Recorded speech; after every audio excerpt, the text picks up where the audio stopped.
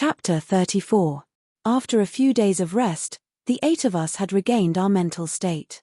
Especially after I found Avina, I was full of energy. We purchased supplies from a nearby village and maintained our weapons and equipment. After everything was ready, we embarked on a new journey. At night, we sat around a bonfire. The light from the fire shone on the faces of the 8 of us. The members of our team came from 2 different mercenary groups. Although every mercenary group had its own unique soul, we had gone through so many trials and tribulations together and had developed a tacit understanding. "Hey, Larik, why did you choose to become a mercenary?" Hansen asked me as he warmed his hands by the bonfire. I didn't know how to answer his question. I had lost my memories from the moment I was born. When I was young, I had followed Highside the Elder to wander the world and slay demons. Maybe I didn't have a choice in my life. Everything was fate. "Everyone, we have to hurry on with our journey tomorrow. I believe everyone knows what we are about to face," Raysun said to everyone as I kept quiet. "I think we should work together. Only then can we defeat the Bloody Queen," Avina said and extended her right hand. No one reacted. Avina felt awkward and wanted to retract her right hand. Then, I placed my hand on Avina's hand and held Avina's delicate hand with my thick palm. Maybe there are many things we don't have a choice in. But what we can do is to be ourselves. Only then will we not have any regrets, I said. "I'll support you." Hansen placed his hand on top of mine. "For justice." Natalia placed her hand on top of mine. To protect the innocent civilians from harm, Mayfair placed her hand on top of mine. "I will protect your safety with my life.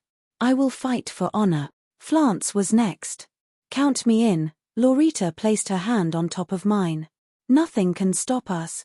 Raysun was the last to place his hand on top of mine. "Kill, kill, kill." The 8 of us shouted in unison. We were extremely excited.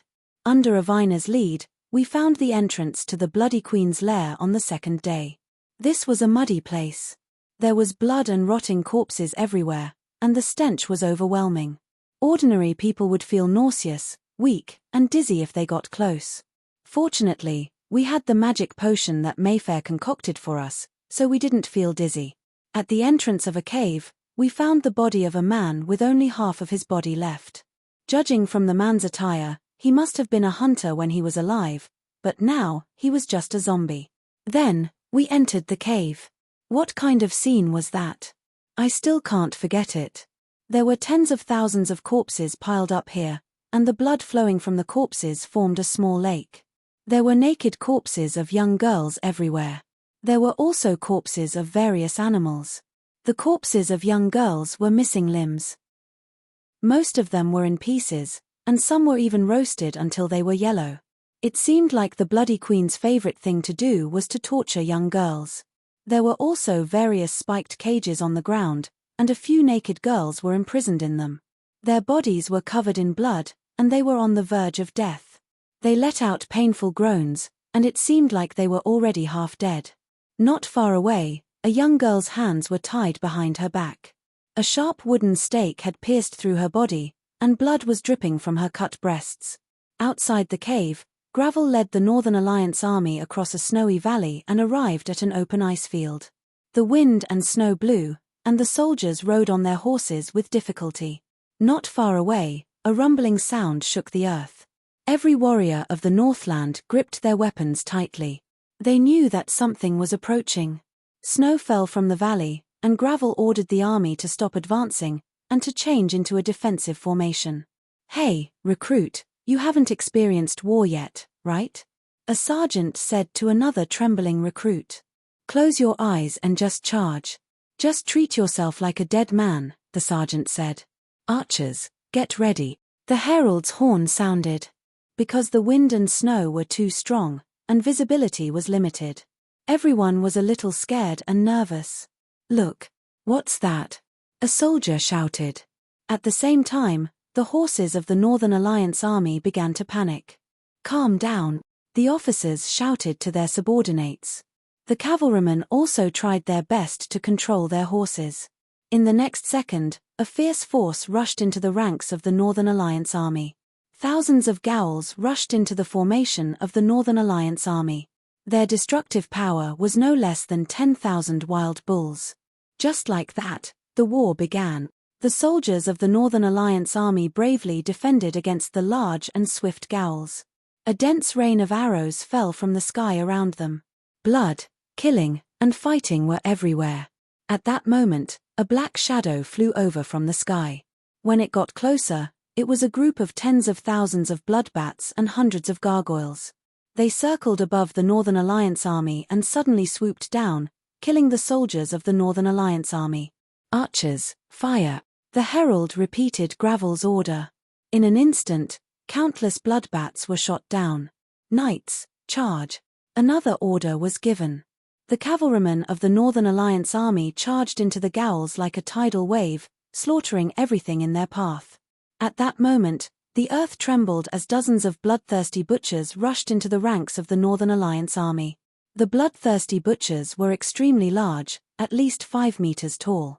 They held a giant axe in their hands. With a swing of the axe, several soldiers of the Northern Alliance army were cut in half. "Brothers, follow me," Gravel said to his personal guards. Bayman and Horf followed closely behind. Gravel quickly approached one of the bloodthirsty butchers on horseback.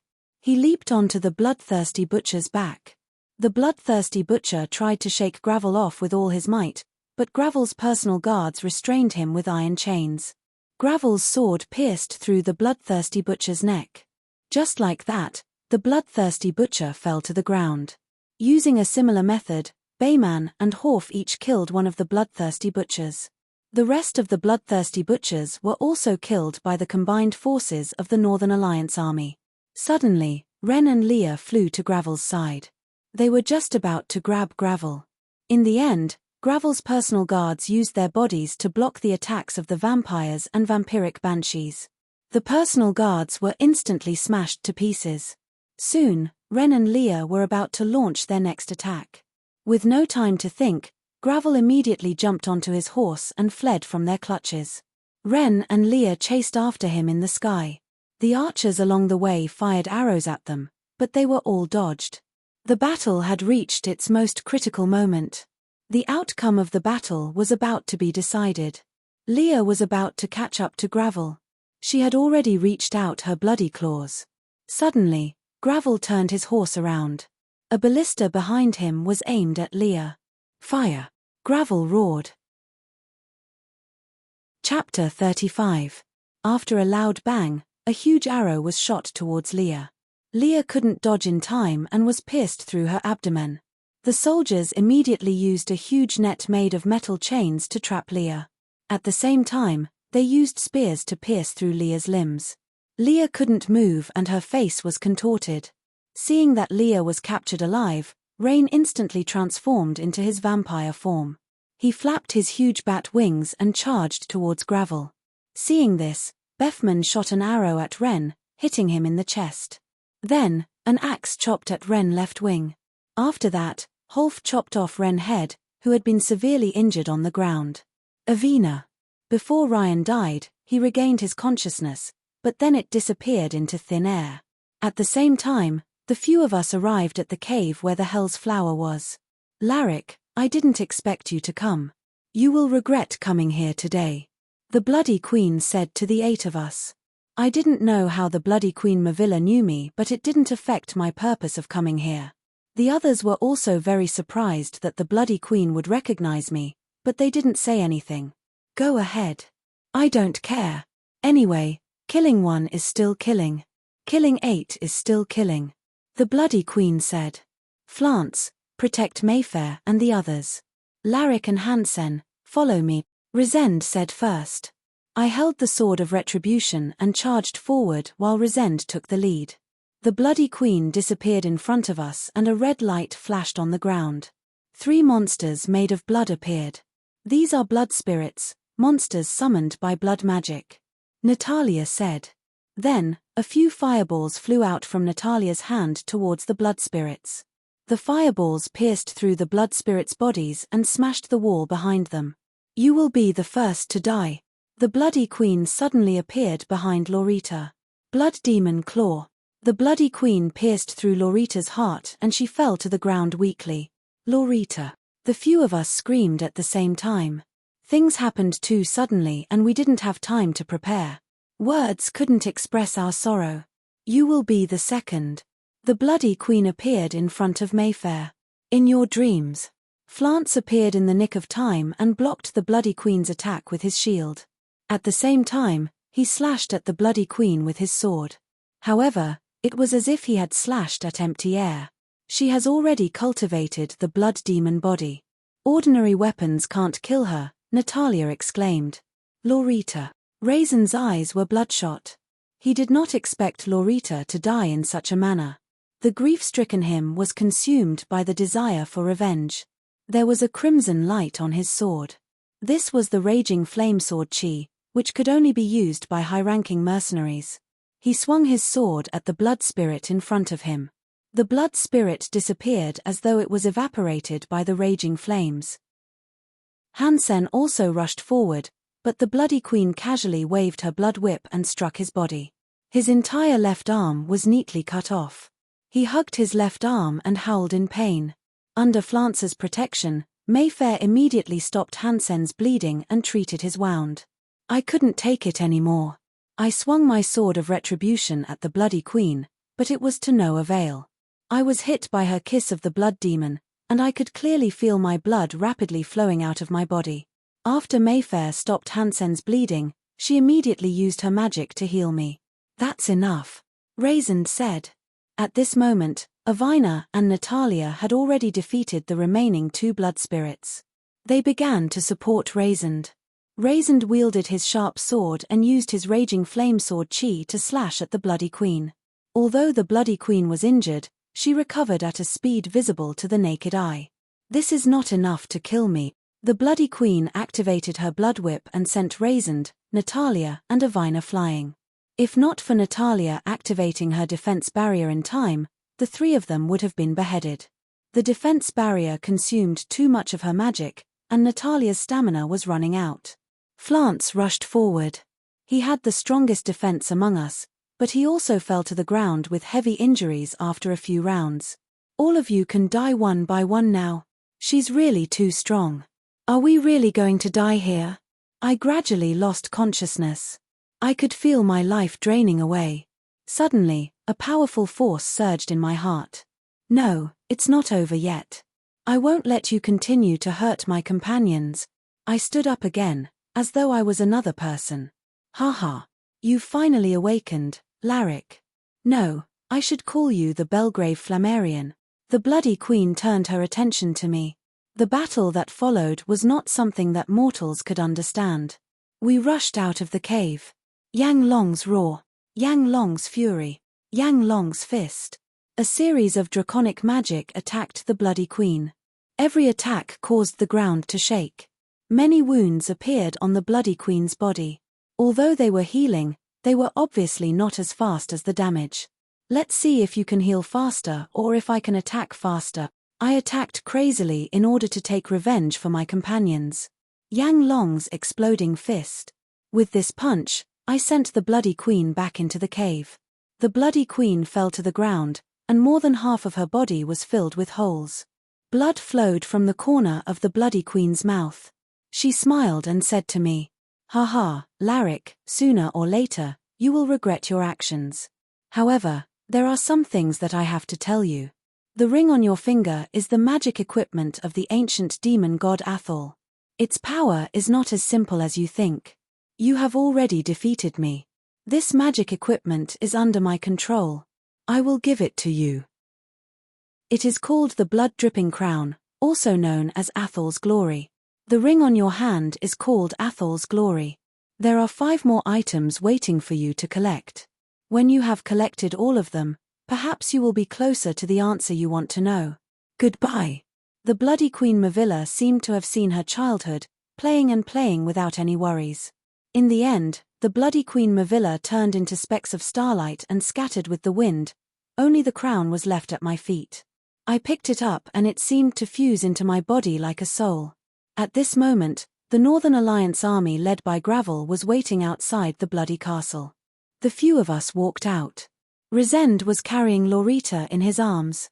Facing the army, we didn't say a word. Then, there was a loud cheer. We have won. The Bloody Queen has been eliminated. Yeah, did we win? A few days later, the bloody Banshee Leah was publicly executed. She was burned alive and turned into a puff of black smoke. I didn't know what civilization was, but I knew that civilization shouldn't be like this. Gravel commended the few of us and gave us a warrior's medal. It was finally time to part. We had to part ways with the Night Rose mercenary group and report to our superiors. The future is long. We will meet again, I said to Resend. Maybe. These are the arrowheads of Laurita's crossbow. There are 7 arrowheads left. Let's take one each. The Night Rose mercenary group no longer exists. Maybe Hansen and I will carry on Laurita's will, Resend said. All right, we will never forget the Night Rose mercenary group, Laurita, you and Hansen. I took the 5 arrowheads and distributed them to the 5 of us. I knew that no words would be able to heal the wound in Resend's heart. I only hoped that he would be able to walk out of this trauma as soon as possible. Until we meet again, my brother. Just like that, the 2 of us parted ways. Looking at their backs, I couldn't help but feel dejected. Finally, it was time for us to return and report to our superiors. I missed Highside the Elder and the other companions. We had been away for too long. Chapter 36. Less than a month after the incident with the Bloody Queen, Highside the Elder received a bounty from the Elven Kingdom. The 6 of us, Flance, Kevin, Avina, Mayfair, Natalia, and I were to represent the Demon Hunter's Blade. The next morning, the 6 of us took a ship from Gorgon's port, Byron Bay, to the Elven Kingdom's port city, Ultramara. After 3 days of sailing, our ship finally entered the beautiful and dreamy Elven port city, Ultramara. After the ship docked, the Elven guard in charge of guarding the customs asked for our entry permit. After handing over the permit, we asked the guard for the location of the Lord of Ultramara's office and told him our mission. The Lord of Ultramara, Killian, was our client for this mission. Under the guard's guidance, we quickly found the Lord of Ultramara. He was a high elf with long golden hair. When Killian saw our mission, he told us that the warlocks were already on the move. The Elven Kingdom wasn't safe at the moment. Wars were breaking out from time to time, and all the cities were in a state of war. The warlocks were our target for this mission, and they were similar to the Bloody Queen. Killian gave each of us a sturdy, purebred elven warhorse. After entrusting the mission to his trusted officials, he personally led us to meet the Elven Kingdom's king, Alovis. We mounted our warhorses and rushed to the capital of the Elven Kingdom, Avinia. As we passed through the wilderness, Natalia suddenly sensed something and warned everyone to be on guard. There was a rustling sound in the grass. A shadow darted in front of me before I could see what it was. Phut! There were already 3 claw marks on my arm, and blood was flowing out from the wounds. What was it? In the blink of an eye, the shadow disappeared into the grass. I endured the pain and drew my sword. Everyone immediately dismounted and formed a circle, back to back, protecting each other's backs. The warhorses sensed danger and became restless. Over there. Mayfair was the first to sense the shadow's location. I rushed forward and slashed at the thing hiding in the grass. Bang! It was as if I had struck a piece of metal. My hand felt numb from the impact. The black shadow finally appeared. It was covered in sparkling black scales, and its 4 claws were as hard as steel. It had a sharp head, and it didn't look like a pushover. After the collision just now, I was amazed at that guy's super strong defense. Even the sword of retribution couldn't harm him in the slightest. What kind of defense was this? Black Lizard Kalene's expression was extremely solemn, because Kalene had seen this magical beast before when he was on a mission in the army. The Black Lizard is a Class B magic beast. Its temperament is extremely violent, and no one can escape from its sharp claws. That time, all but Killian and 1 other survived, while the rest died. At this moment, the Black Lizard turned around and pounced at my chest. Careful, Killian warned loudly, but it was too late for me to dodge. The Black Lizard was just too fast. I only felt a piercing pain, but I didn't die. It turned out that Natalia had cast a magic shield at the critical moment and saved my life. At this moment, the black lizard shook its sharp head, as if wondering why I hadn't fallen. I immediately brandished my sword and stabbed at the black lizard. Sparks flew, but the black lizard wasn't injured at all. At this moment, a loud sound came from the sky. Everyone looked up and saw a giant black eagle circling in the sky.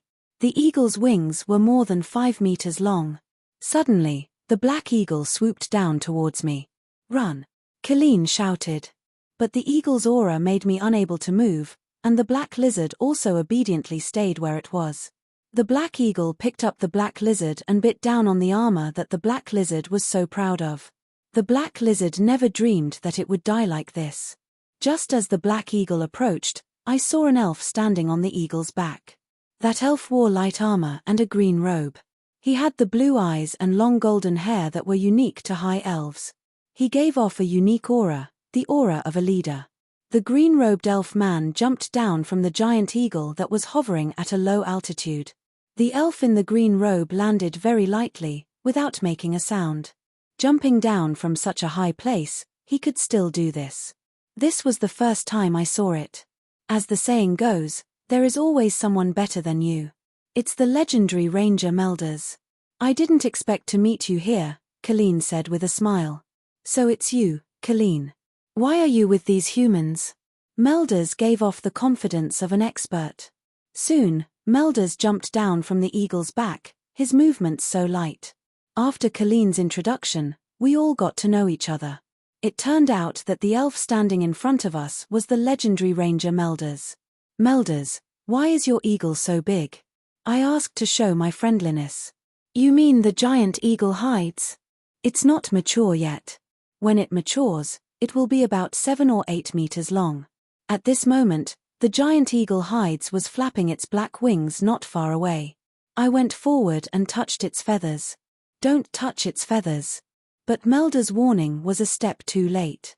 I was already flung to the side by Hyde's wings, almost falling to the ground. Everyone laughed, and Melders also expressed his helplessness. However, when Mayfair placed her slender hand on Hyde's back, the giant eagle Hydes didn't have any temper at all. The giant eagle, Hydes, was not irritable at all. Instead, it was as docile as a lamb. This made me sigh in admiration at Mayfair's charm. She actually made the giant eagle Hydes submit to her. "Look, you're not gentle enough." "Mayfair is much gentler than you," Kelvin interrupted. "Melders, aren't you coming with me to meet the Elven King? He admires you." "I still have things to do, so I won't be going for now." After saying that, Melders jumped onto Hyde's back. Hydes flapped its wings and flew into the sky. Just like that, Melders disappeared into the horizon. "What a stubborn one. Let's hurry up and get moving." Colleen shook his head. Everyone mounted their warhorses and galloped towards Avenisha. We didn't encounter any more attacks on the way. Some of the ordinary beasts had already sensed our powerful aura from afar, so they had long since hidden away. But there were still a few monsters who knew how to resist. A loud roar resounded and 5 2-meter-tall creatures covered in spikes shot out from the forest, blocking our path. These creatures looked like a combination of trees and humans. Their bark-covered faces were also covered in spikes. They were truly repulsive. What kind of monsters are these? I've never seen such creatures before. They're thorny wood demons. Everyone, run. Colleen knew how terrifying these creatures were. Thorny wood demons were a type of magical beast. Although their individual attacks weren't strong, they usually attacked in groups. That was why they were very difficult to deal with. In the eyes of the thorny wood demons, we were just fresh meat about to enter their mouths. Chapter 37. With another roar, the 5 thorny wood demons surrounded us. Healing barrier. Mayfair's body emitted a dazzling light from within, and we were also enveloped by this transparent halo. The thorny wood demons pounced at the same time. Asterisk bang. Asterisk the 5 thorny wood demons collided with the transparent barrier, but they were repelled by a powerful magic power. The thorny wood demons fell heavily to the ground, many of their thorns broken. However, The few people within the barrier were unharmed. The thorny wood demons were furious, unwilling to accept this. Thus, they once again charged towards the light barrier. However, it was still useless. Mayfair looked like she was barely holding on. Her forehead was already covered in cold sweat. The thorny wood demons were repelled by the barrier again. This time, they fell even harder. Amazing. I admired Mayfair from the bottom of my heart. At this moment, the thorny wood demons were extremely angry. Suddenly, their originally sturdy bodies became very thick, and their eyes were bloodshot. The thorny wood demons were like small mountains, blocking the light and letting out occasional roars. Oh no, this is the berserk magic beast. Killian's expression became serious. What is berserk magic beast? I asked. Before Killian could finish his sentence, the thorny wood demon's abnormally thick arms smashed Mayfair's healing barrier into pieces. Ah! Mayfair spat out a mouthful of blood. She was already very weak. Let's run. It'll be too late if we don't, Killian said. No, we can't leave Mayfair behind. I pulled out my sword and looked at the enemy. I leapt towards the thorny wood demon, holding my sword tightly with both hands. At this moment, my sword was like a tongue of fire, slashing at the thorny wood demon's hard bark. After a few howls, the thorny wood demon seemed to be heavily injured. But suddenly, out of nowhere, a pink mist drifted toward us. Don't breathe this pink mist. This is the thorny wood demon's hallucinatory poison mist. Killian realized that something was wrong. As soon as Killian finished speaking, he fell into a chaotic illusion. I was no exception. I could only see a dark red color in front of me. There were 3 people not far away, but I couldn't see their faces clearly. I walked towards them with great effort, but the 3 of them didn't notice my arrival. When I looked closer, I was startled. In the middle of the 3 figures was Avina, and beside her were 2 executioners dressed in black. Avina was tied up and couldn't move. She could only ask me for help. No. I wanted to stop him, but my feet felt like they were stuck in a quagmire. I could only watch helplessly as the 2 executioners raised their machetes. My heart felt like it was being stabbed by a knife. Ah! I yelled. At this moment, the forest was silent. The 5 of us stood motionless in the same place. The thorny wood demons had also disappeared. Killian was the first to break free from the illusion. He had seen this type of magic before. It was mental magic. Then, Killian helped us break free from the illusion. The so-called forceful escape from the illusion was to viciously beat up the person in the illusion. That scared me to death. I gasped as I was released from the illusion. The others who had been rescued stood to the side with pale faces. It was clear that they had encountered something terrifying in the illusion. So many powerful magic beasts appeared all of a sudden. We can't stay here for long. Killian's injuries weren't light either. Just like that, we rested for a while before mounting our warhorses and heading to Avinia. Avinia, the capital of the Elven Kingdom. It was hidden in numerous dangerous valleys, forests, and streams, hidden and not obvious. There was a small white path covered in moss that led into the valley. Once we entered, we were filled with the fragrance of trees and flowers. This place was known as the City of Hope. The buildings were mainly white. As expected of the elves' masterpiece, the city was like a sacred pearl embedded in the forest. It was one with nature, as if it was a part of nature. After passing through the path of pine, birch, and oak trees, we arrived at an open grassy area near the river. The elves sang there. Then, we crossed an extremely narrow bridge without any railings. Below the bridge was a rushing river formed by the melting of snow from the mountains. Finally, we entered the fairyland-like City of Hope, Avinia. 2 elven guards guarded the city gates. Their exquisite elven armor made them look handsome and burly. When they saw Killian, they respectfully opened the gates for us to enter. Apart from the guards, ordinary elves weren't allowed to ride horses in the city. We could only dismount and lead our horses forward. After passing through the streets, we stopped at a plaza with a large green tree. The tree was extremely lush and its leaves were sparkling and translucent. It was extremely beautiful.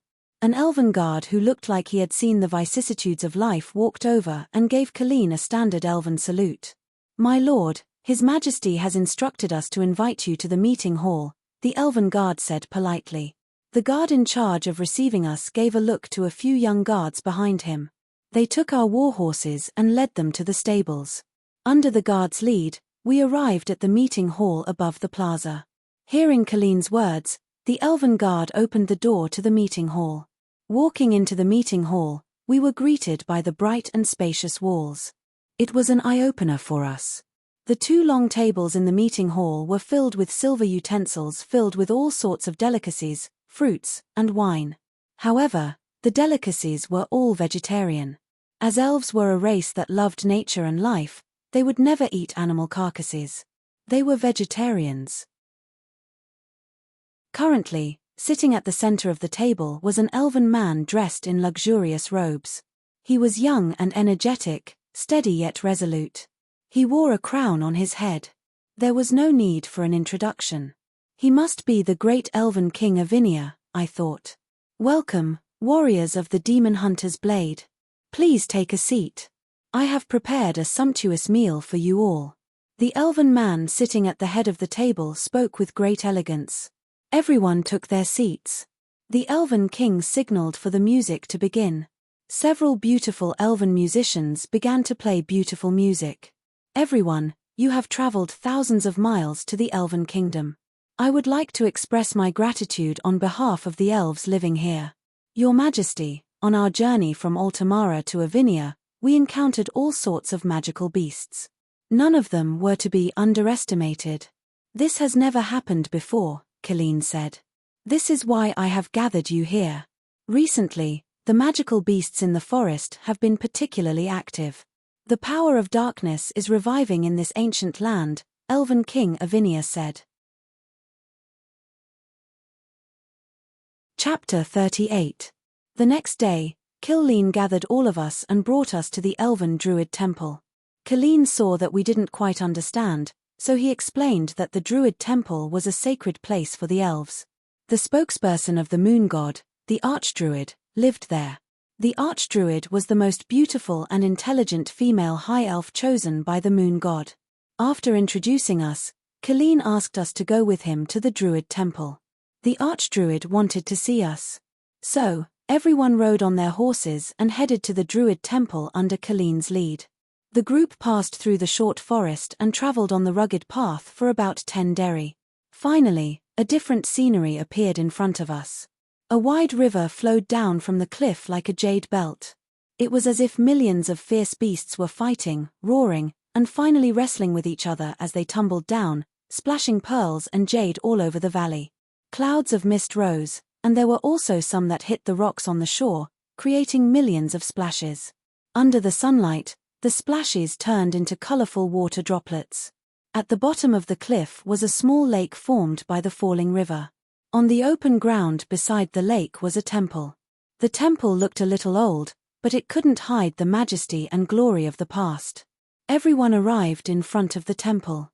The roar of the waterfall was still ringing in their ears. An elf girl in blue came out to greet us.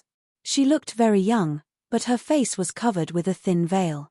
But even that veil couldn't hide her beauty. If she were to take off her veil, there would be no words in the world that could describe her beauty. The elf girl told us that the Archdruid had invited everyone into the inner sanctum. The ancient sanctum was tall and solemn. A statue stood at the front of the hall. It was a statue of a goddess holding the sun, moon, and stars. Her face was also covered with a veil. The Archdruid was called Eosa. She was almost on the same level as Elf King Aelovis in the Elven Kingdom. Colleen said, "Archdruid Eosa, these are the people from the Demon Hunter's Blade. They're here for this mission. Come with me, everyone. I have something to show you." Druid Eosa's face was expressionless. Everyone followed Druid Eosa to the back of the temple. There were guards there, and it seemed like it was very important. Seeing that the great Druid had come in person, the guards respectfully let everyone in. There was a spring in it, about 2 or 3 demetrans wide. Beside the spring, there was a tall tree. The tree was ridiculously tall. It was at least a few 100 meters tall and a few dozen meters thick. Its leaves were also emitting moonlight. This is the holy moon tree. The spring and the well next to it are the holy spring and the holy well. The water from the holy well is the holy water. The holy moon tree thrives because of the holy water, Druid Eosa explained. The secret I discovered was told to me by the moon god Shola through the mirror image in the holy well. This is what I saw in the holy well the other day. The power of darkness is reviving. The wing of destruction is gathering the forces of darkness. Delamere, the leader of the Dark Elves, has joined the wing of destruction and fallen to become the enchanter Delamere. Soon, the power of darkness will descend upon the land of Hadalada again. The flames of war will devour and destroy all races. Druid Eosa explained. So, warriors. Before Delamere's wings are fully grown, you must find him and destroy him, Colleen explained. At the same time, in a hidden underground nest in the dark forest. Mina, is there any news from the elves? A pale-faced elf man wearing a black cloak, a dark golden elf crown on his head, and a metal belt with a skull pattern on his waist said as he sat on a broken throne. Your Majesty Delamere, the elves have invited some help. An extremely flirtatious-looking elf woman with flame-like long red hair replied. Her clothes were extremely revealing, and she was dressed in extremely revealing clothing. I only hope to get the results I want. I don't care about the process. I'll leave those annoying ants to you. No one is allowed to disturb our plan. Delamere said expressionlessly. Yes, Your Majesty. However, I heard that those people were the ones who killed Mavilla's demon hunter's blade. Don't you understand what I mean? I only care about the results. I don't care about the process. Anyone who dares to stop me will die. Delamere grabbed Mina's neck and said furiously. Yes. Yes, Your Majesty. Mina struggled with all her might, but she was too weak. Delamere let go and Mina fell to the ground. She had almost suffocated to death. Leave. Don't bother me. On our side, we actually managed to invite the legendary ranger Melders to join us. The reason was simple. Our goal was the same, and that was to kill the warlock Delamere. Thus, with the legendary ranger Melders leading the team, we embarked on a journey to find Delamere. Melders, Flance, Kevin, Avina, Mayfair, Natalia, and me made a total of 7 people. After a day of travel, we arrived at the entrance of the dark forest in different directions. The dark forest stretched endlessly. According to Killian, there were many fierce beasts and poisonous snakes in the dark forest, as well as magical beasts and unknown enemies. The trees here were all sentient and could be fatal. Thus, we had to be extremely careful when we entered the forest. We followed the river into the forest and planned to find a suitable place to put down our luggage and set up camp for the night. Flance and I set up our tents and used thick furs to keep out the cold. Flance placed the blankets and other items inside the tent and hung the weapons on the walls. After setting up, Flance and I took our axes and went to chop down trees nearby. The others were busy with their own things. I found a few small trees and started chopping.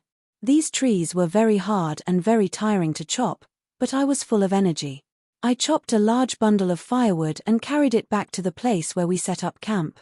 Avina told me to eat some rations, drink some water, and rest for a while.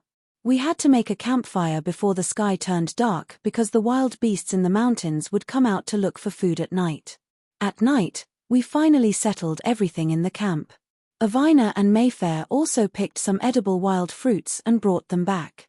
Everyone made a campfire and it was time for Kevin to show off his skills. Not only was this guy proficient in machinery and gunpowder, his cooking skills were also impeccable. Kevin used the ingredients he carried with him and the wild rabbits Melders caught. He used his exquisite cooking skills to make a pot of steaming wild rabbit soup. Everyone sat in front of the campfire and tasted the fragrant wild rabbit soup. Fortunately, Kevin is with us. I couldn't stop praising Kevin's delicious wild rabbit soup. Everyone else also praised him, making Kevin feel a little embarrassed. Not long after, everyone entered their tents and lay down in their sleeping bags. I was the first watch at night, so I guarded the campfire to protect everyone from being attacked while they slept. The next day, the sun in the forest shone through the thick leaves and onto the ground. The birds began to sing diligently. I stretched my body and got up. Everyone had already gotten up. He walked to the river and washed his face. Then, he fetched some water from the river. Chapter 39.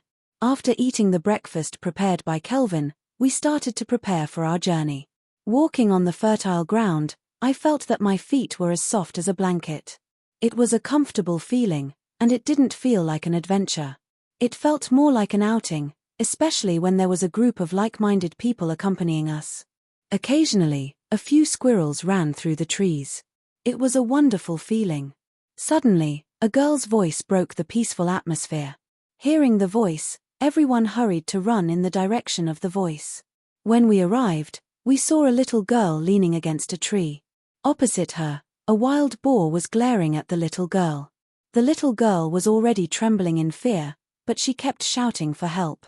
Avina skillfully took out her bow and shot an arrow at the wild boar. The arrow hit the wild boar's head. However, the wild boar was tenacious. It shook a few times but didn't fall to the ground. Instead, it used its last bit of strength to rush toward the little girl. Seeing that the wild boar was about to hit the little girl, a flying axe stabbed the wild boar's hairy body. Moreover, the force of the flying axe was so strong that the wild boar was pushed to the side. The wild boar almost hit the little girl. It seems that the flying axe is more effective, Flance said proudly. Everyone hurried to check on the little girl. She seemed to be a little elf. She had pink hair, pointed ears, and a cute face. Thank you. My name is Jenny, the little girl said. Seeing that it was a little elf, Melders relaxed his vigilance. Why are you in this dark forest? It's very dangerous here, Melders said. Dangerous? But I was born here. All the flowers and trees here are my friends. That big black boar was the worst. It always bullied me, the little girl said. You're Jenny, right? It's very dangerous for you to be here alone. Come to sister. I'll take you home, Natalia said. Okay, sister. My home is in a small wooden house not far from the forest, Jenny ran over happily. At this time, Flance had already cut the wild boar into 8 pieces and cleaned it up. About half an hour later, everything was done. Jenny led Natalia and the others to her home. Jenny's home was a chic little wooden house. There were all kinds of beast furs hanging in the room, as well as some unknown bottles and jars, as well as all kinds of magic tools. Where's Mom? When I woke up this morning, my mother was gone. Where did she go? Jenny cried anxiously. Looking at the room, there are no signs of fighting. She shouldn't have been taken by bad guys. Melders analyzed. Can we wait for your mother here with you? Natalia comforted. But we still have a mission, right? I reminded. Do you really have the heart to leave this little girl here? Natalia suddenly lost her temper. I knew I must have said something wrong. In the end, Melders also agreed to Natalia's proposal. He knew that defeating Delamere was not something that could be done overnight. Maybe there would be some clues if he stayed here. In the evening, we made a bonfire outside the wooden house. At this time, the moon had quietly climbed up to the sky, sprinkling a faint moonlight. Flance roasted the processed wild boar over the fire. The wild boar was roasted until it was oily and fragrant. Flance cut the roasted wild boar into several portions. The better portions were sent to the girls in the wooden house. Kevin was chewing on the hot pork leg, and tears were almost coming out of his eyes. Melders also cut a small piece of the roasted boar and ate it. Do all elves eat like you? Flance didn't like Melders. He felt that Melders was like a sissy, and he always pretended to be noble. Melders didn't care. He wouldn't look at an opponent who was weaker than him. That night, the girls all slept in Jenny's house. Flance, Kevin, Melders, and I set up tents outside the wooden house to sleep. We also took turns to keep watch. Melders couldn't sleep, so he was in charge of the first shift. Am I really qualified to be the captain? Melders looked at the sky and asked himself. Suddenly, a black shadow flashed. Melders was immediately alerted, and he woke up the others. Do we need to wake up the people in the house? I asked. Not for now. Kevin, you stay here and watch. If there is any movement, immediately wake up the people in the house. Melders took me and Flance to track the shadow. The three of us held torches and weapons and ran into the forest. For some reason, Melders felt a sense of foreboding. We followed the traces left by the black shadow and found something lying motionless in front of us. Flance immediately rushed forward and saw a horrible scene. Lying on the ground was the corpse of a little lamb. Its internal organs had been dug out and eaten. It was such a bloody scene. Fortunately, the girls didn't come. Oh no, let's go back to the wooden house. Melders suddenly thought of something. To our surprise, the tent outside the wooden house was in ruins. Things were thrown all over the ground. Melders knew that we were tricked by the enemy. The enemy was very cunning. He first led us away and then attacked the wooden house. Flance was so angry that he gritted his teeth. Who would do such a despicable thing? Where are the others? They are all gone. There are also traces of fighting in the house. Flance had already searched. Melders suddenly found some footprints. He called us over to take a look. Flance didn't think it was a human's footprints. It should be some kind of beast's. So we took our weapons and followed the beast's footprints until we reached the entrance of a cave. This is the guy's hiding place, Flance said. No matter what it is, I will cut it into pieces. Flance held the weapon in his hand tightly. The three of us walked into the cave. The entrance wasn't big, but it was just big enough for one person to walk in. The three of us walked into the cave with bent bodies. After walking for a long time, the cave suddenly opened up. This open space could fit around 50 people. But there were 3 forks in front of the cave. We didn't know where to go. Each of you go to a cave and use this to communicate. Melders gave Flance and me a communication stone. The communication stone could send messages. Flance and I tried it separately. It was really useful. The elves' things are quite powerful. Flance couldn't help but admire. We took our torches and walked towards different entrances. Melders chose the middle entrance. Melders walked into the cave. The cave was filled with spiderwebs and scattered bones. A rotten smell made people want to vomit. Following the narrow cave, Melders came to an open space. There were piles of gold, silver, and jewels. Suddenly, he heard footsteps not far away. Melders approached me quietly and saw a dark shadow following behind me. Melders held his breath and quickly shot an arrow. I turned around and saw a pool of dirty blood on the ground. The black shadow disappeared again. Thank you. I didn't think you would save my life. I said. It's nothing. It's just that this cave is connected. Melders said. In this way, Melders and I continued to walk along the winding path of the cave, one in front of the other. But we didn't know that danger was approaching. As I walked, I suddenly felt something strangling my neck. I wanted to scream but couldn't make a sound. Soon I lost consciousness.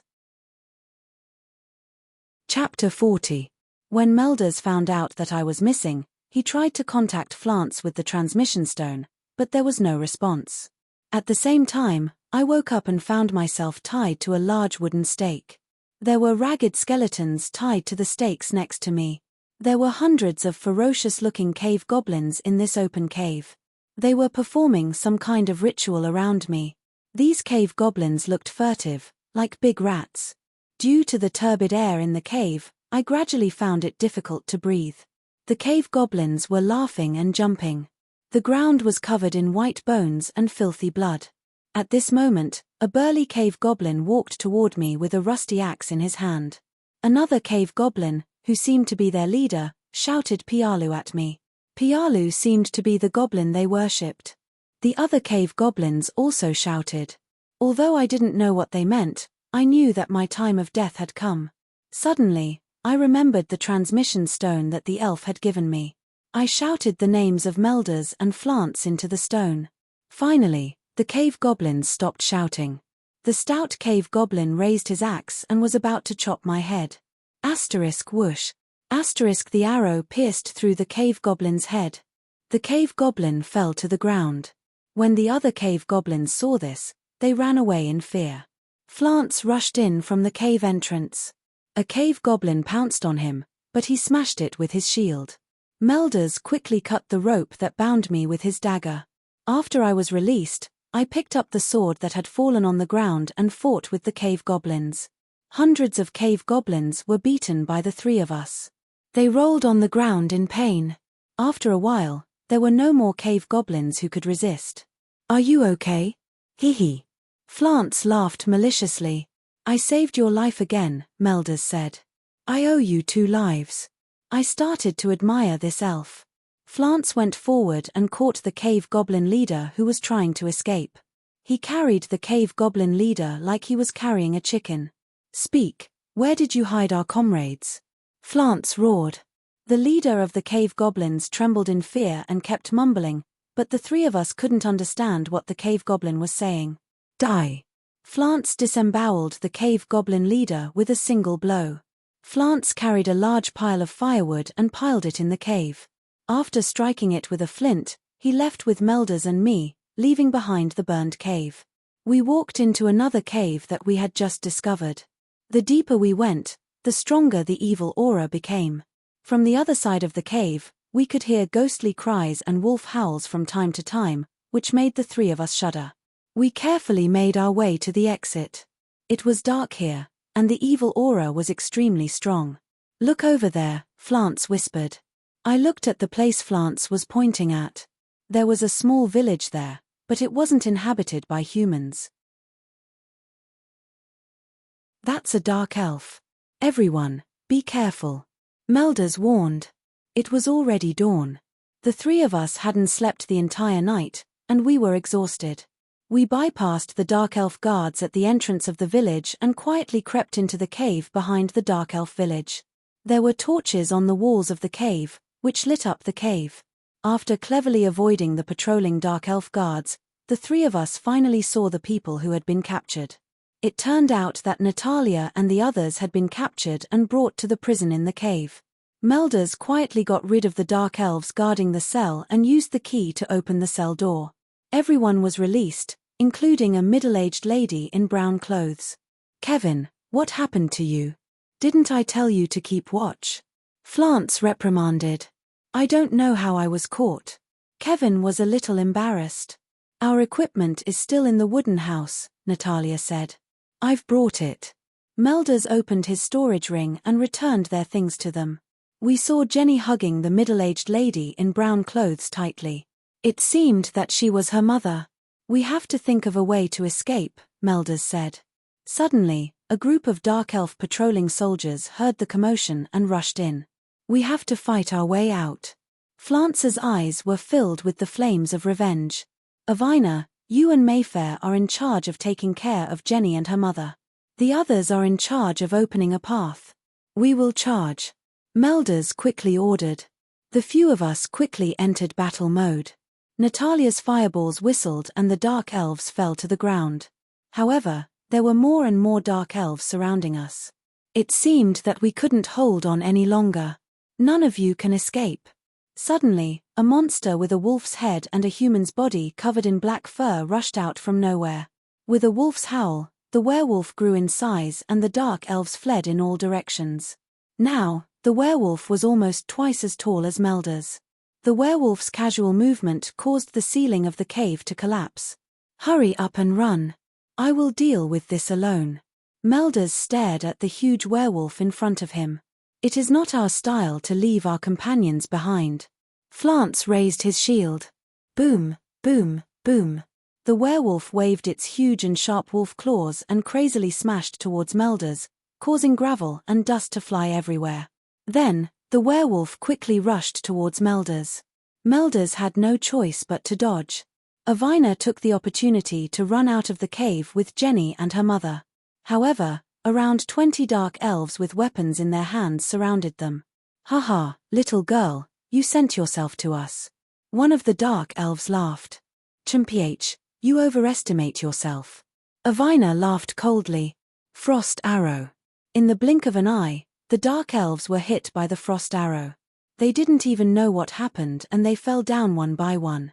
"I am scared." Jenny was panicking and her consciousness started to blur. It's okay. With sister here, everything will be fine. Avina said. I wonder how Melders is doing. I hope he is fine. Avina thought. Melders was kicked by the werewolf and his bones felt like they were shattered. You can't defeat me. Hurry up and die. The werewolf was extremely arrogant. That is not necessarily true. Melders couldn't help but spit out a mouthful of blood. He decided to stake everything on this one move. Explosive arrow. Melders shot the flaming arrow into the werewolf's body. With a loud sound, everyone thought that they had won. But, do you think you can defeat me with this level of strength? You will all die. The werewolf's roar shook everyone's heart. Chapter 41. Flance charged at the werewolf angrily. He seemed to have activated the legendary Fearless mode. He used Shield Bash and hit the werewolf's sharp claws. The powerful strength made the werewolf suffer. On top of that, he was shot by Melders and his body was bleeding profusely. The werewolf roared again and his body glowed with golden light. His wounds were instantly healed by the golden light as if he had never been injured. What magic! The injured Natalia looked at the werewolf in shock. Melders took the opportunity and shot another arrow at the werewolf's head. But the werewolf reacted faster than the arrow. He grabbed the arrow and broke it into two. Everyone, run! Melders was completely disappointed. It was the first time he had met such a strong opponent. Don't forget that there's still me. I used all my strength to hit the werewolf. In the end, the werewolf sent me flying with a single punch. Is there no hope? I was in deep despair. Don't admit defeat so soon. Flance wiped the blood at the corner of his mouth and stood up slowly. Flance used his last bit of strength and charged at the werewolf. Flame blast. Natalia cooperated in time. This time, the werewolf didn't manage to dodge in time. Flance charged next to the werewolf and slashed furiously. The werewolf gradually couldn't hold on any longer. In the end, let me put an end to your sins, Frost Arrow. Cold light flashed on Melder's arrowhead. Asterisk swoosh. Asterisk the arrow pierced into the werewolf's body. Ice crystals slowly spread along the wound. In a short while, the werewolf turned into an ice sculpture. Even his fur was covered in ice shards. Haha, we finally succeeded. I said happily. D***it. You have completely angered me. The ice crystals on the werewolf's face gradually melted under the golden light. Asterisk hong. Asterisk the ice crystals on the werewolf's body cracked. Even his previous injuries were miraculously healed. Die. The werewolf clawed at Natalia, who was the closest to him. Natalia closed her eyes and waited for death. No. No one would have thought that a purple light would come out of its sheath and circle around the werewolf's back like lightning. The werewolf howled in pain as the purple light pierced deep into its body. At the same time, the golden light on the werewolf's body was healing the wound at a speed visible to the naked eye. Fireball. A tongue of fire flew out from Natalia's hand. The werewolf desperately tried to get away from her, but was hit by the fireball. The werewolf's abdomen split open, and he knelt weakly on the ground. Impossible, the lightning-like purple light was none other than Lofus, the former famous Singhadi pirate leader. I haven't seen him since he helped me find Avina on Partheny Island. Who would have thought that he would also be here today, and at such a critical moment at that? Run. Lofus said. Humph, you want to run? It's not that easy. The werewolf spread its claws, and the fur on its body was as hard as steel needles. Werewolf needle. Thousands of golden needle-like wolf fur shot towards Melders and the others. Teleportation. Just as the needles were about to hit everyone, Jenny's mother, a middle-aged lady in a brown robe, used a powerful magic. Instantly, everyone turned into green light and disappeared. At the same time, the needles hit the wall behind them, and the wall was smashed into pieces. The werewolf walked out of the cave, and saw the corpses of the dark elves everywhere in the village. I will cut you into pieces. The werewolf roared at the sky. On the other hand, Melders and the others were teleported to Jenny's small wooden house by magic. This place is no longer safe, We have to find another place. Melders looked at the messy wooden house. Don't worry, there is a secret room under the wooden house. There is a barrier there, and the enemy can't sense it. Jenny's mother said. Jenny's mother brought everyone to the secret room under the wooden house. The secret room was quite spacious, and could accommodate about 20 people. I didn't expect the space below to be bigger than above. Natalia said. Everyone is injured. I have some medicine here that I concocted. It can ease everyone's pain, Jenny's mother said. You can use teleportation magic. How did you get caught? Lophis suddenly said. This. Jenny's mother couldn't answer. You need some special tools to use spatial magic. I found them in the Dark Elves village just now. Jenny's mother said. Let's not talk about this for now. I just want to ask my savior a small question. Who are you? Melders asked Lophis.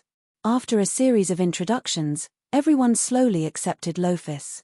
It turned out that after the incident with the sea dragon, Lophis thought a lot.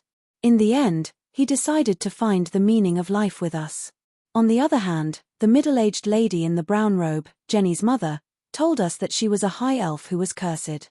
Because she mastered some forbidden magic, she found out a shocking secret by chance. That's why she escaped here and lived in seclusion. Who would have thought that she was still discovered by others? Mother. Jenny was sad to see her mother sad. If it's possible, can you tell us the details? Maybe we can help you, Melders said. Forget it. At this point, I don't want to hide it anymore. You are here to find the warlock Delamere, right? Jenny's mother said. How did you know? Melders was surprised because their mission this time was top secret. Other than the high elves who knew about it, no one else knew the purpose of their trip. The elven witch in front of them, other than being extremely mysterious, seemed to be not simple. Because. Jenny's mother's words made everyone widen their eyes. Are you trying to say that you've already predicted what we're doing a long time ago? Melders couldn't believe his ears. Yes. Actually, I am not completely a witch. I am also a court astrologer. A long time ago, I accidentally found a record of the Wings of Destruction in an ancient book. It said that it was related to divination. I divined according to what was written and found that it wasn't any divination information at all. It was a shocking secret. Jenny's mother said. What secret? Avina was curious. This secret is the way to defeat the devil.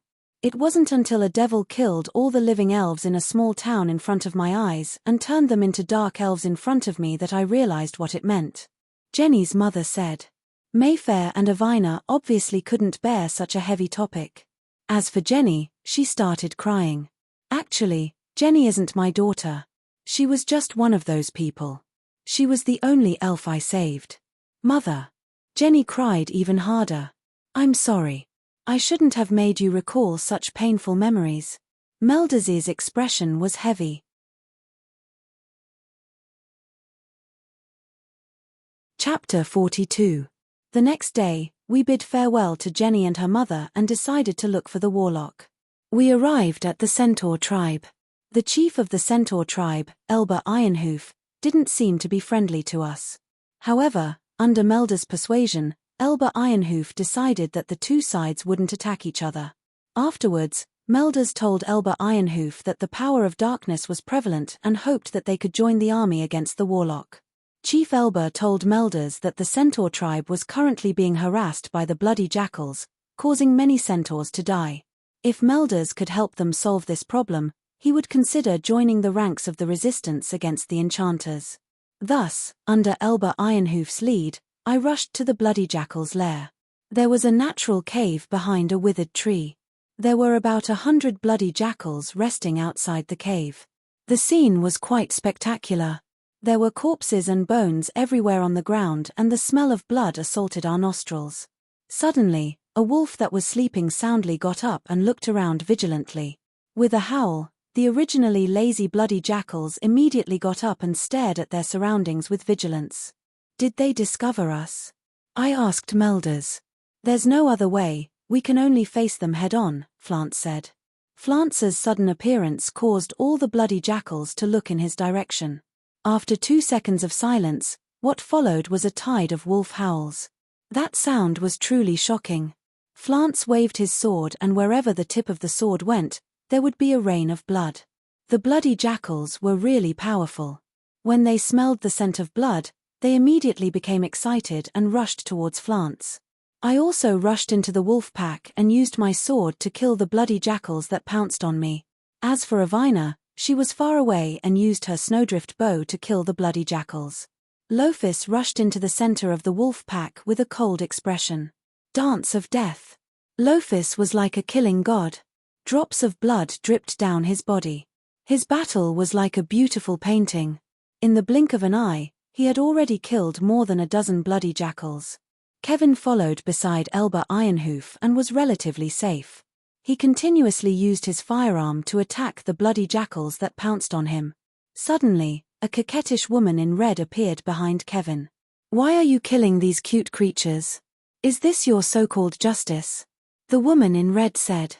This woman was the scantily clad red-haired Mina, one of the Yarrow Artmaster's subordinates. "Who are you?" Kevin asked, but when Elba saw Mina, she was frightened and immediately grabbed Kevin to escape. "Run, it's the Heart of Flames, Mina." Elba ran away quickly. "Do you think you can escape?" Mina waved her hand, and a fiery red flame trapped the centaur chieftain. At this moment, no one noticed what was happening behind them as they were engaged in a fierce battle. However, Mayfair, who was in charge of healing, was the first to notice Mina. At this time, all the bloody jackals Ironhoof T bloody jackalses Mephi and bloody jackals to Mephi. Mina bent down and touched the head of one of the bloody jackals. That bloody jackal immediately became very docile. "Tell me, humans, do you always kill other races to promote your so-called justice?" Mina's words made everyone fall silent. Indeed, I didn't think about why I killed these bloody jackals. Was it just because they ate other animals' corpses? After all, it was their nature. After all, humans also ate other animals' flesh. Everyone, don't worry about her. Think of a way to save Kevin and Elba first. Melders immediately commanded. Stupid humans. I saw Mina's right hand shoot out 3 flames at the same time. 2 of the flames hit me, and I blocked the last one with my sword. Ah! My body ignited in flames and I cried out in pain. Fortunately, Mephi healed me. With such a large area of burns, it was fortunate that I didn't die. You really don't know the immensity of heaven and earth. Mina sneered. At this time, Flance slowly approached Mina with a shield in his left hand. The rolling flames were blocked by his shield. Just as he got close to Mina, he used the sword in his hand to slash at Mina. But he didn't expect Mina's red figure to appear behind Frante in a flash. Die, human. Mina's fire claw was about to hit Flance's head. Almost at the same time, a fireball flew towards Mina. After a fierce collision, Flance was unharmed. Mina didn't expect Natalia's fire magic to be so exquisite. At the same time, Flance seized the opportunity and slashed at Mina. This time, Mina didn't have time to dodge and was hit by the sword. "Mph, I didn't expect you to have some skills." Mina smiled slightly. The wounds on her body were healing at a speed visible to the naked eye. She can heal herself. I felt that the red-haired woman in front of me was really strong. I didn't wait for Mephi to heal my wounds and swung my sword at Mina. "Reckless brat, this time I will let you die quickly," Mina said to me. Without waiting for Mina to attack, Lophis unsheathed his purple light and rushed towards Mina like a whirlwind. Under Lophis' continuous attacks, Mina suffered a lot. Then, Mina turned into an afterimage and disappeared in front of everyone. Then, Avina let out a scream and fainted. Avina. I rushed into the fire and rescued Avina. I was already covered in scars and Mephi hurriedly healed both of us. Kevin and Elba, who were trapped in the fire, also tried their best to escape from the encirclement. Everyone gathered together and formed a circle. "Everyone, be careful. Who knows when she will sneak attack us again?" Melders reminded. "Come out, don't hide anymore." Flance pointed his sword forward and said, "Take care of the wounded." Melders said to Mephi, "Okay." Mephi's eyes were more determined than before. It was as if he had grown a lot at this moment. The bloody jackals, who were originally hiding somewhere, appeared again. There were about 20 of them surrounding us. We immediately rushed forward to meet the enemy. With a rain of blood, all the bloody jackals were wiped out. Mina reappeared in the forest. Bang, bang, bang. 3 streaks of flames shot towards us. Laffit quickly dodged them, while Frant used his shield to block the flames. You are quite strong, but you should know that demons are invincible. Mina seemed to have changed into a different person. Her body was covered in flames. Feel the flames of hell, ignorant ants. Mina's aura instantly made everyone feel a sense of oppression.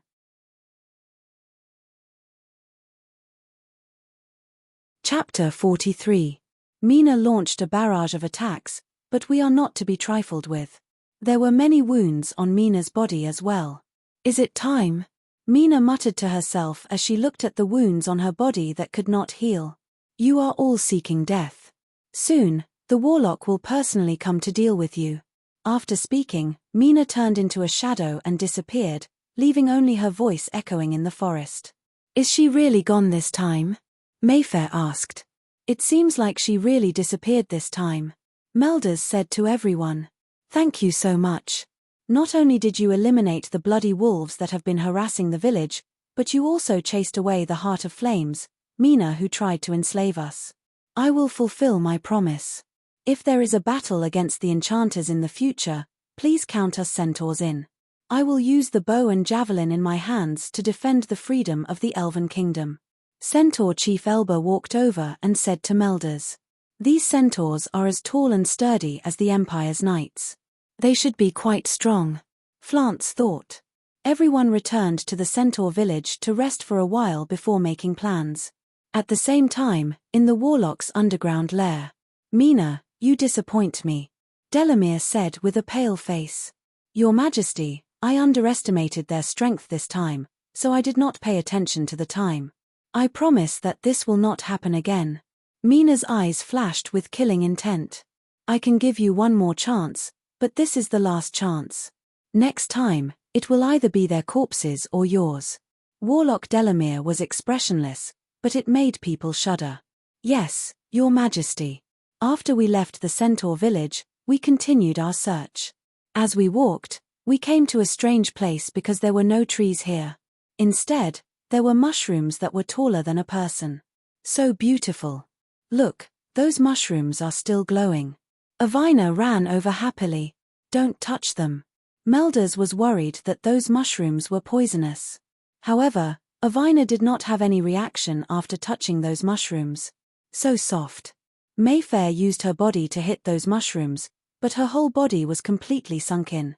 Sounds interesting, Flance said with a smile. I want to try too. Avina ran over as well.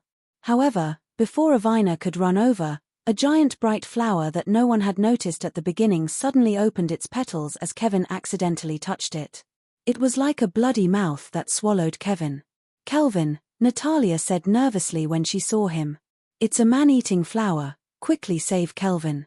Melders pulled out his dagger and prepared to save Kelvin from the man-eating flower. At this moment, the originally quiet forest suddenly became restless. The originally inconspicuous vines on the withered trees suddenly shone with green light. What's going on? Natalia stopped and realized that something was wrong. Could this be the legendary poisonous mist demonic realm? Not good, let's get out of here. Melders remembered a story he had heard before. There was a strange seed in the place where the ancient elves lived. The moon god had told them not to let the seed sprout no matter what. At the beginning, the elves only followed the instructions of the moon god. However, one day, a young elf could not resist the curiosity in his heart. He stole the seed that was stored in the temple and planted it in the soil. Who would have thought that the seed would sprout that very night? It grew and grew, and in just one night, it covered the entire village where the elves lived. However, that was not the end of it. Later, the elves living there all went crazy and killed each other. It turned out that the seed was the seed of a vine. That vine could automatically cast a spell called Poisonous Mist Demonic Realm. That spell was a type of mental magic that could cause living beings to hallucinate and collapse. At the beginning, the poisonous mist demonic realm was not very powerful, but as the vine grew, it affected thousands of elves. The elves were originally a peaceful race, but under the influence of the poisonous mist demonic realm, they collapsed and became bloodthirsty. It was said that those elves became the ancestors of the dark elves. They abandoned the protection of the moon god and chose to fall in the darkness. That curious young elf was the future ruler of the dark elves, the warlock Delamere. Just as Melders was reminding everyone, Natalia had already started to change. She condensed a fireball in her hand and shot it towards Melders. Flance's eyes were suddenly filled with anger. He raised his sword and slashed towards Lophis, who was beside him. At the same time, Lophis became different from usual. He pulled out his sword and aimed it at Natalia. Not good, it seems that everyone has been controlled by the poisonous mist demonic realm. Before Melders could react, an ice arrow shot towards him from Avina's side. Avina, you also. Before Melders could finish his sentence, he felt dizzy as if he had entered another world. There, Melders was in a forest. The sun was not very bright, but it was warm and comfortable. He walked over and saw everyone sitting in front of a small wooden house. There were Natalia, Avina, Mayfair, Flance, Kevin, Larrick and Lophis. Everyone gathered around a table that was filled with delicious food. "Hello, Melders. Come over quickly. Look at your son," Natalia said. "My son?" Melders started to question whether he was dead or not. Otherwise, how could he encounter such a ridiculous situation? "Yes, look at how cute he is. How could this be my child?" Melders couldn't believe his eyes. "But he is indeed your child. Look at how cute the little guy is. He looks just like you." Natalia carried the baby in the swaddling clothes and showed it to Melders. "This is." When Melders saw the baby in the swaddling clothes, an indescribable nervousness inexplicably surged in his heart. "But our mission is not completed yet. We have to find the warlock." Melders remembered that he still had a mission and could not stay here any longer. "What mission? Isn't everything fine now?" Natalia said. "Then tell me, whose child is this?" Melders suddenly thought of something. "This is, you Anne." Natalia was speechless for a moment and started to speak incoherently. "This is our child. Have you forgotten?" Mayfair suddenly appeared in front of Melders. "How is this possible?" Melders could not believe everything in front of him, but he did not know how to get out of it. "Don't take any more risks. Look at how beautiful everything is now." Mayfair pointed at the people who were drinking and chatting. The atmosphere was quite good. "No, none of this is real." Melders started to doubt everything. In fact, he had never accepted this reality. "Stay here with everyone," Natalia said. That's right. Isn't that great? Don't worry about the risks. Stay with us," Natalia said. Chapter 44. Stop deceiving yourself. This is all a dream. It's not real at all. Melders suddenly said coldly. "How is that possible? Look, here's your child."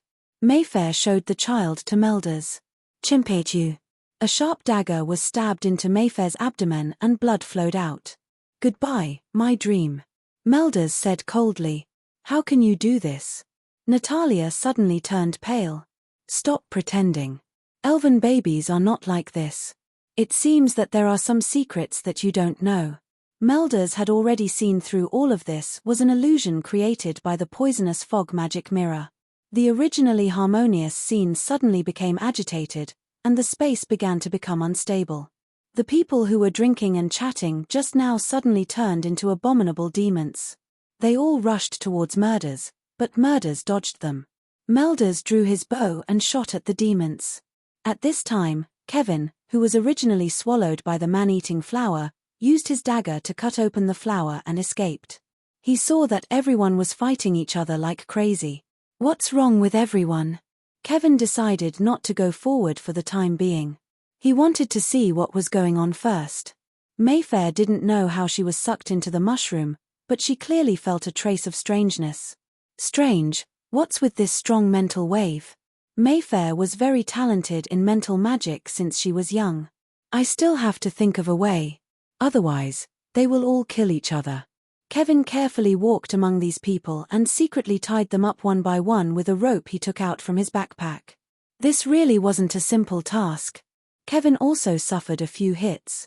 These people who were tied up were still not obedient. They seemed to be possessed. Mayfair focused and meditated. Gradually, he found the source of the spiritual fluctuation. It seemed to be a huge vine. Kevin, quickly chop down a vine 50 meters to your right. Mayfair used telepathy magic to tell Kevin. Who's talking? Kevin felt that the voice was familiar. It's me. Hurry up and go. Otherwise, it'll be too late. Mayfair sent back. Kelvin walked to the place Mayfair had mentioned and saw a vine that was dozens of meters tall and dozens of meters wide. Can a human cut it? But he still chopped at the vines without hesitation. With one slash, blood flowed out from the cut. The vines struggled and twisted in pain. However, everyone who was still in a daze suddenly woke up. What happened to me? Flance asked. What a scary dream, said Natalia. Everyone, hurry up and help Kevin cut down the vines that created all of this. Mayfair's voice was a little weak, because resisting the spirit of this vine consumed too much magic power. This is Mayfair's voice, Natalia said. I immediately cut the ropes tied to everyone's bodies. Everyone immediately ran to the vines that Mayfair had mentioned and used their own tricks to deal with the vines. With everyone's power combined, the vine grew weaker and weaker, and so did its control. Just when everyone thought that they were about to defeat the poisonous vine, something unexpected happened. Not far from us, in a low-lying pond, a beautiful woman whose body was as transparent as water slowly stood up. She was like a ghost, beautiful and enchanting. You dare to destroy the poisonous fog vines? You're courting death.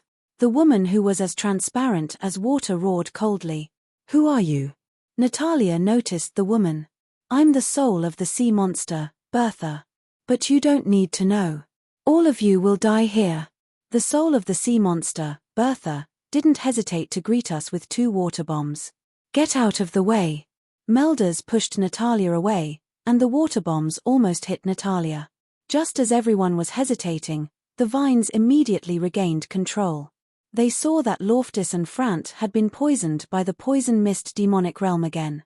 We can't stop attacking the vines. Otherwise, all of us will be controlled. Melders asked Natalia to hide in the distance and attack the vines.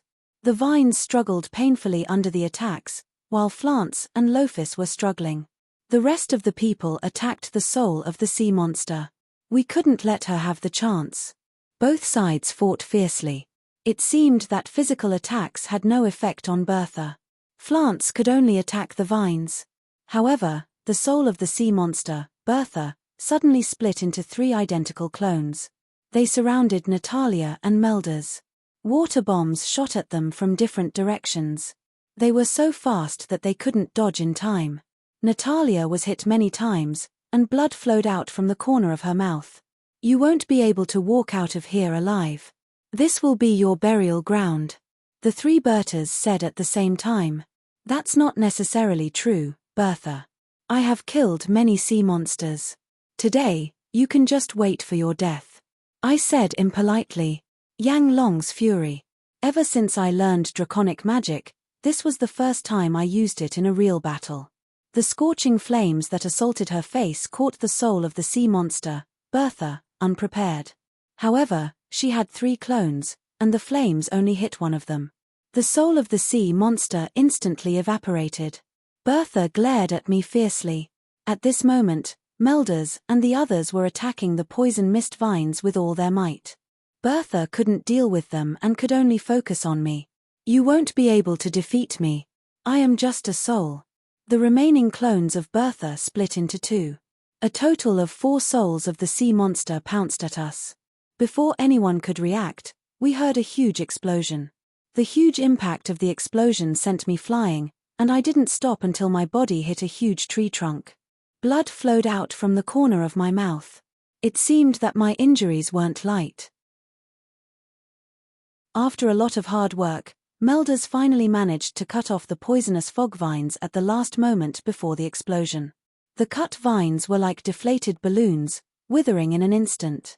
At this moment, the souls of the sea monster that had exploded slowly gathered back together. *T, she is recovering again. If we don't stop her, the consequences will be unimaginable. Melders decisively asked everyone to stop the soul of the sea monster from recovering. Natalia started chanting and a fireball flew towards Bertha, who had yet to fully recover. With a sizzle, the flames were extinguished by Bertha's body that was like water. "You think you can defeat me with this?" Bertha said in disdain. At the same time, her body was almost fully recovered. "Don't be so arrogant." Flance dashed in front of Bertha. He quickly slashed horizontally and the sword in his hand passed through Bertha's body. It was as though he had slashed through water. How is this possible? Flance couldn't believe his eyes. "It's my turn." Bertha raised her right hand and a water bullet shot out from her hand. The water bullet hit Flance's helmet. With a bang, Flance's helmet flew a few meters away. Everyone who used physical attacks were shocked. That was because the soul of the sea monster was immune to physical attacks. Then, the soul of the sea monster became even more unrestrained.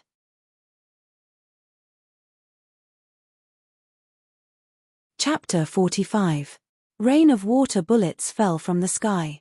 Everyone tried to dodge, but there were still some who were injured. Just when everyone was in despair, I, who was heavily injured just now, stood up with great difficulty. I could feel an indescribable power in my body that was nourishing my body. The wounds on my body were healing at a speed visible to the naked eye.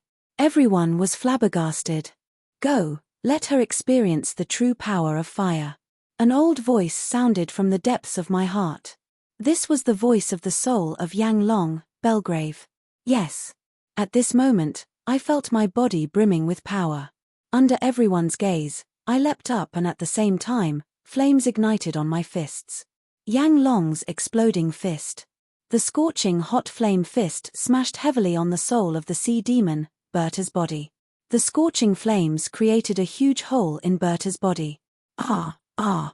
Bertha revealed a pained expression. She frantically released water bullets in an attempt to attack me. However, it was to no avail as I easily dodged them. Bertha's strength became weaker and weaker. Unfortunately, Avina's ice arrow hit her right arm. Bertha's arm was frozen by magic. I punched Bertha's arm again. Bertha's arm actually shattered just like that. She no longer had the strength to attack. "Is it over?" Bertha was unwilling to accept this. "All of you can go and die." At this moment, Bertha said fiercely. Her gaze was filled with incomparable hatred. Bertha's body instantly swelled up. "Not good, run." Murders knew that this was a dangerous situation. "Goodbye, Ron. If I can meet you in my next life." At the last moment, Bertha's face was filled with a smile. Boom! An earth-shattering explosion shook the trees, causing the birds to fly away in fright. The dazzling white light dissipated. The original ground was wet and the surrounding trees within a dozen meters were all cut off. There was no sign of life at all. Turning back time, in a secret mage laboratory, the sea demon Bertha was locked up in a huge water tank. Every day, she would see a naked, brown-haired man in a cage opposite her. That man was very handsome, but he didn't like to talk and seemed very dull. Indeed, no one would be in a good mood after being locked up in such a dark place.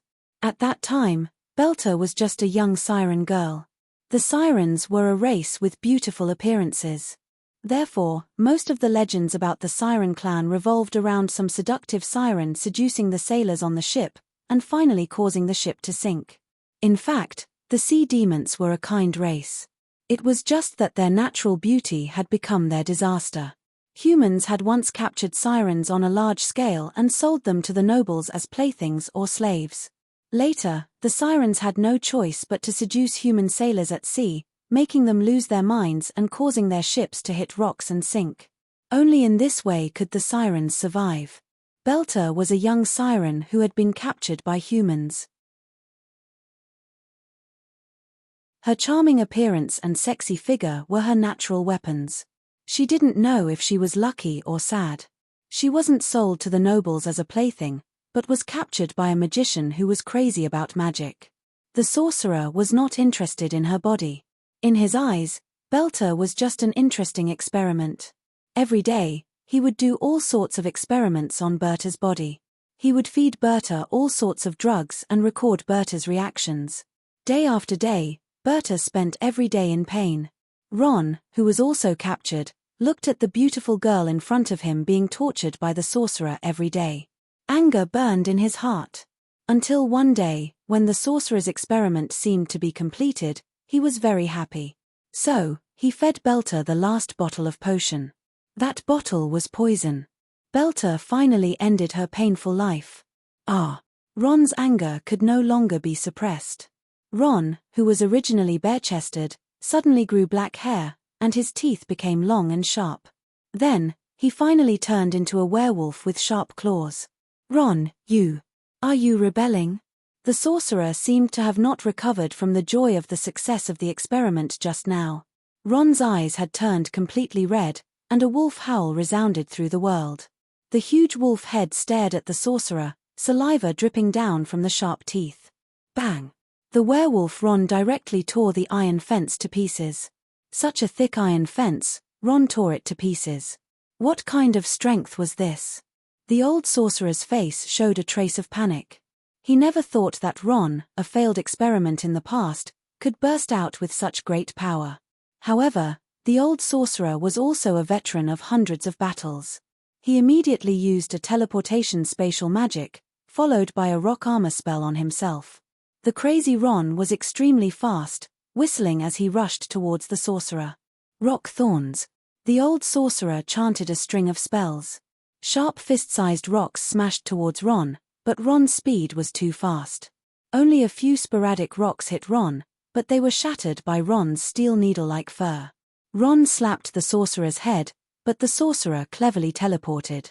The furious Ron roared a few more times, and the air was filled with a trace of sadness. The old sorcerer's strength was indeed not to be underestimated, and his actual combat experience was extremely rich. In this way, Ron crashed left and right, and the secret underground laboratory was ruined. However, Ron was unable to hit the sorcerer's vital points. On the old sorcerer's side, the situation was not optimistic. Although he did not suffer fatal injuries, there were still several wounds on his body that were bleeding. The old sorcerer faced Ron, who would pounce on him at any time, gasping for breath. He felt that his physical strength was obviously exhausted, and his magic consumption was astonishing. No, I can't stay like this any longer.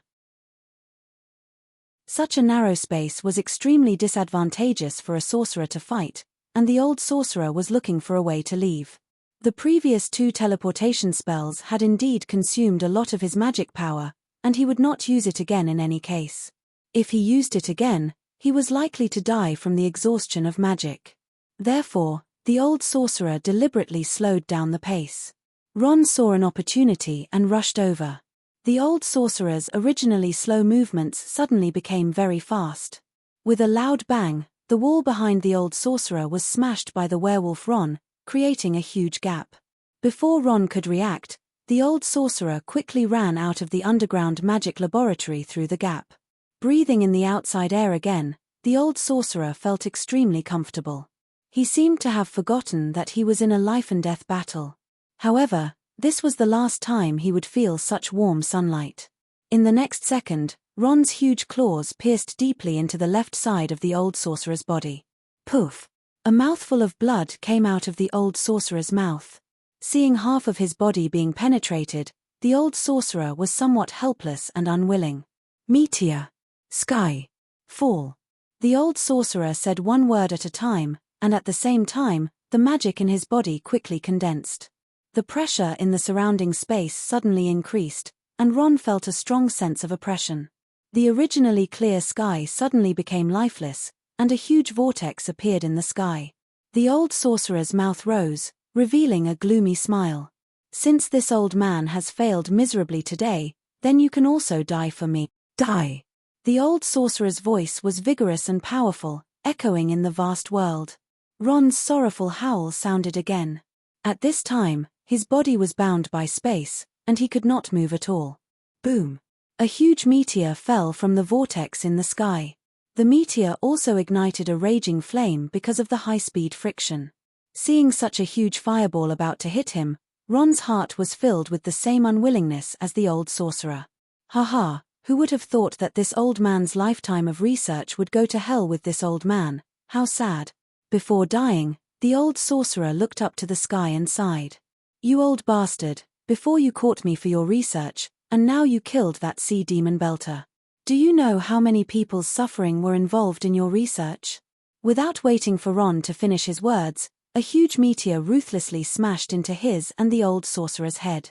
The burning meteor smashed the ground, creating a crater of tens of meters, and the vegetation on the ground was all burnt black. Not even the slightest breath of life could be felt.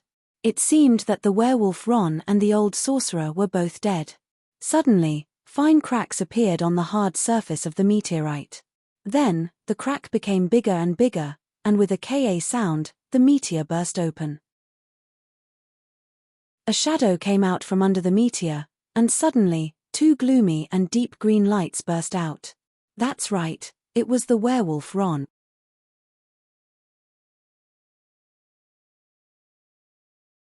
Chapter 46. His whole body was dark and his hair was crystal clear. It was a miracle that he could survive such a terrifying attack from the old magician. But after a few steps, he still fell down. After waking up, Ron found himself lying in a small wooden house. Who is it? Who saved me? Ron wanted to turn over and get off the ground, but he found that there was no good place on his body. Don't move. At this time, a little girl came over and saw Ron. She hurriedly said, You are. At this time, Ron had already turned into a human form. Hello, my name is Jenny. It was my mother who found you and brought you back. The little girl was an elf and looked very cute. Thank you. Ron was grateful to them. In this way, Ron recuperated in Jenny's house for more than a month. Later, when Ron's injuries were almost healed, he often helped Jenny and her mother, the forest witch, do some physical work and help them hunt some prey. The days passed by happily, until one day. The moon that day was particularly round and the moonlight was very bright. A trace of uneasiness and restlessness flowed in Ron's body. Suddenly, he turned back into a werewolf. The heart-wrenching pain made Ron lose his mind and he ran into the depths of the forest. Frenzied hunting, the werewolf Ron killed many animals in the forest.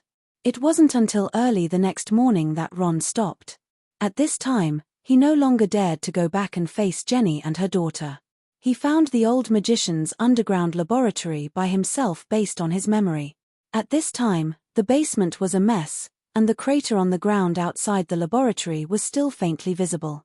Ron walked into the laboratory and saw Berta. She was still so beautiful, as if she was asleep. The corpse of the sea demon would not rot, but it would melt when it came into contact with water. Ron picked up Berta and walked out of the magic laboratory. Walking in the sea of trees, Ron felt a trace of helplessness for the first time. Ron held Berta's corpse with an indescribable feeling in his heart. Di. Suddenly, it started to rain, and the rain dripped on Ron's face. Ron hurriedly covered Berta with his body, for fear that she would melt like this. God, are you punishing me? What crime have I committed? Ron could not suppress the depression in his heart. At this moment, a man in black walked over from afar. Ron could not see his face clearly. It wasn't until the black-clothed man walked to Ron's side that Ron saw the bloody unicorn head on his back. It turned out to be the head of a unicorn. One had to know how noble a unicorn was in the elf kingdom. This black-clothed guy had actually killed a unicorn. The druid temple would definitely not let him off. Who are you? Ron asked alertly. The black-clothed man ignored Ron. He didn't seem to have heard anything as he walked deeper into the forest. Wait a minute, can you do me a favor? Can you tell me how to resurrect the dead? Although Ron didn't know if this question was a bit too sudden, as the saying went, a patient would turn to any doctor. Ron didn't care so much. Do I look like someone who would save people? The man in black stopped and looked back at Ron. But you are definitely not a simple person. You must know some methods. Ron's expression was extremely firm. You are very interesting. All right, come with me. The black-clothed man brought Ron to a ruined palace in the depths of the forest. There, the black-clothed man used the dead soul spell on sea demon Berta, and her soul was resurrected. When Ron and Berta saw each other again, even though Berta was only resurrected in soul form, they still had deep feelings for each other. The old magician is dead. Ron wanted to tell Berta that he had avenged her. That's already in the past. I didn't think we would meet again, Berta happily said to Ron. From then on, Ron and Berta followed the black-clothed man. It wasn't until later that they found out that the black-clothed man was the famous warlock Delamere. Time turned back. Every time he recalled this memory, Werewolf Ron felt as if it had happened yesterday, but all of it was so unfamiliar. Werewolf Ron suddenly felt flustered and short of breath at this moment. He had a bad feeling flashing through his mind. A scene appeared in Ron's mind. It was the siren's soul, Berta, saying to him, "Farewell, my dear." After that, Berta completely disappeared. Not good. Ron had a very strong premonition. He flew out of the dark elf cave and madly ran towards the other side of the forest. At this time, a loud sound came from the forest. The place where the loud sound came from was exactly where Berta lived. No. Ron's eyes were red as he turned into a werewolf and went to the place where Berta self-destructed. At the moment of Berta's powerful explosion, the forest witch suddenly appeared and used spatial magic to teleport everyone to a safe place. He had almost seen his beloved die in front of him. What kind of pain was this? Ron could no longer suppress the anger in his heart. Why did you become like this, Ron? The forest witch blocked in front of Ron. The teleportation just now had consumed a lot of her magic. Ron only stopped for a moment, but he still sent her flying. At this moment, Ron had completely lost his mind. The forest witch wasn't dead, but she was seriously injured.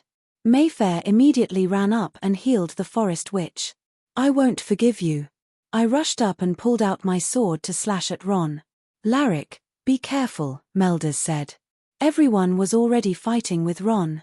Ron didn't seem to be at a disadvantage even when fighting with so many of us. At this time, no one noticed that the roots of the poison mist vines that had been cut off were shining with a green light. Just when both sides were evenly matched, the green light suddenly shone brightly. I saw a huge green tree grow out of the green light. It was more than 5 meters tall. Ron knew that if this continued, it would be very disadvantageous for him. He quickly rushed in front of me, and I didn't react in time. Ron reached his claws towards my chest, but at this moment, the forest witch blocked in front of Ron with her body. The sharp wolf claws pierced through the forest witch's body and blood flowed out. Run, Larrick. The forest witch used the last of her strength to say to me. Natalia kept releasing fireballs to attack Ron, while Melders and Avina shot arrows at Ron from a distance. Just when Ron's claws pierced through the forest witch's body, he regained a bit of consciousness. No. Ron saw the woman who had saved his life being killed by his own hands in front of him. At this time, Flance, Lofus and the others waved their weapons and surrounded Ron. Ron howled, and the huge explosive force caused the surrounding space to be filled with pressure. In an instant, Ron knocked down all the people who surrounded him to the ground. Just as Ron was about to attack again, the green tree that grew out of the green light opened its eyes like a human from its rough trunk. I, the king of Treants, Ache, was actually sealed by you small fries for so many years. Today, I will let you have a taste of being sealed. As he said that, his 2 thick tree trunks that looked like human arms quickly shot out a few branches towards Ron. Don't underestimate these branches, they quickly grew and sprouted under Ron's feet. Have a taste of the king of Trent's sealing technique, Emerald Dream. Ache was very confident in his sealing technique, because it was a technique that could trap people in a dream forever. The branches quickly sprouted and wrapped around Ron, turning him into a big tree in an instant. Your sins are unforgivable. I will let you have a taste of the true power of the Heart of Flames. Just when everyone was in a hurry to thank Ache, the Treant king, for his help, Mina, the Heart of Flames, also appeared. The battle was getting more and more intense. Can we still hold on? Chapter 47. The Heart of Flames. Mina's appearance made the Treant King, Ache, feel a little troubled. This was because the Treant King Ache had been sealed because of Mina. At that time, the Treant King, Ache, was attacked by Mina, Werewolf Ron, and Berta at the same time.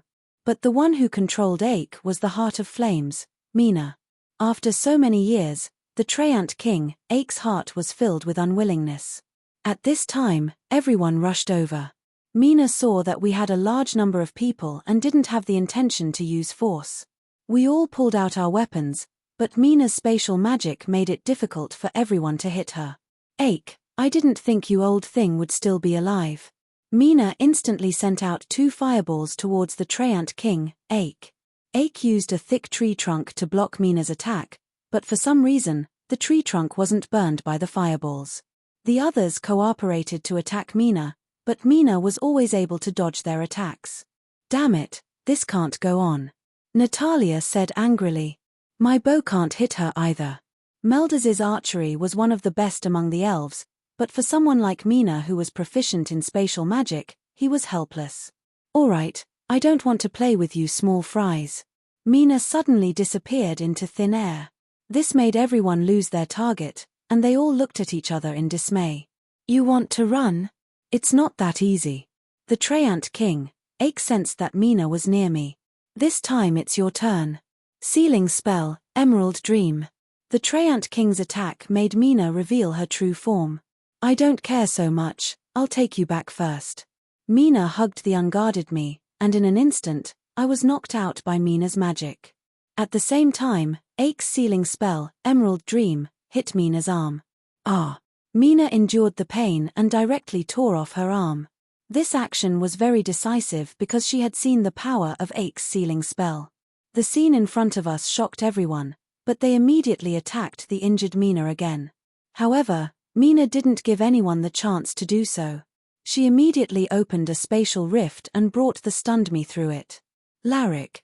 Seeing me being taken away by Mina, Avina was the most heartbroken. She cried out my name in grief. What should he do now? Everyone fell into a great predicament. At this moment, the Treant King, Ache, also arrived in front of everyone. His tall figure made everyone look up at him. I really should thank you for opening my seal. Now, I have to destroy the Heart of Flames to relieve the hatred in my heart, Ache said. We have to save Larik too. Meldas was in a bad mood. Today's battle had cost them too much. On the other side of the spatial rift, Mina endured the pain as she crawled out of the crack, fresh blood gushing out from her broken arm. Her face was pale, and so were her lips. At this moment, she brought the unconscious me out of the space crack and to where the crack was. So this crack was connected to the warlock Delamere's lair. Seeing Mina return, a dark elf man who looked very similar to the warlock immediately came forward to stop Mina's bleeding. This dark elf was called Lawson. He had a white face, and under his cold appearance, there was a fiery heart. Don't move, Mina. I will seal your wound, Lawson said. Don't worry about me. Hurry up and hand that person over to the Warlock Majesty. Mina endured the pain and said. Lawson never dared to go against Mina's words, but this time he was going to make an exception. He carried Mina into a room and laid her on the bed. Then, he quickly began to cast magic to heal her. Hurry up and do as I say. Are you going to disobey? Although Mina was very weak, her attitude was still very strong. Lawson ignored her and continued to heal her. About an hour later, Mina's condition slowly improved, and she was finally able to report her death. Lawson followed Mina's instructions and carried me to a secret room in the depths of the lair. Then, he went to report to Delamere. The warlock Delamere was currently sitting on his broken throne, deep in thought. Until Lawson broke the silence first. Father, I have good news and bad news to tell you, Lawson said. Oh, is that so? Speak. Delamere looked at Lawson with his deep gaze, causing Lawson to feel a trace of nervousness and uneasiness. Father, do you still remember the person that Lord Erdal asked us to find? You found him? Yes. Right now, He is hidden in a safe secret room. At the same time, the bad news is that Mina broke her arm in order to bring back the child. Lawson looked very calm, but his heart was in extreme pain. That woman is only a chess piece. Why are you sad over a chess piece? Melders saw through Lawson's thoughts. Am I also only a chess piece in your heart, father? Lawson finally asked. Slap. A crisp slap echoed in the empty lair. Lawson covered his red face from Delamere's slap and glared at Delamere with hatred. When will you grow up, my child? In this world, only power is everything. A person with power is the ruler. He can change the fate of many people. Do you know that? Mina is only a subordinate to me, but you are my flesh and blood. Didn't I tell you before? Only by following Lord Erdal's orders can we obtain supreme power. When that time comes, you will be my successor. I don't want any power. I just want Mina to be safe. Lawson was very stubborn. All right, child. Tell me, where is the person that you brought back? Haha, it's time to strike back, ugly world. Delamere showed a rare expression of excitement. This was the first time he smiled happily in a few hundred years. Yes, father. I will prepare to talk to Lord Erdal. Lawson followed Delamere's instructions and began to prepare the things needed for the ceremony. In the empty Yarrow Artmaster's lair, there were a few flickering lights. A man with long white hair and a thin face wearing dark golden armor walked into the secret room where I was locked up. When he saw me lying on the ground, a smile appeared on his weathered face. In a rather spacious room in the lair, a large circular altar was placed in the middle of the room. Lawson, the ceremony can begin. Delamere didn't turn his head and said to his son as if he was giving an order. Lawson carried me to a wooden cross on the altar and tied my hands to the cross beam of the wooden cross. After everything was arranged, Delamere showed a rare expression of excitement. He had been waiting for this moment for a long time. Almighty Erdal, I am your most loyal servant. I summoned you from the boundless darkness and am willing to offer my everything to you. Show yourself, my master.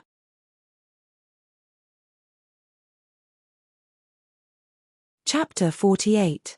After a long while, a green light suddenly appeared in the silent room. A low and hoarse voice sounded from the center of the altar. Have you brought that person here as I said?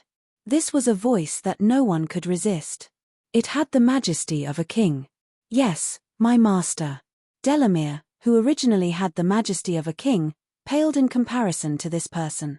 He was even a little submissive. Haha, our era has come once again. Bold laughter echoed in the empty room. At the same time, in the centaur camp on the other side of the forest, the centaur chieftain, Killeen, elven king Alovis, and the Treant king Iko were in a meeting within a tall command tent. The tent didn't have a roof. This was also due to King of the Ents' Ache's height. These people were the representatives of the various factions in the Elven Kingdom. Everyone had put aside their differences and sat together to discuss how to deal with the warlock. I know that warlock Delamere very well. He is the enemy of the Ents. He led the Dark Elf army to burn down the forest that we Ents relied on for survival. We Ents are a race that doesn't like fighting. Many of our people were killed by the warlock's subordinates. Moreover, as the king of the Ents, I was ambushed and sealed by Delamere's subordinates. From then on, the Ents became Delamere's slaves. King of the Ents' Ache was the first to start complaining about the warlock's violence. Actually, the situation was similar for the other few races.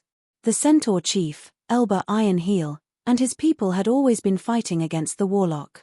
However, they were too weak and could only struggle at death's door. Alovis knew the warlock all too well because Delamere used to be a high elf. In these years of fighting, Alovis could clearly feel that the Elven Kingdom's strength was declining day by day, while the Dark Elves were growing stronger day by day. Now, the leaders of the Elven Kingdoms had decided to unite and fight against the warlock. 5 days later, in the east of the Dark Forest, a few crows suddenly jumped from the trees and flew into the distance with a few unpleasant cries. On the ground, in the forest, the black mass of the army was marching with the sonorous sound of war drums. Walking at the front was a group of short, dark-skinned cave goblins with axes and shields in their hands. They were the lowest-level soldiers in the entire army and were responsible for the role of cannon fodder. Dark elf warriors followed behind them. They were much taller and wore elven armor from the old era. They held sharp spears as their weapons. The dark elf archers followed closely behind. Most of them had imposing appearances. Their longbows made of yew wood were extremely lethal. Their leather armor was also made of excellent materials. One could vaguely see the power of the elves in the old era from their bodies. The dark elves' Bloodclaw dragon riders were at the back of the group. They were the dark elves' most elite force. The Bloodclaw dragon was the strongest magical beast in the dark forest. It was also an extremely proud magical beast. They were all magical beasts that lived in groups and were very difficult to tame. No one knew what method Delamere had used to tame these magical beasts and turn them into mounts for the dark elves. Every Bloodclaw dragon rider was an expert among the dark elves. Their equipment was also the best among the dark elves. Thus, every Bloodclaw dragon rider was Delamere's personal guard and was directly under Delamere's command. Accompanying the army was a group of tall thorny wood demons. They were also a type of powerful magical beast. In addition, there were also thousands of bloody jackals joining in. This imposing army was the Dark Elf army that Warlock Delamere had painstakingly built for many years. He had always dreamed of one day leading this army back to the Elven Kingdom's city of hope, Ivinia. Now, that day had finally arrived. On the cliff, Warlock Delamere was wearing dark golden armor and a black cloak. His white hair fluttered in the wind. He clearly remembered the words that the Wing of Destruction, Black Dragon Erdal, had said to him. Those who dare to oppose me will only have one path, death. Beneath the cliff, the footsteps of the tens of thousands of troops were sonorous and powerful. The rumbling war drums were accompanied by a passionate war song. The tens of thousands of troops were filled with excitement. They only had one goal, and that was to destroy the Elven Kingdom and destroy everything. Tremble, Alovis. You can finally feel my anger. Delamere's gaze was fixed on Ivinia in the distance for a long time. At this moment, in the Warlock's nest, I was the only one left lying on the ground. I slowly opened my eyes. I felt a splitting headache. It was as if I had experienced a lot, but I couldn't remember anything. Am I dead? I asked myself in a daze. At this moment, in a few villages near the Dark Forest in the Elven Kingdom, a large group of Dark Elf army soldiers charged into the villages. The Elven guards who resisted were almost completely annihilated. The remaining few Elven guards lit a beacon for help on the tower. They also used the few arrows they had left to shoot at the cave goblins that kept coming in. Fresh blood dyed their leather armor. They had already done their best. The rest was up to fate. By the time the cave goblins used their filthy battle axes to chop off the heads of the Elven guards, the bottom of the tower was already littered with cave goblin corpses. The Dark Elves stuck the Dark Elf army's flag on the top of the tower. The Dark Elf army below cheered. What followed was a massacre.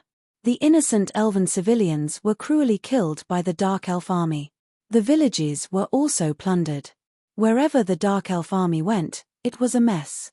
Only the burnt villages were left behind. Within a day, dozens of villages at the border of the Elven Kingdom sent out distress signals. The news quickly reached Elven King Alovis. He quickly gathered the other Elven leaders in the command tent for an emergency meeting. The spacious command tent was filled with people. They were Elven King Alovis, Centaur Chieftain Elba Ironheel, Treant King Iko, Killian, and Melders. At the start, Melders told everyone about the recent news and situation. Everyone was filled with righteous indignation and wanted to immediately retaliate against the Warlock. Everyone, listen to me. Today, we have put aside our differences and are here for one goal. That is to defeat the Warlock and his Dark Elf army. The situation now is that the enemy is strong and we are weak. Therefore, we should plan carefully. Everyone, do not act rashly. We should unite. Elven King, the Treant tribe is willing to listen to your arrangements. Treant King Iko was the first to speak. Our centaur archers are at your beck and call, Your Majesty, Elba Baiji said. Ironheel said. Since that is the case, I will not decline. This time, I have received news that the warlock did not personally lead the army to attack. Instead, he stayed in his lair. This time, the ones leading the shadow army are his son Lawson and Heart of Flames Mina. I have decided to send a surprise attack team to the warlock's lair to execute the decapitation operation. I will lead all the righteous Elven Kingdom forces to face the Dark Elf army head-on. This will relieve the pressure of the decapitation operation. Alovis seemed to have a card up his sleeve as he spoke to everyone. Your Majesty, who have you decided to send to take on the mission of the surprise attack team? Melders asked. Melders, everyone knows of your bravery. Therefore, the mission of the surprise attack will be handed to you. Your Majesty Alovis, we are willing to go through fire and water. Soon, the meeting was adjourned. Everyone made their own preparations according to the Elven King's arrangements. Soon, the Elven Kingdom's newly formed allied army was assembled. The Centaur army set out from the east of the Dark Forest to attack the Dark Elf army from the rear. Iko and his Treant tribe forces would face the Dark Elf army head-on. Killian led the Elven army in two. One would face the Dark Elf army together with the Treants, while the other would support Melders and the others in the decapitation operation. With the sound of the horn, the army set out. Every soldier was filled with excitement. They could finally fight for their home and freedom. Warriors, pick up the swords in your hands. Today, we will fight the enemy in a bloody battle for our dignity and freedom. We will no longer have to cower. We will let the enemy taste our blades. We will let the enemy's blood polish our blades, General Killian shouted as he rode a majestic elven warhorse at the front of the army. The morale of the newly formed allied army was still high. They had never fought the Dark Elf army before, so they didn't know how terrifying the Dark Elf army was. At that moment, the allied army was moving towards the Dark Elf army's encampment at the border. What awaited them was an unprecedentedly fierce battle. At the same time, Melders and his men were rushing towards the warlock's lair. Finally, Melders and the others arrived at the warlock's lair in the middle of the night. There were also around 300 elven archers who were in charge of luring away the Dark Elf guards in the lair so that Melders and the others could sneak into the lair to execute the decapitation operation.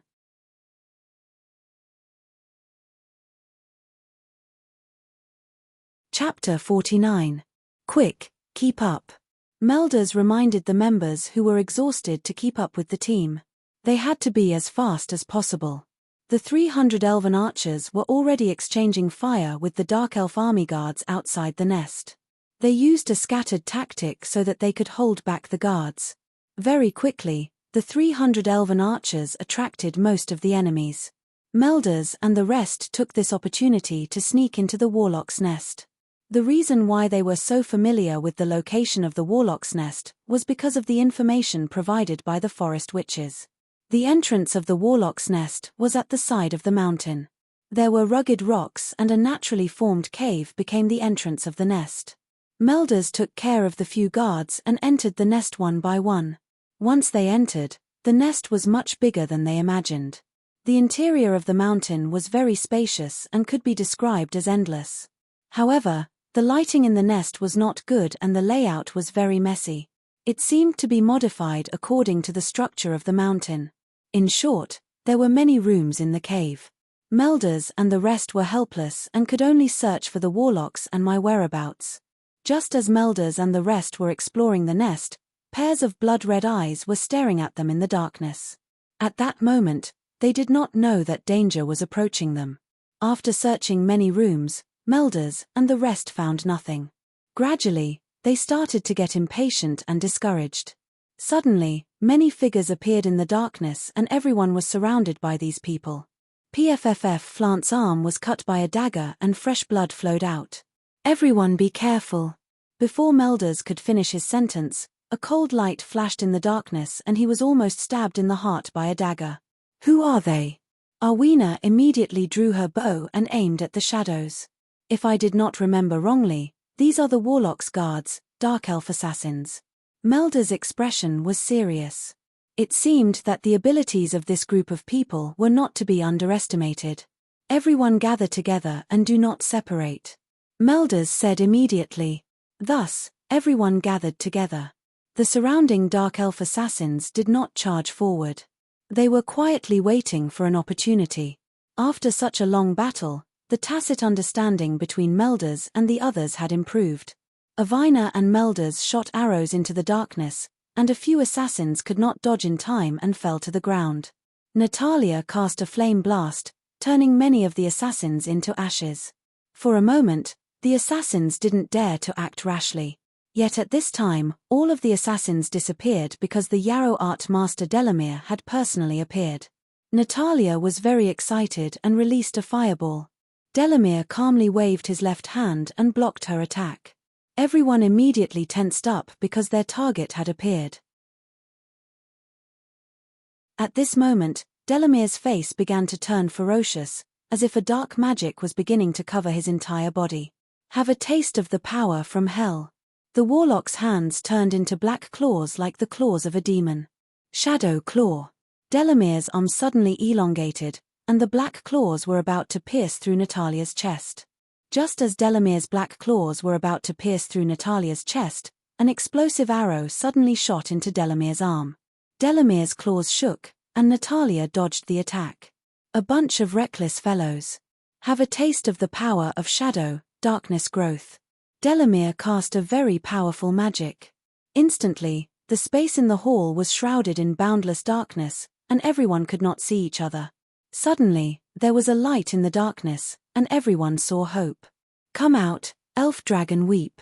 Avina used almost all of her strength to summon a huge dragon covered in sparkling and translucent scales. That's right, this dragon was the magical beast that Avina and I had found on the deserted island. In less than a month, it had grown to this size. The elf Ronwhip opened its mouth and actually sucked the surrounding dark elements into its stomach. I didn't expect you to have some skills. Delamere's expression did not change at all. Natalia also used all of her magic to release a huge burning fireball, which directly smashed onto Delamere's body. Ah! Delamere let out a painful scream. However, the following scene shocked everyone. Delamere's body turned into a shadow, and the fireball passed through his body and hit the wall behind him. With a loud bang, a hole appeared in the wall, and a lot of rocks fell from the roof. At the same time, two huge black shadow wings grew out of Delamere's back. His entire body was like a huge shadow standing in midair. Damn it, he's too strong. Natalia was unwilling to give up.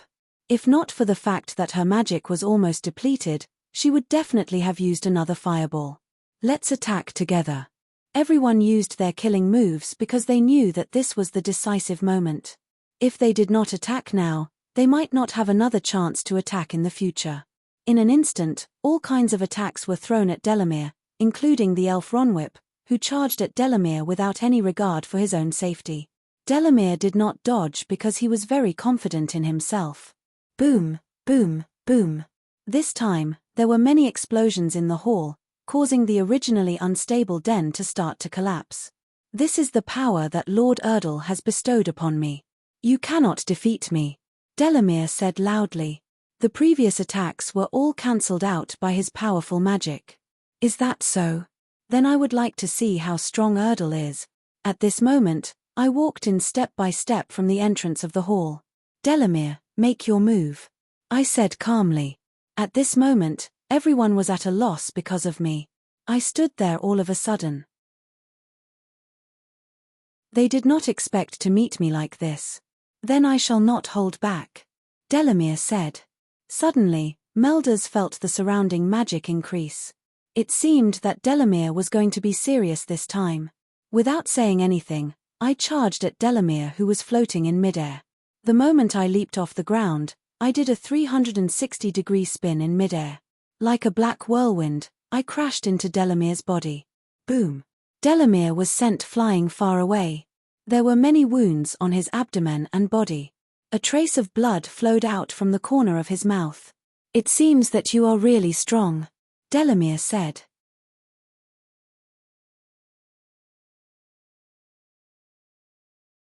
Chapter 50. The others were so shocked by my sudden appearance that they couldn't say a word. They even forgot to fight. Then, Only Delamere and I were left fighting one-on-one. The others couldn't interfere at all. Our intense battle caused many cracks to appear on the not-so-sturdy mountain. The entire lair could collapse at any time. Rocks kept falling from the sky. Melders quickly brought the others out of the lair. "It seems that this is no longer a battle that we can participate in," Flance said. "Let's go. If we stay here, we might die at any time," Melders said solemnly. Finally, everyone retreated from the Yarrow Artmaster's lair. Only Delamere and I remained in the lair, locked in battle. We stared at each other and both of us were injured. "Nightmare invasion, let me let you feel the anger from hell," Delamere said. A black light flashed and enveloped me. Nightmare invasion was an extremely terrifying magic spell.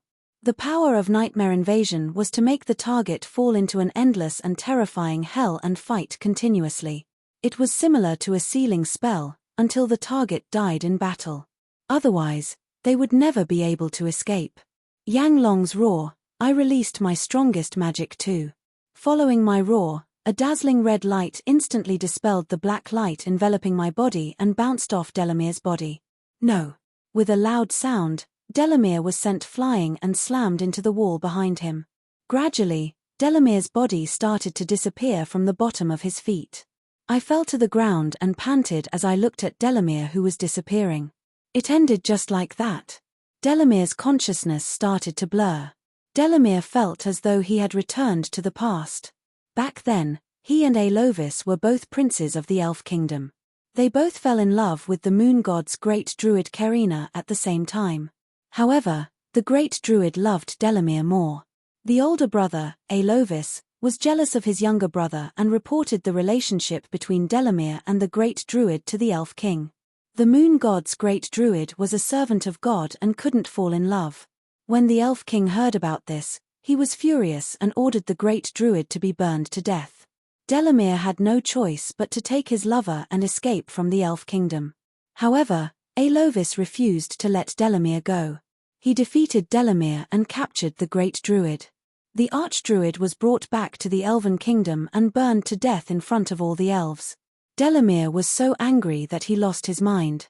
He swore to destroy the Elven Kingdom to avenge his lover. Later on, Delamere met the black dragon Erdal. Erdal imparted a portion of his power to him.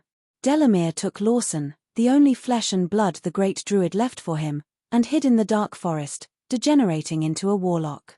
Before that, he had used the seeds of the poisonous vines to create the dark elves. "Karina, we are about to be reunited. There will be no more pain." Delamere finally disappeared from this space. Suddenly, a shadow flew out of Delamere's body and into mine. This is the third magic equipment, Athol's Freedom. It is also called Shadow Wings. It belongs to you now. These were the last words Delamere said. At the borders of the Elven Kingdom, there was fighting everywhere. Corpses were strewn everywhere, and rivers of blood flowed. The battle between the Dark Elven Army and the Elven Army had reached its climax. With a deafening explosion, Lawson, who was leading the Dark Elven Army, saw the Warlock's nest in the distance completely collapse. "Father!" Lawson cried out in pain. At this moment, Lawson and Mina led the remnants of the Dark Elven Army and were surrounded by Killian's Elven Army. "It's over. You and your Dark Elven Army." Killian pointed his sword at Lawson. "As long as I don't die, don't even think about hurting him." Mina, the Heart of Flames, stood in front of Lawson. She had lost an arm. "Don't fight like a cornered beast," Killian said. "My father won't die." Lawson didn't know if he was lying to himself. "Then I'll grant you your wish." Jeline flew towards Lawson, a powerful wave of magic preventing Lawson from moving. He looked on helplessly as the cold blade pierced through his chest. Blood slowly dripped onto Lawson's face. However, Lawson didn't die, because Mina had used her body to block the sword for him. "Little fool, I know you've liked me since you were young. But from the moment I chose to follow your father, King Delamere, I fell deeply in love with this melancholy man. Live, well." Mina spat out a mouthful of blood and her body turned into flames, dissipating with the wind before Lawson's eyes. "No." Lawson cried out in pain. Killian didn't stop. The tip of his sword slanted upwards, cutting Lawson's left eye and causing blood to spurt out. In pain, Lawson lost his footing and fell off the cliff. Killian led his army to annihilate the remaining remnants of the Dark Elven army. Just like that, the Great War came to an end. The war had finally come to an end. History was written by the victors. A few days later, a grand celebration was held in the plaza of the Elven Kingdom's capital, Ivinia. During the ceremony, Elven King Alovis personally gave out medals to all who contributed. Everyone received a medal of glory made from elven gems. Under the radiance of flowers and light, Alovis announced that the war had ended with the Elven Kingdom's complete victory. Melders once again became a legendary figure among the elves, but he didn't care much about glory. No one knew where he went to roam the world. Brave warriors of freedom, the darkness has never forced us to submit. We have risked our lives for our homeland. This war has caused many of our companions and loved ones to leave us, but their sacrifice was worth it. The Moon Goddess will not abandon our Elven Kingdom. Now, let us remember those brave warriors. Elven King Alovis gave his speech in the plaza. The celebration lasted for the entire morning. After that, it was a celebration of victory. The elves toasted to their victory. No one knew what I had encountered in the Warlock's lair that day. Even I had lost that part of my memory. I only remembered the battle with the Warlock Delamere after I woke up. Now, I had already collected 3 of Athol's magic weapons. I still didn't know how to use them, nor did I know what they meant to me. I didn't know why they knew my name every time, as if they had known me from the start. All of this is a mystery to me. No matter what, it was time for us to return. This time, our team had one more member, and that was the famous Sinker Sea pirate leader, Loftus. I thought about what Highside the Elder would say to us every time we returned. Children, welcome home. Who knows, maybe tomorrow would be a new adventure. I was already satisfied with the company of my companions.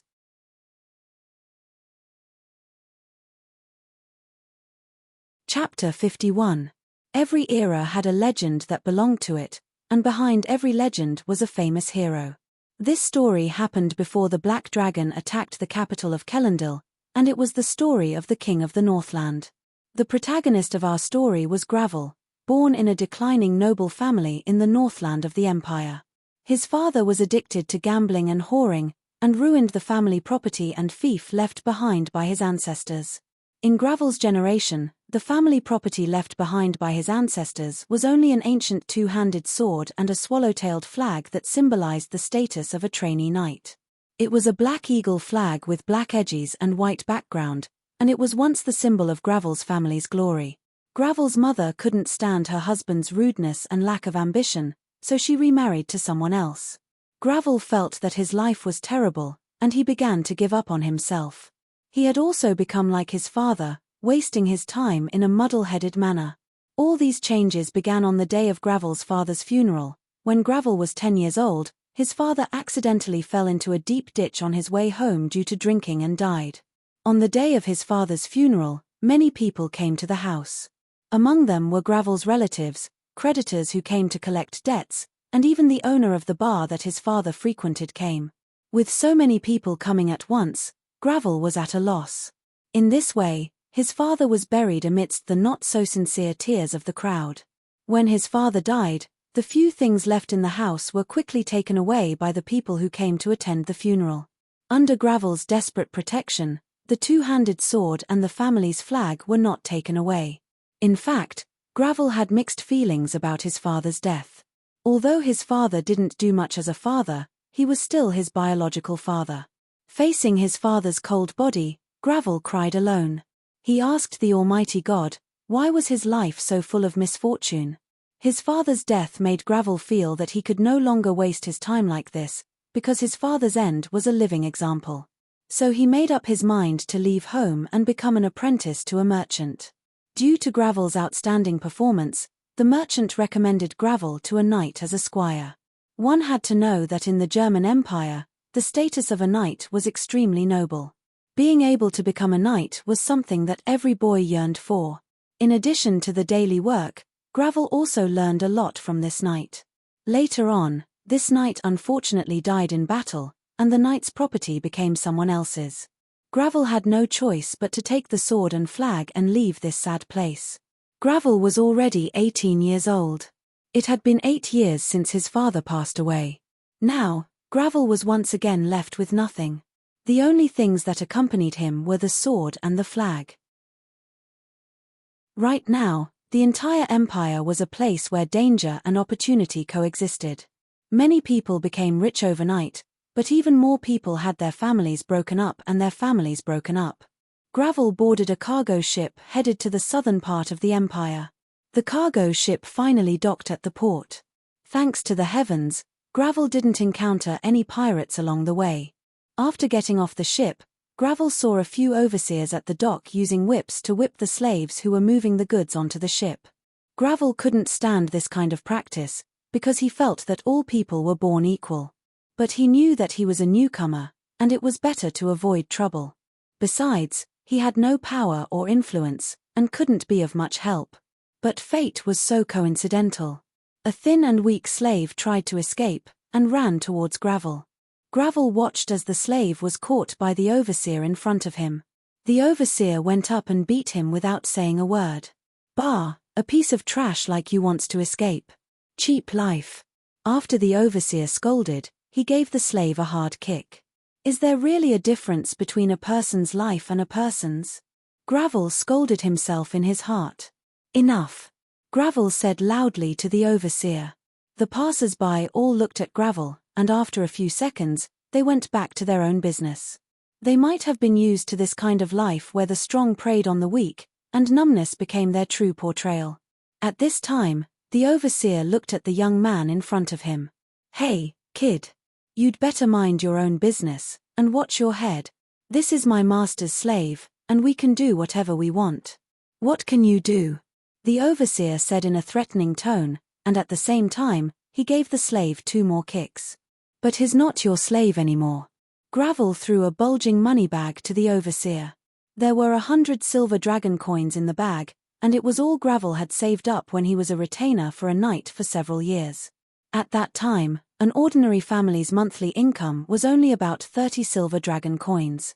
Originally, Gravel wanted to use the money to do some small business, but it seemed that his plan was ruined.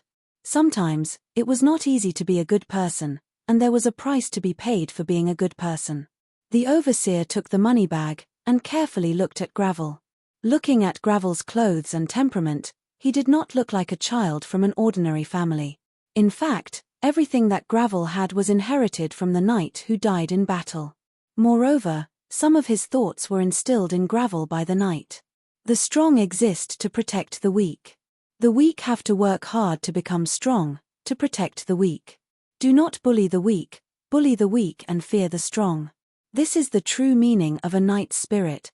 This was what the knight who died in battle often taught Gravel. The overseer was afraid of offending Gravel. If he was the young master of a prominent noble family, it would be difficult to deal with him.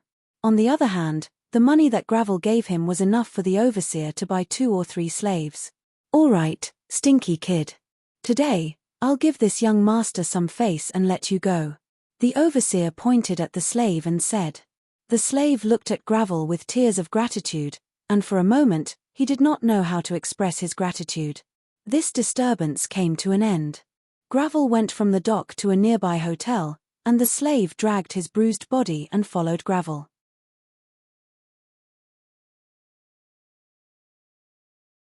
Chapter 52. Didn't I tell you already? You have already regained your freedom. You can do what you want to do. Don't follow me anymore. Gravel turned around and said. This was the 5th time Gravel persuaded the slave to leave. "But, you are my savior. My mother said that people should know how to repay kindness. So, I want to repay you by being your follower. Listen, no one has the right to order others around like cattle or horses. Even the king is no exception. But I am willing to be your follower. My name is Gravel." "What is your name?" Gravel helped the injured slave up. "My name is Tony, master." The slave said.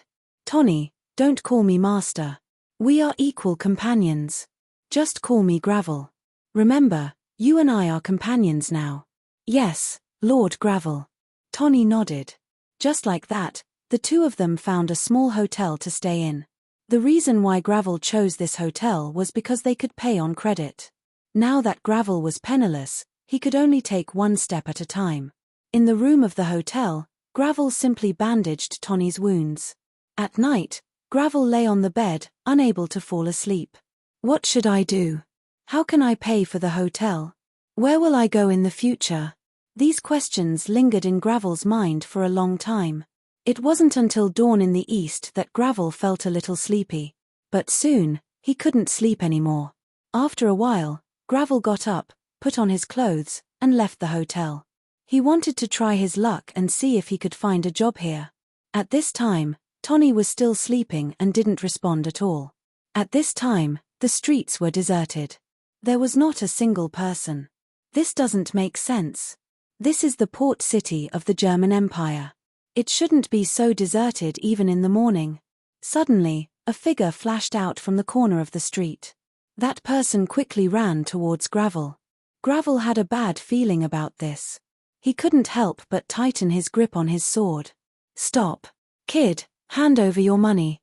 At this moment, two people appeared behind Gravel at some point in time. Like the man who was running towards Gravel, these three men were wearing black hoods and tattered leather clothes.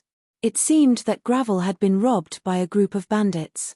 At the same time, on the other side of the street, in a bar facing Gravel, a tall and burly bald man was talking with a fierce-looking supervisor. Horf, this time, my information is definitely correct. I saw with my own eyes that this kid casually threw out 100 silver coins, and it was to save a slave who deserved to die. Look at him, he must be a rich man. The supervisor with a fierce face said. That's right, this supervisor was the one Gravel had met at the dock. Good, if this is a good job, I'll give you 10%. In addition, I'll catch a few more slaves for you. The bald man with a scar on his face said with a smile. With that, the bald man grabbed his wine glass and leisurely looked across the street at Gravel's side. Gravel tried to calm himself down. After all, this was not the first time he had encountered bandits. Before, when he was following the night, he had encountered several robberies. But fortunately, the night was quick-witted, so there were no casualties. He heard the sound of swords being unsheathed. Not good. Gravel secretly complained in his heart. Gravel decisively took a few steps back and dodged the bandit's first strike. At the same time, he used the inertia to pull out his sword. Originally, a two-handed sword was very clumsy to wield. But Gravel had received special training to wield a two-handed sword, so the sword in Gravel's hand was very flexible. Gravel skillfully used the sword to block the three bandits' attacks, at the same time looking for a way to break through the enemy. Poof! Blood spurted out from Gravel's left arm. The sword left a wound on his left arm that showed the bone. Gravel dodged quickly. If not, his left arm would have been cut off. Boy, surrender obediently. Gravel's forehead was covered in cold sweat. If this continued, it would be very disadvantageous for him. He could not continue to waste time like this. It was better to end it with a sword. Ah! Gravel used all his strength to strike and actually cut off one of the bandits' head. Blood splashed on Gravel's face. The other two bandits saw this scene and their faces turned pale. Run! The remaining two bandits turned around and ran. Gravel did not chase after them. After all, he was also injured. The tall bald man who originally wanted to watch the show in the bar suddenly flew into a rage. When the supervisor saw this scene, his legs trembled in fear. Go to hell. It can be considered as revenge for my brother. The cold dagger pierced the supervisor's body. Looking at the bald man in disbelief, the supervisor fell limply to the ground. After killing the bandit, the tall bald man quickly left the bar. As for Gravel, his hand was holding the sword and his face was covered in blood. This was the first time in his life that Gravel killed someone. Although he killed a bandit, his heart was still very heavy. Gravel was about to turn around and leave when someone called him from behind. Are you okay? But at least you're still alive. The others are not so lucky. You killed a bandit who made our street restless. I have something to ask of you. There are too many people here. Come with me. A middle-aged man wearing a gorgeous leather coat said very respectfully. Gravel had nowhere to go, so he agreed to the middle-aged man's request. The two quickly passed through several streets and finally arrived at the middle-aged man's house. The man brought a basin of hot water and wiped the blood off Gravel's face. My name is Salem. I'm a businessman from Kellendale. My name is Gravel. Don't be too restrained. I'm not a bad person. I just have something to talk to you about. Uncle Salem, what's the matter? It's like this. My brother and I came here to do business. But my brother was robbed on the way back to Kellendale. The robbers wanted me to pay 3,000 silver dragon coins before they were willing to let him go. Where can I find so much money? But according to my investigation, this group of robbers seems to be the same as the ones you met this morning. But after seeing your skills, I, who was originally in despair, felt hope. I just killed someone. This is not very good. It's okay. I have a good relationship with the guard captain here. You just killed a bandit. They won't pursue it. Just killed a bandit. Gravel did not expect that human life was so worthless here.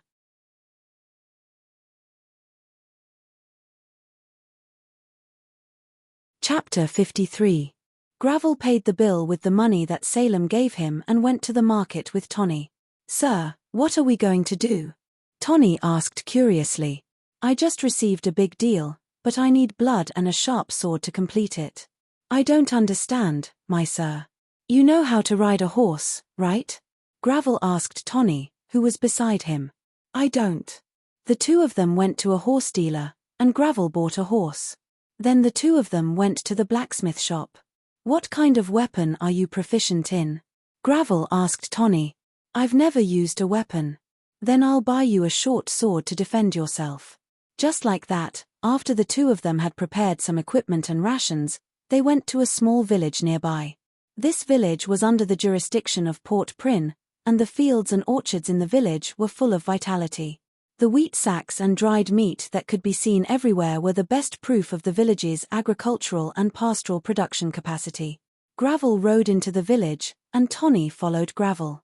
A few elderly men sat under the shade of a tree at the entrance of the village, smoking the tobacco that they had grown. The people here were very enthusiastic about the arrival of outsiders. This is really a paradise. Gravel and Tony chatted. Yes, I really wish I could make a home here. But now, I'm more willing to follow you. Gravel dismounted and tied the horse under a tree. Sir, I want to ask if there are any young people here who want to go out and make a living? Gravel asked an older man. What? I'm old, and my ears can't hear. Speak louder. Sir, do you have any young people here who want to find a job? Gravel raised his voice. Young people, they've all been taken away by the recruiting officers. As he spoke, the old man blew out a smoke ring. It seems that we've come to the wrong place, sir, Tony said. Let's stay here for a few days and see if there are any other opportunities. Gravel and Tony came to a run-down hotel to stay for the time being. After 2 days, Gravel had scouted out the entire village. Most of the young adults in this village had been conscripted by the Imperial conscription officers, but there were still a dozen or so who hadn't been taken away. However, these people did not look forward to living a life of swords and sabers. They wanted to live an ordinary life. On the night of the 3rd day, Gravel decided to leave with Tony the next morning and try somewhere else. The next day, Gravel and Tony prepared to pack up and leave the village. Where do we go next, my lord? Tony asked. Let's take it one step at a time. Sir, look.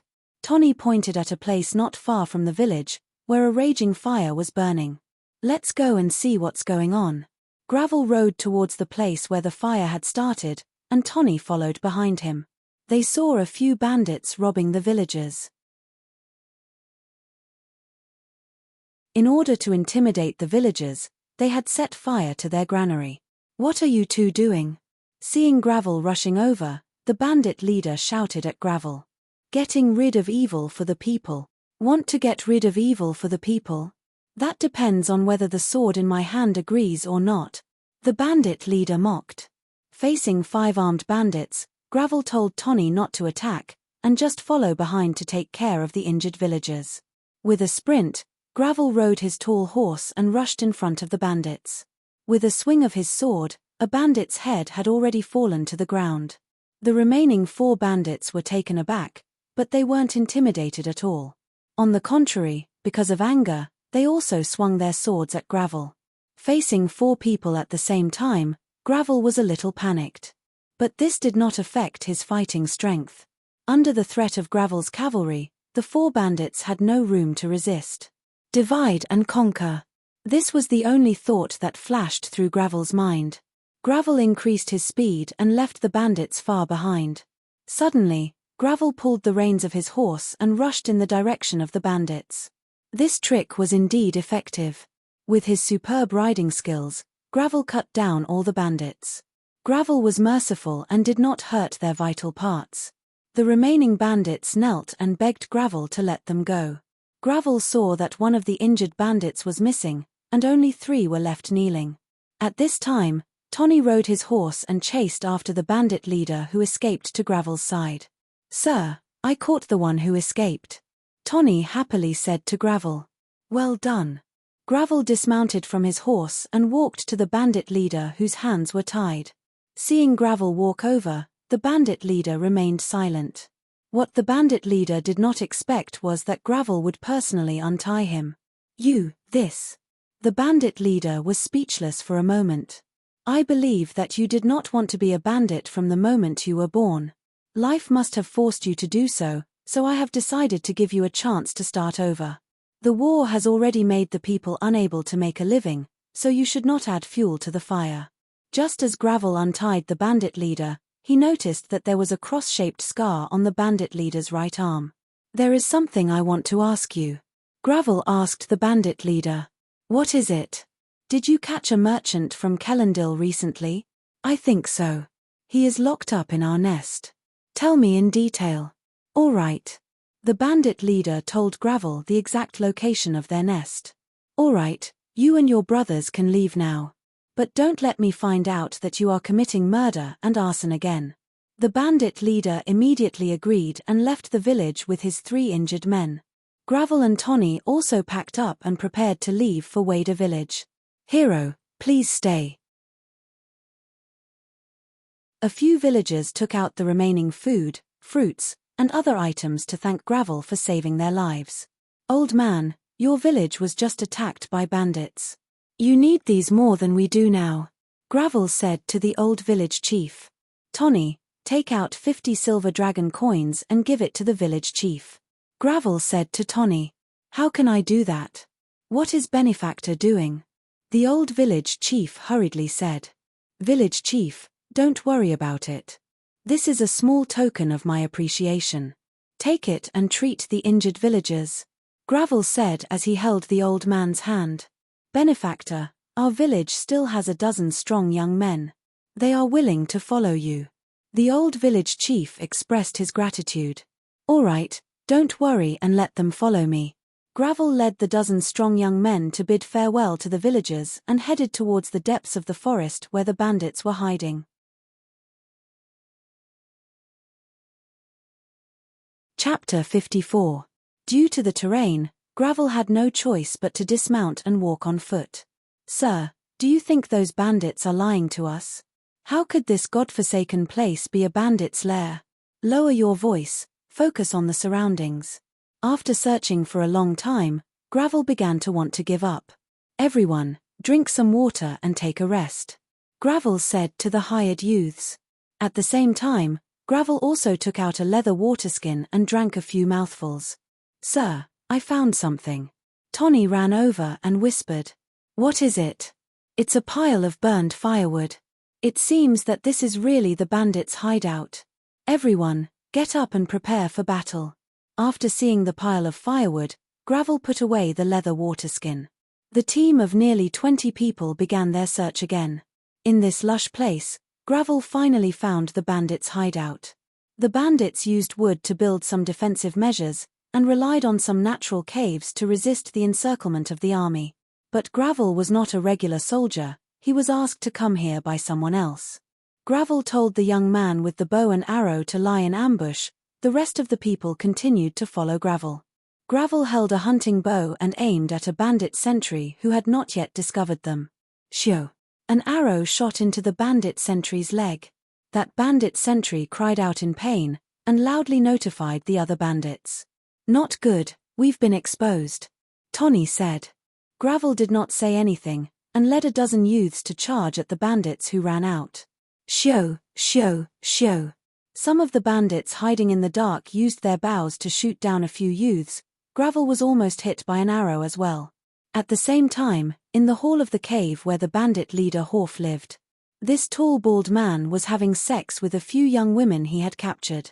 At this moment of passion, a bandit ran in a panic. The robber paused for a moment when he saw the ecstatic scene before him.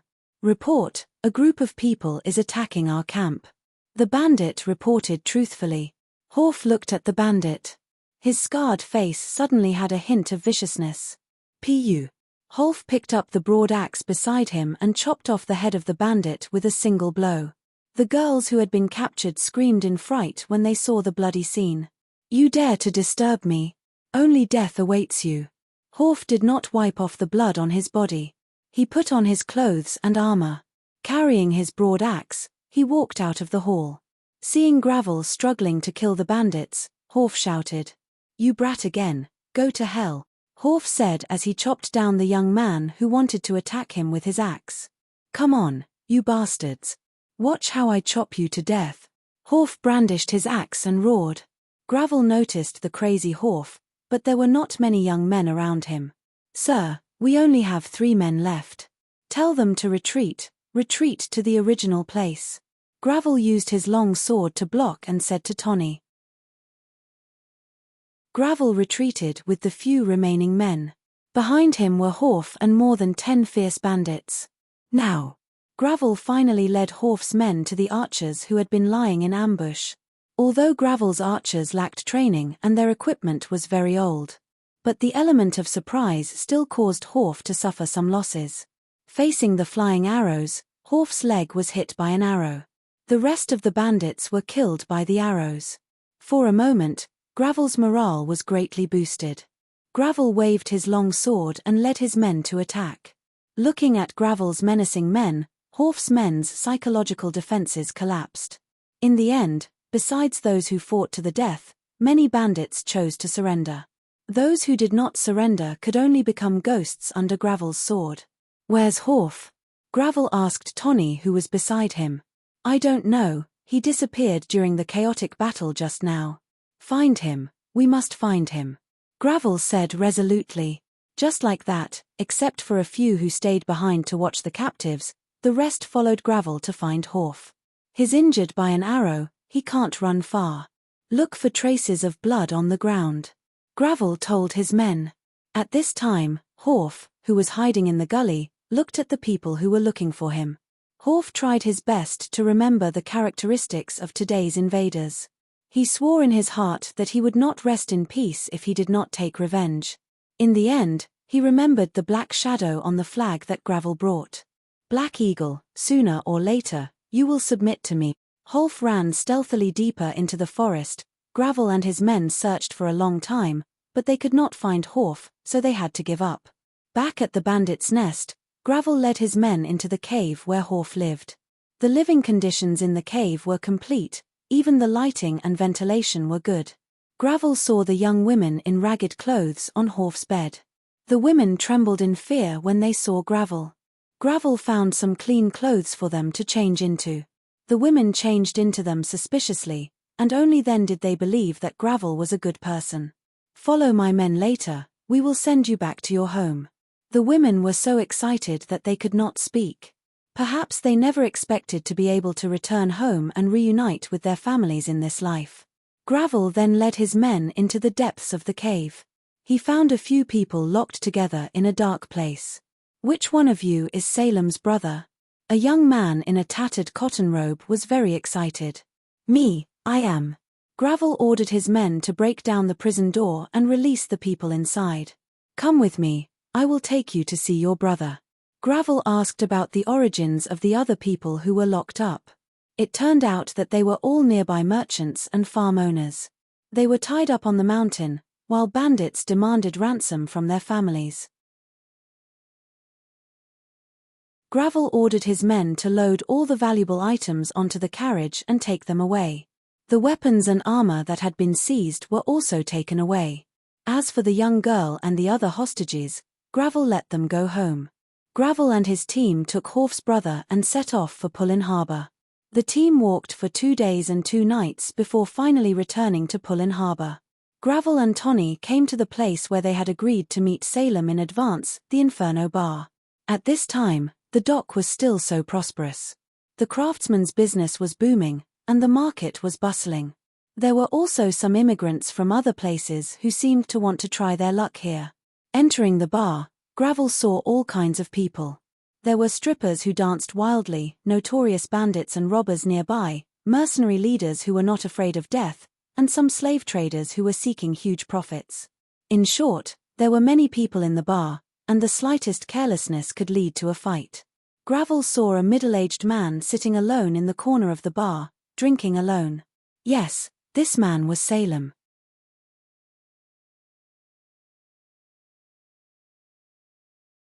Chapter 55. Perhaps because there had been no news of his brother for so many days, Salem seemed very negative. Gravel walked over, but Salem didn't notice him. "Why are you drinking alone here, my friend?" Salem looked up and saw Gravel. He was so excited that he almost flipped the table over. If that had happened, it would have caused another bar scuffle. "It's you. You're still alive," Salem said happily. Gravel smiled and called Tony behind him to bring Salem's brother over. When Salem saw his brother, he immediately gave him the warmest hug. That brotherly love couldn't be better at this moment. Even Gravel, who was standing next to them, was moved by the scene in front of him. After a while, Salem turned around. "Oh, sorry, I was too excited. Young man, I didn't expect that this impossible task would be completed. I thought that I would never see my brother again in my life. Well, since my brother is back, I will send him to the Empire's capital to study. Young man, these 200 silver dragon coins are my last savings. Take it." Gravel didn't refuse but gladly accepted Salem's money. "Remember when I told you that the robbers also had some accomplices in the city? I think I found out who the spy was." "Who?" "It was the captain of the Sentinel in the city. A few months ago, this captain saw that we merchants were making a lot of profits from the border trade and decided to borrow some money to start a caravan. Unfortunately, like many novices in business, he didn't realize that high returns meant high risks. He invested all his money in the most expensive trade, and his caravan was captured and plundered as a matter of course, and he lost everything. And then, he went to be a spy for the robbers. Yes, our captain of the Sentinel lost his morals in order to compensate for his loss. Now, in the German Empire, any captain of the Sentinel would actually inform the robbers to increase their income. But our captain decided to hire these bastards on a large scale. He brought these bastards into the town, let them do whatever they wanted, and shared the loot with them. Have you ever heard of cats and mice living together? Looks like things have gotten a little tricky." Gravel pondered for a moment. "Fortunately, we still have some honest and kind companions who are paying attention to all of this. Do you have any specific plans? I want our Lord to pay attention to all of this." I gathered a small group of civilians. Some of them were my employees, while others were civilians who had lost loved ones to the bandits. "We will rush to the captain's house and tie him up in front of the Lord. But we still need to find some bandits to prove it. And the best person to catch the bandits is you. We need you." "Me? All right, I'm willing to give it a try." Gravel agreed, thinking that this could be considered as getting rid of evil for the people. "Young man, I really didn't misjudge you." Salem grabbed the wine glass. After leaving the Inferno Bar, Gravel and Tony planned to capture the bandits in the city. These remaining bandits became the most powerful evidence to capture the Sentinel captain. According to Salem's information, these bandits were on the street not far away, and Salem's people were also there to monitor them. Coming to the street, Gravel saw some young people who looked very nervous. These young people were Salem's men, and what Gravel had to do was to lead them to catch the bandits in the city. When Gravel passed by one of the young people, Gravel found a dagger and a stick hidden under his clothes, and the young man's eyes revealed fear, expectation, and pride. I really hope that the enemy will not be alerted by these two obvious flaws. Gravel secretly hoped. Tony, how many bandits are there left? 10, Lord. Wrong, it's 12. Gravel gestured to Tony. There were 2 more in the Inferno bar. Later, those 2 bandits will be handed over to you. But, Lord, I believe in yourself. Gravel patted Tony's shoulder. Okay, brothers. Let's start. Gravel suddenly roared. The young people who were originally hesitant heard Gravel's order, and their attitudes suddenly became firm. Gravel rushed to the bandit he had been eyeing and killed him with a sword. When the other bandits saw this, they also unsheathed their swords. Thus, a battle between a righteous citizen and a black-hearted bandit was staged. Facing the bandits who killed people like flies, the citizens holding sticks were too weak. As expected, one of the robbers stabbed a citizen beside him with a knife. Blood flowed out of the citizen's body, and the citizen fell to the ground powerlessly. Such a young life had sacrificed his precious life for his ideals. Revenge for your family. Gravel roared angrily. Thinking of the hatred with the bandits in the past, the citizens also forgot their fear and bravely fought the bandits. With his superb swordsmanship, Gravel killed all 3 bandits around him. The remaining bandits fled in all directions, hiding in the narrow alleys of the town. In the end, they could only be caught one by the angry citizens. Gravel led his men to take the captured bandits to Salem. At the same time, Salem also led his men to capture the Sentinel captain who had tipped them off. After a private interrogation, the Sentinel captain confessed everything. It turned out that after the Sentinel captain went bankrupt, he had met a bandit leader named Horf. The Sentinel captain obtained a large sum of money by providing information to Horf. Horf's power was very strong in the small towns from Pullenport to Kellendale. Horf made friends with some people in the town to provide him with information. With reliable information, Horf would go on a rampage and loot without restraint. The 2 robberies of Gravel and Salem's brother were done by Horf and some of his spies. The supervisor at the dock and the Sentinel captain were 1 or 2 of them. This so-called riot came to an end with the victory of the civilians. Not good. Gravel suddenly remembered that Tony was still fighting with 2 bandits in the tavern. Gravel said goodbye to Salem and hurried into the tavern. Salem also had a lot of things to do, so he did not stop Gravel. When he arrived at the tavern, he saw a mess. Tony had been knocked to the ground, his head and face covered in blood. Tony. Gravel regretted it. Gravel ignored the expression of the bar owner and picked up Tony, who was lying on the ground. At this time, 2 bandits hiding behind the door used wooden sticks to knock the unsuspecting Gravel to the ground. After that, the 2 bandits plundered Gravel's money and left the tavern, escaping without a trace.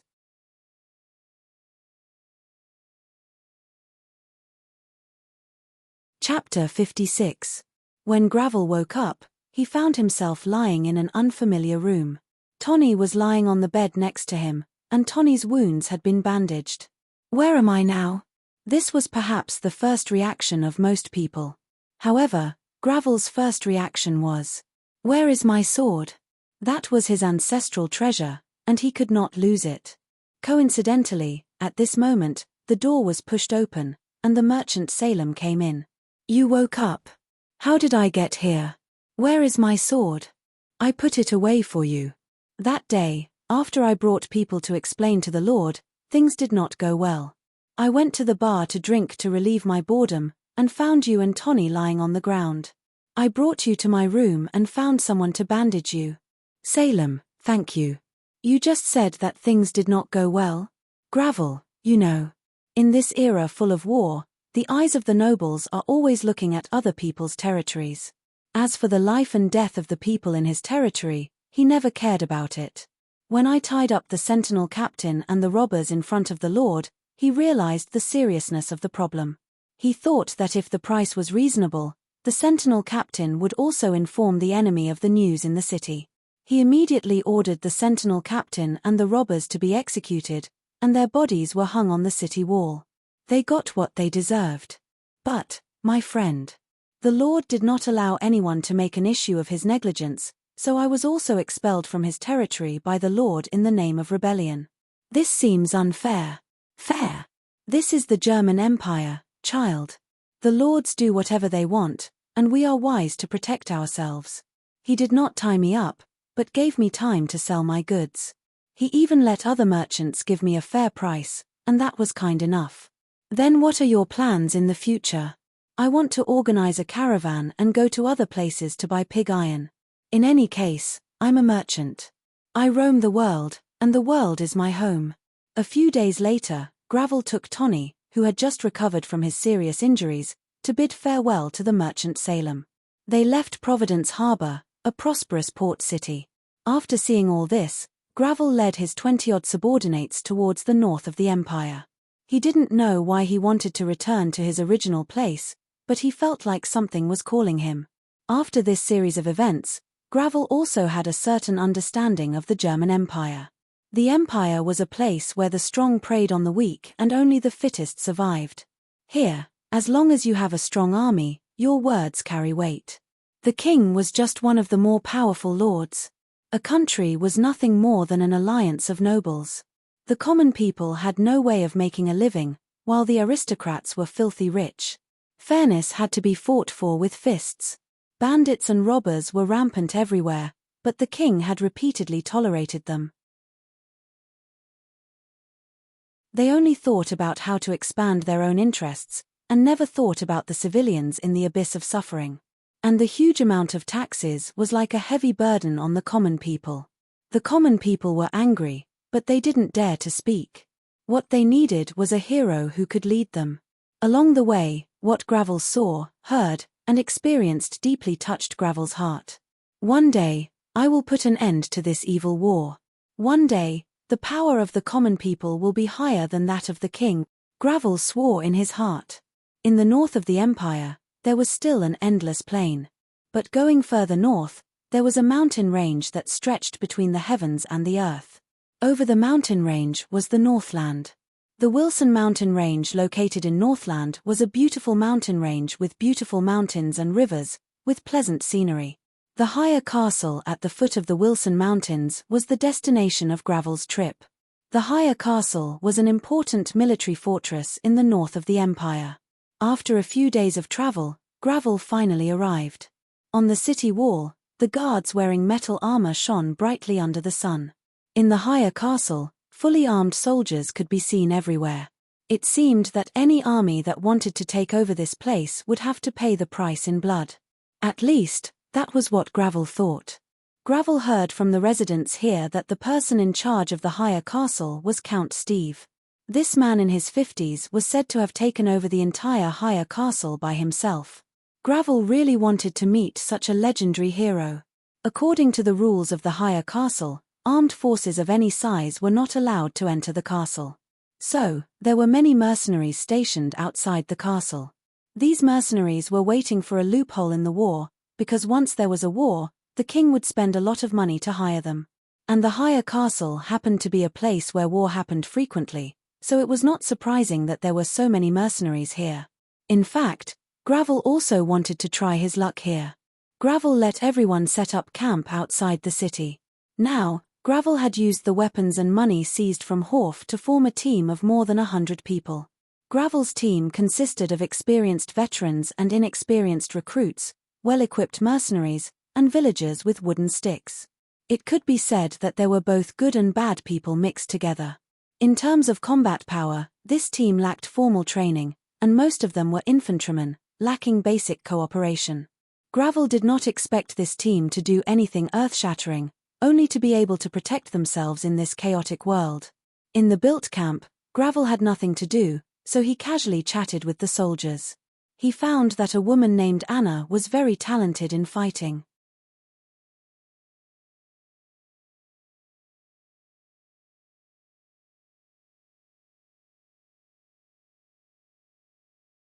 Chapter 57. After confronting the tiger for a short while, Gravel lost all his confidence. Gravel chose to run away, but the tiger pounced on him even faster. It seems that cowardice can sometimes harm a person. In fact, Gravel wanted to buy more time so that Darlena could escape further away. "Come on, you stupid tiger. Catch me if you have the guts," Gravel said as he ran. Although the tiger did not understand human language, it seemed to understand that the human in front of it was laughing at it. The tiger used all its strength and jumped towards Gravel. Gravel was caught off guard and was pressed to the ground by the tiger. "It's over." Gravel felt like his ribs were broken.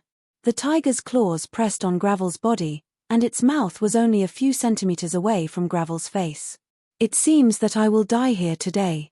Gravel closed his eyes and waited for Azrael's arrival.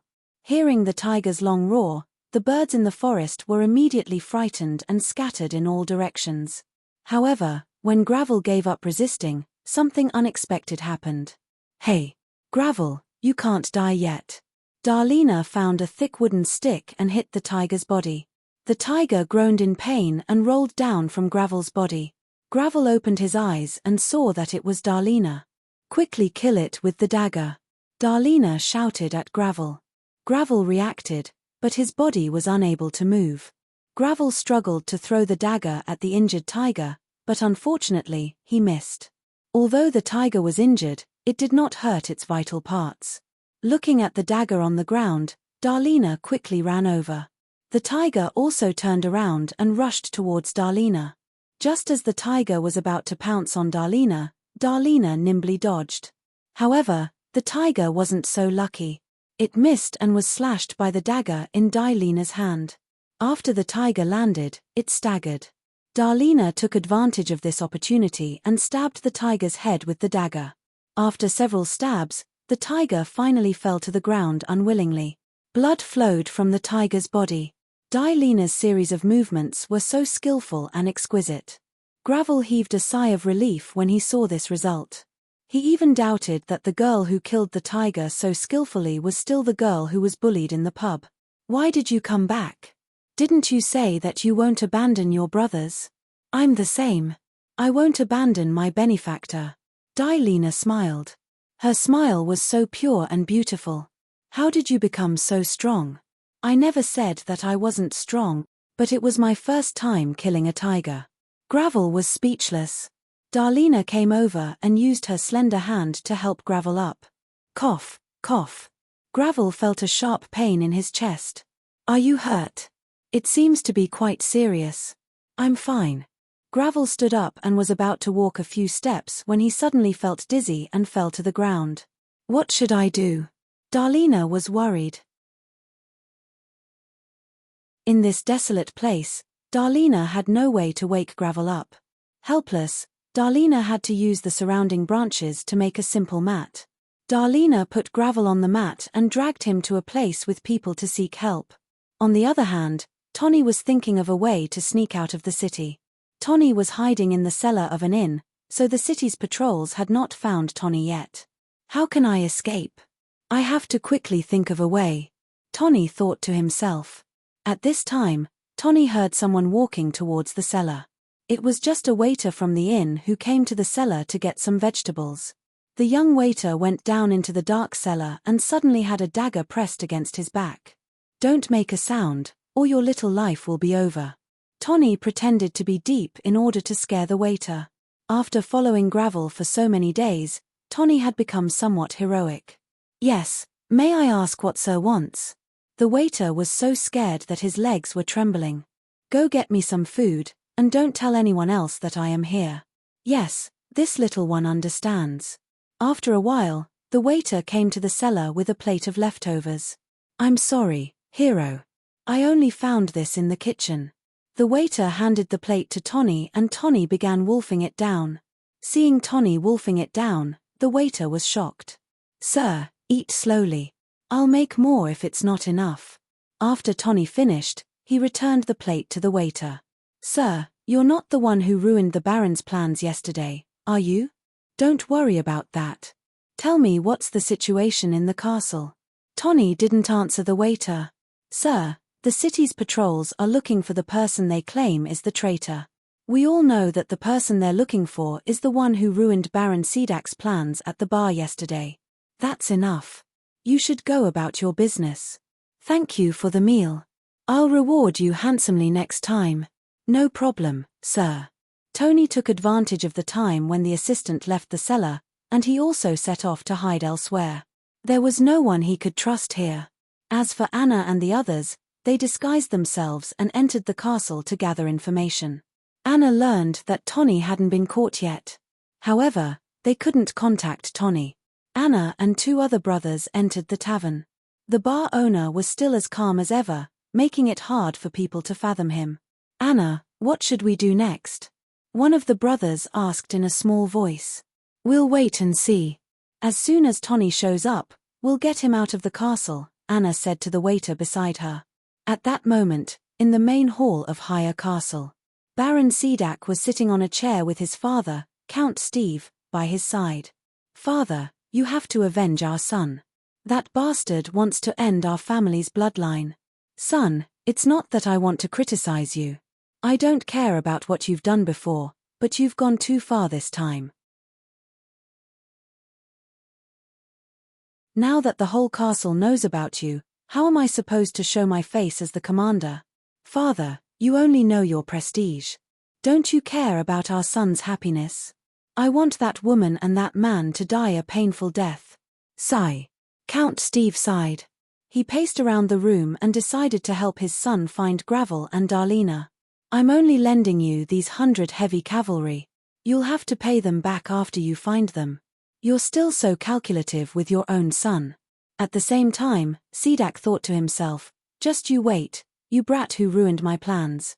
I'll make you wish you were dead.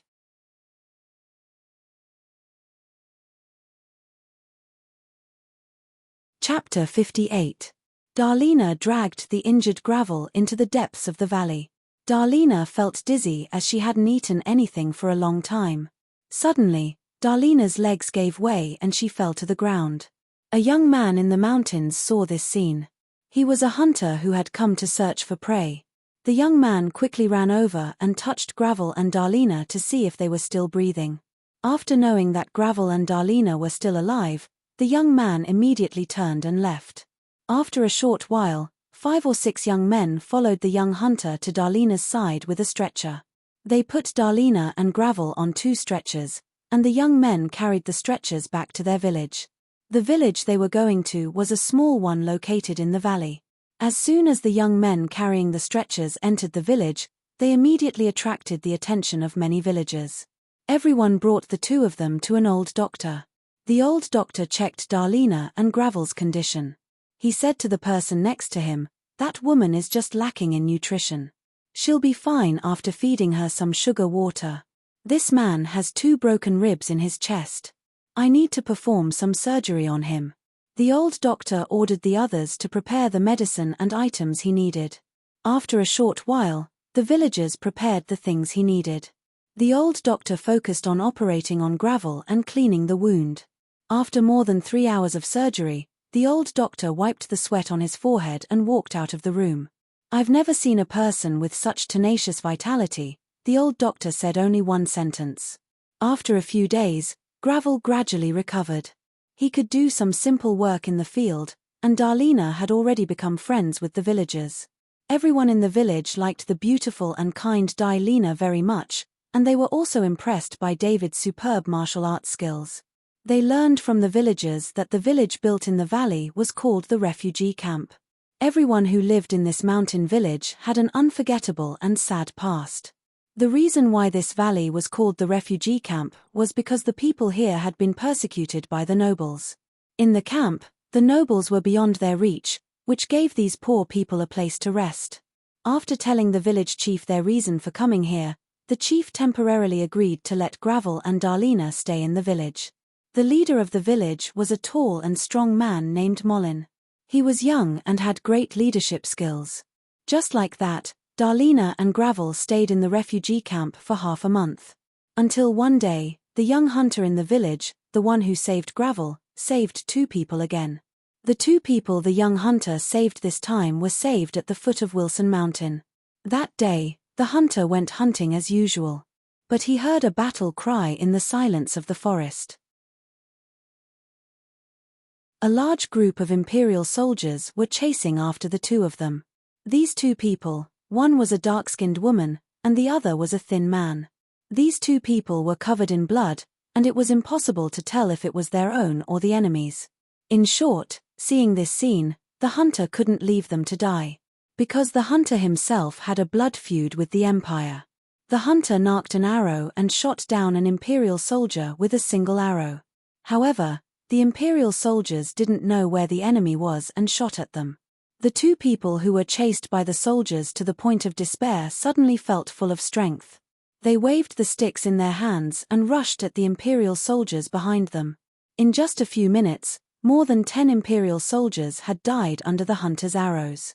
When the other Imperial soldiers saw the enemy's reinforcements arrive, they all scattered. They escaped from Wilson Mountain Forest and ran in the direction of Higher Castle. Seeing the pursuers retreat, the two people happily high-fived to celebrate. At this time, the hunter hiding in the depths of the forest came out. He thought for a moment, isn't the enemy of an enemy a friend? Hello, I'm Bethman. Hello, I'm Tony. Thank you for saving us just now. I'm Anna. Anna said. Oh, why were you chased by the Imperial soldiers? Bethman asked. This, seeing that Anna and Tony didn't want to answer, Bethman didn't ask. If you don't mind, why don't you come to my place and sit? Bethman politely invited. Anna and Tony looked at each other and finally decided to go with Bethman. Bethman took Anna and Tony to the refugee camp. At that time, Gravel's injury had just recovered. Darlena took care of Gravel every day, which made Gravel feel embarrassed. Bethman took Anna and Tony directly to Mollin. After Mollin heard about their background, he agreed to let them stay in Wilson Refuge. After arranging a place for Anna and Tony to stay, Bethman also went to do his own things. Tony left the room alone and relaxed in the camp. Where is the master right now? I don't know what to do next. Tony frowned. Gravel was also tired of staying in the room, so Darlena helped him out of the wooden house. Enjoying the cool autumn wind, Gravel felt much better. At this time, Tony saw Gravel accompanied by Darlena. Master. Tony was so excited that he didn't know what to say. I'm Tony, Master. He couldn't care less and shouted. Tony. Gravel turned around and looked at Tony with joy. I'm not hallucinating, am I? Tony happily pinched himself, but it still hurt. Tony, how did you find this place? Tony thought about what happened before and his heart felt heavy. At that time, he was still in Higher Castle, and the castle was full of people trying to capture him. With no one to rely on, Tony fled to the tavern. After the tavern owner saw Tony, he promised to protect Tony's safety. Tony didn't think too much at the time, but after a while, the Imperial soldiers surrounded the tavern. Anna, who was still in the tavern at the time, noticed that something was wrong and guessed that Tony might also be in the tavern. Sure enough, Tony was taken out of the tavern by the soldiers. Tony cursed the tavern owner for being a shameless villain. Anna and two other brothers immediately rushed up and clashed with the Imperial soldiers. In the conflict, the two brothers who came with Anna were killed. Anna and Tony fled Higher Castle with great difficulty, with a large number of soldiers chasing after them. They followed Gravel's escape route and fled to the Wilson Mountains. After that, the scene of Bethman saving them happened. Gravel held Tony's hand and said, "It's good that you're back. Master, what about you? How did you get hurt?" Gravel also told Tony what happened to him. Just like that, the two chatted until late at night. Gravel drank some wine behind Darlena's back, even though the doctor and Darlena didn't allow him to do so. What about our mercenary team? Cedak won't let them go. Don't worry, Master, he won't find them. I'll definitely teach that Cedak a lesson. Just wait and see, Tony. Master, I'll support you no matter what. That night, Gravel made an important decision in his life.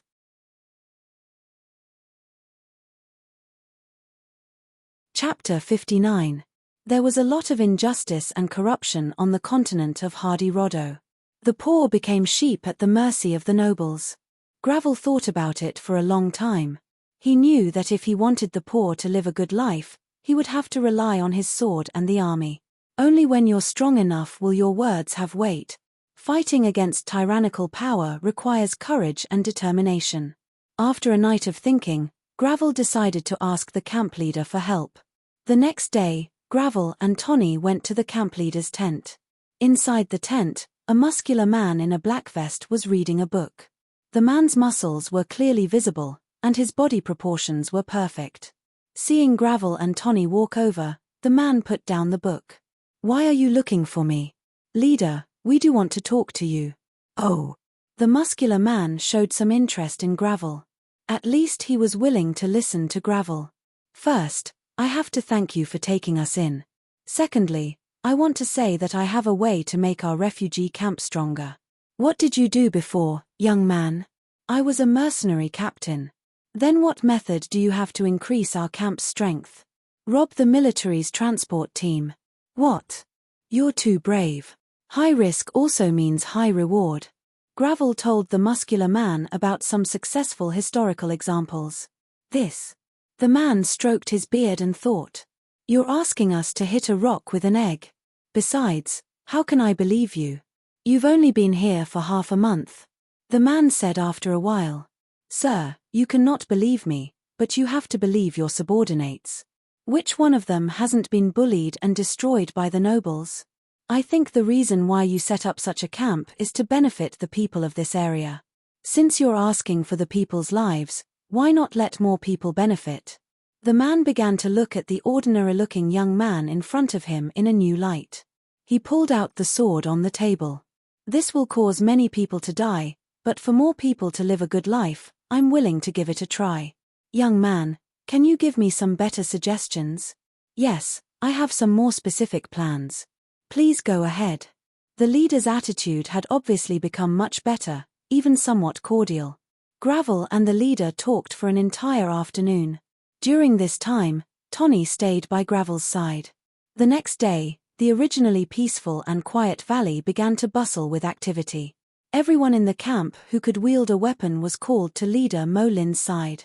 The autumn wind in the Wilson forest carried a faint earthy fragrance, without the slightest hint of coolness. Leader Mollin stood on top of a high platform, looking down at the poor people who trusted him. "Brothers and sisters, I have gathered all of you here today to announce two things. The first thing is that the 4 people behind me will officially become members of our refugee camp." Mollin introduced Gravel and the others to the people below the stage. "The second thing is that from today onwards, we will be completely at odds with the nobles of the German Empire. We will no longer be like before, only hiding in the valley. We will give these ruthless German nobles a heavy blow. The glory of our Wilson forest will shine on every piece of land in the Northland." When they heard Mollin announce the second thing, the people below were in an uproar. There were many discussions. Some expressed their approval, some were hesitant, and some were resolute in their opposition. Seeing the attitudes of the people below, Mollin's attitude was very firm. Most people's attitudes were actually hesitant because they were afraid. They did not dare to resist the tyrannical power. After the gathering, Mollin assigned the people below to their respective positions. Gravel followed Mollin to the temporary command tent. "Gravel, although my people have agreed to resist the tyranny of the Empire, they are not united. When the time comes, there will be very few people who will truly follow us." Mollin and Gravel sat facing each other at the table. "Lord Mollin, those people are hesitating because they are afraid that if we fail, their lives will be in danger. What we need the most now is a victory, so our first battle is very important. In this battle, we need to give those who join us enough confidence, and also spread the name of our Wilson forest. I know that our first battle is very important, but where should we start? Lord Mollin, I can ask around Seaside Castle to see if there are any Empire transport caravans passing by recently. I can also bring my mercenaries to the valley while I'm at it. Gravel, I believe in you." Mollin patted Gravel's shoulder. After leaving Mollin's tent, Gravel found Tony. After telling Tony the specific plan, the two of them simply packed their luggage. Then, The two of them left the refugee camp and rushed to the outskirts of Seaside Castle. Outside the city, there was still an endless stretch of camps. As far as the eye could see, there were mercenaries' tents everywhere. "It's the Empire's regular army, Lord," Tony whispered to Gravel. "Looks like they've tightened their management of the outskirts of the city. We have to be careful." Gravel pulled down the black hood on his head and lowered his head slightly to avoid the patrolling Empire's regular army. After arriving at the mercenary camp outside the city, Gravel and Tony entered the tent. Due to Gravel's departure, many of the mercenaries had left, and there were only about 40 of them left. These 40 people had a good relationship with Gravel, and were very loyal. Among them was a middle-aged uncle called Highball. Highball was usually in charge of the meals of these people who stayed behind, and was also in charge of taking care of Gravel's property. When Gravel saw Highball offer up his ancestral longsword with both hands, he couldn't help but feel a trace of excitement in his heart. "Highball, thank you so much. You're too polite, Lord. I'm just a middle-aged man with no one to rely on. If it weren't for Lord's employment, how would I survive? All right, you'll follow me from now on. I'll pay you double.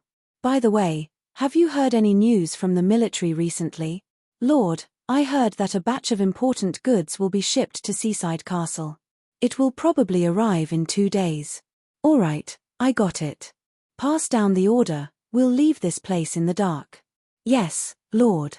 Then, Gravel handed the flag with the Black Eagle pattern to Tony. "Take it, it will be the soul of our group." "Don't worry, Lord."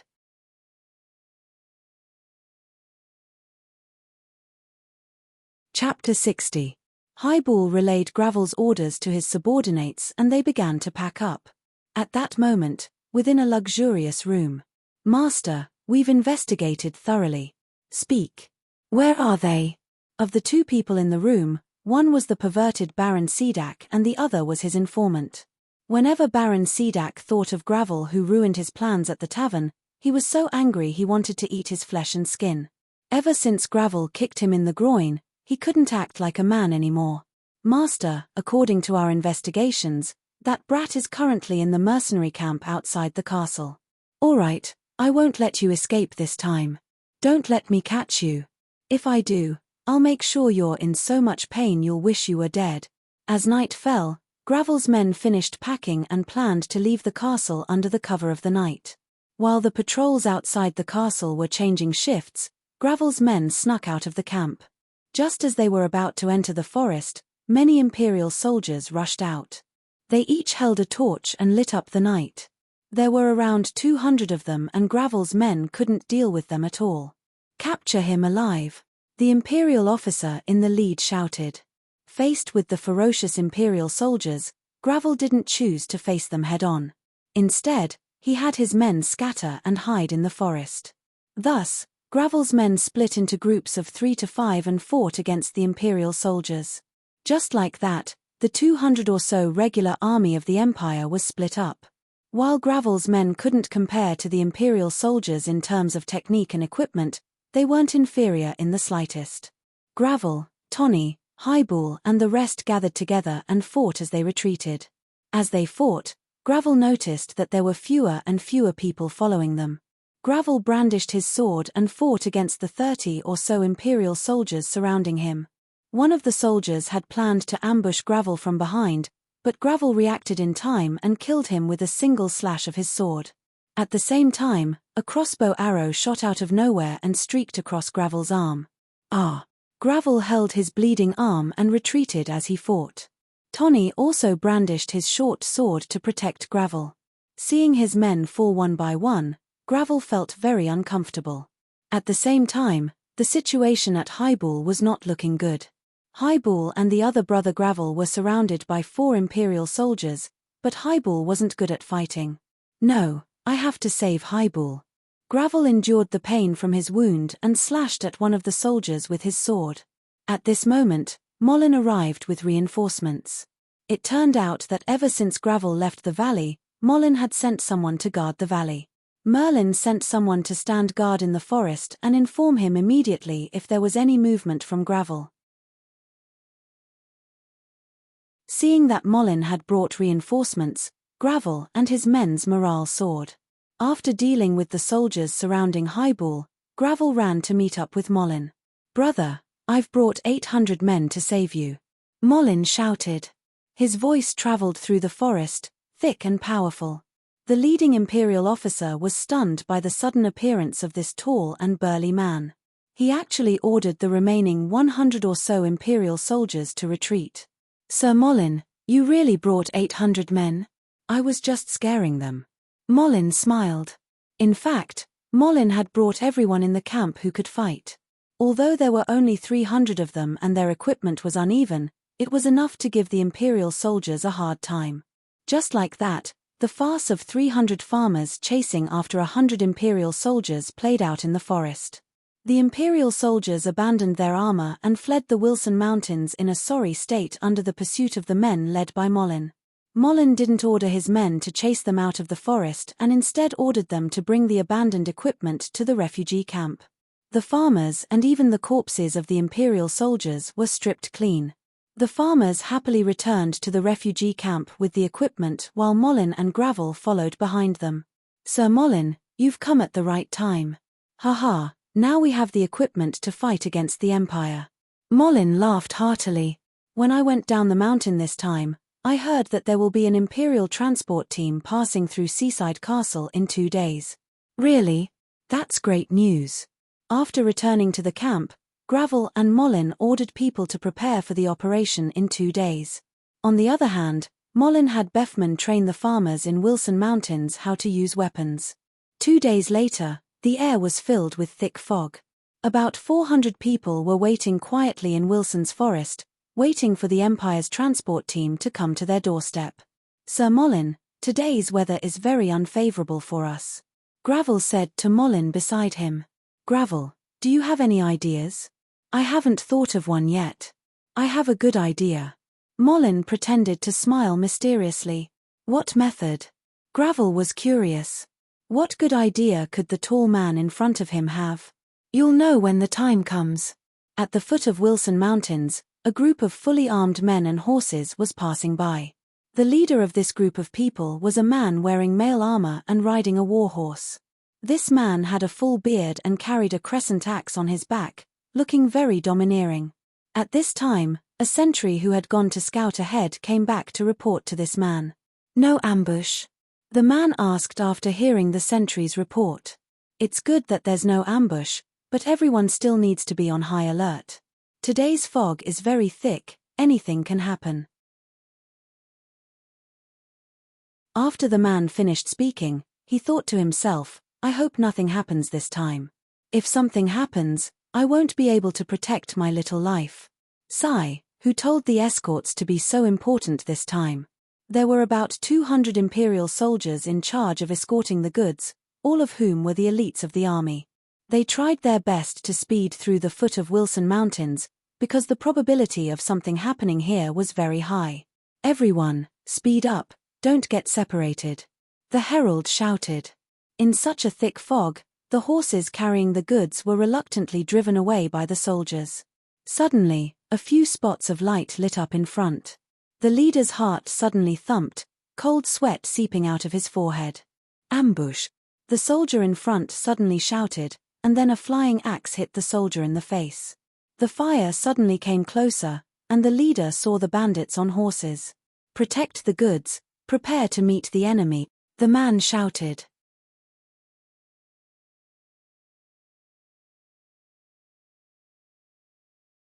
Chapter 61. The Imperial soldiers got into formation and formed a circle with shields to protect the goods. However, these bandits were too fast. In the blink of an eye, they rushed into the defensive circle of the Imperial soldiers. Because this group of Imperial soldiers was not equipped with many spears, they were not very good at dealing with mounted bandits. "Cut the ropes," the tall bandit leader ordered. After receiving the order, the bandits threw their torches at the Imperial soldiers and the workhorses. The workhorses and men were frightened, and the Imperial soldiers' formation was immediately disrupted. The Imperial knights at the back could not stand it anymore. They urged their horses to chase after the bandits. However, The bandits shouted at each other and ran into the dense forest. "Don't chase! Come back!" The leading officer suddenly realized that this was the enemy's plan to lure the enemy away from the mountain. However, the knights did not listen to his orders at all. They chased after the bandits into the forest. When the knights ran into the dense forest, they were separated from each other. In addition to the fog, they could only fight on their own. Most of them were not familiar with the terrain, so they lost their way in the forest.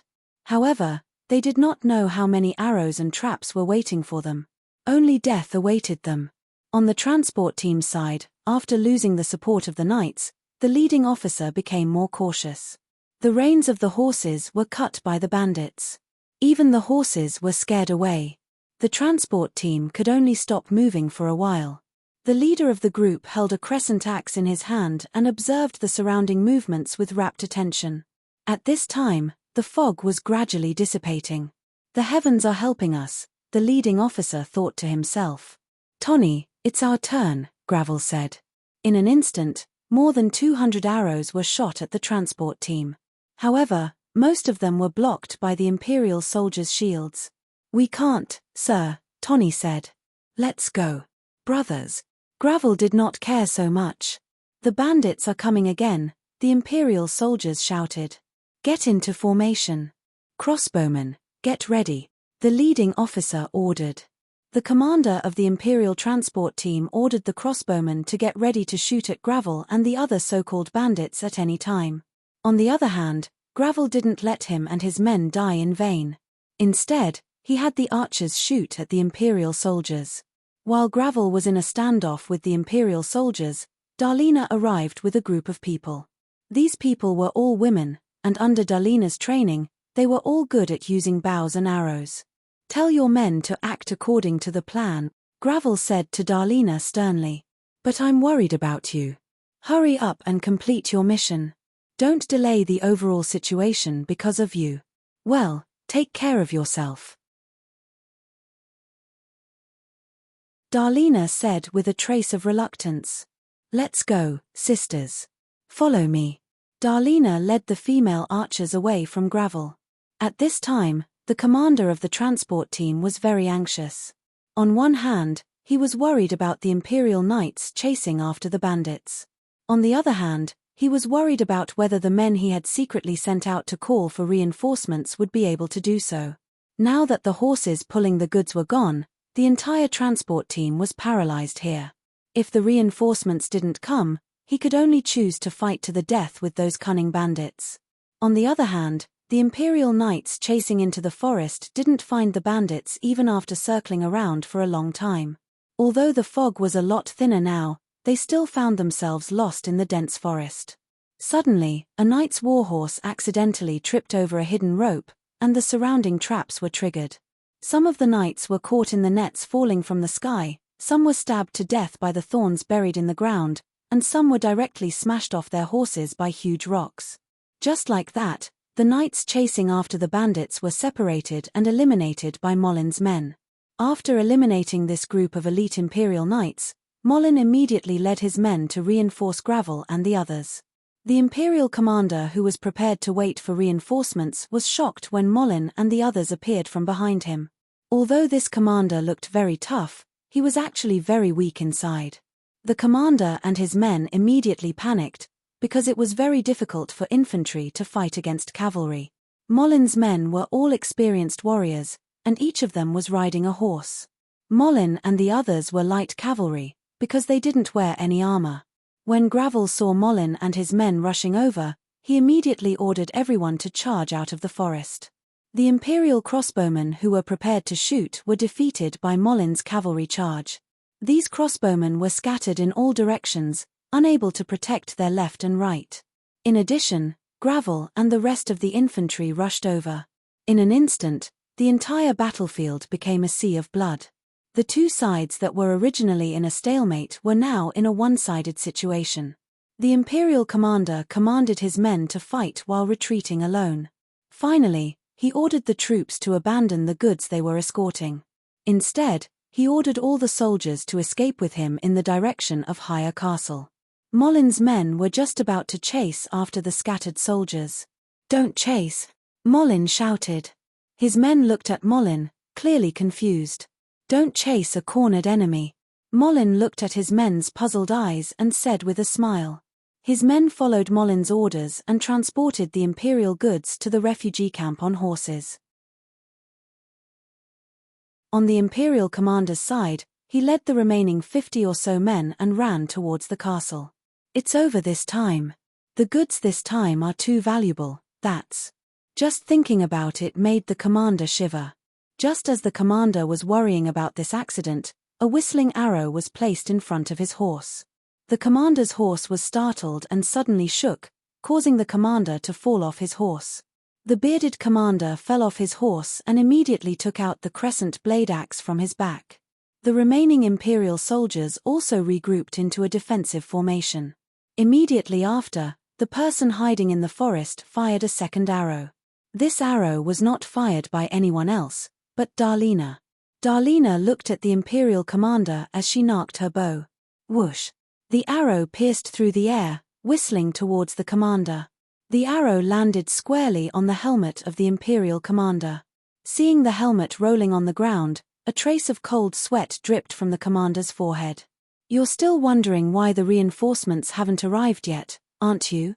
Darlena walked out of the forest and walked in front of the commander. Then, Darlena waved her hand towards the forest. Several women with longbows on their backs escorted the 3 tied-up Imperial soldiers out. When the Imperial commander saw the 3 soldiers, he immediately understood. These bandits were not ordinary. The commander couldn't help but admire them, but it was too late.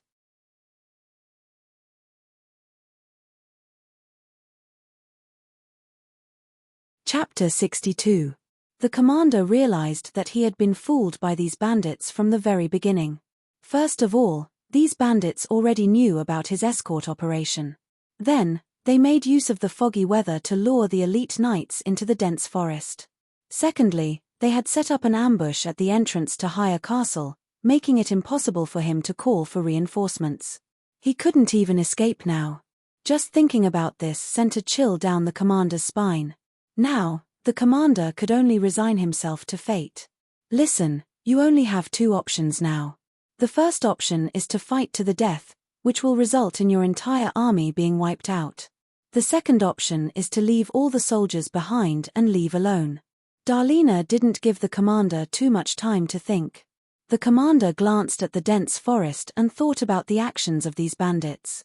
These bandits are too powerful. I wonder what other tricks they have up their sleeves for me. The commander thought to himself. All right, I'll choose the second option. Let me go, and you can do whatever you want with these soldiers. The commander said. The remaining soldiers all looked at their commander. They didn't expect their commander to betray his subordinates in order to escape. Most of the soldiers' hearts sank, and they lost their will to fight. You can go now. Darlena waved her hand towards the dense forest, indicating for the commander to leave. The commander ran towards Higher Castle, not even bothering to pick up his helmet and weapon that had fallen to the ground.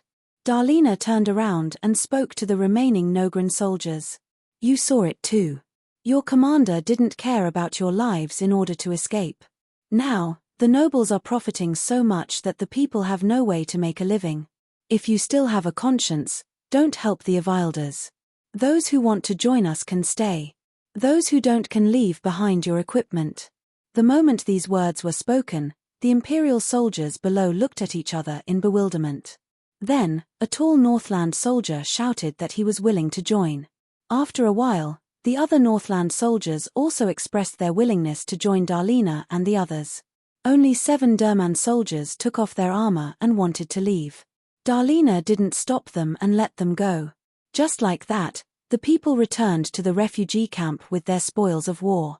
Lord Merlin, your plan this time was too successful, Gravel said happily. Everyone cooperated well. Mollin appeared to be very modest. Sir, can you guess what goods we've robbed this time? At this moment, Bethman ran over happily and said. What is it? Gold. 8 full chests of gold. It seems like we've intercepted the supplies that were being transported to Higher Castle. The military won't let it go so easily, Gravel said. Lord Merlin, What should we do next? Bethman asked. What we need to do next is, Merlin said thoughtfully, give the gold to the poor.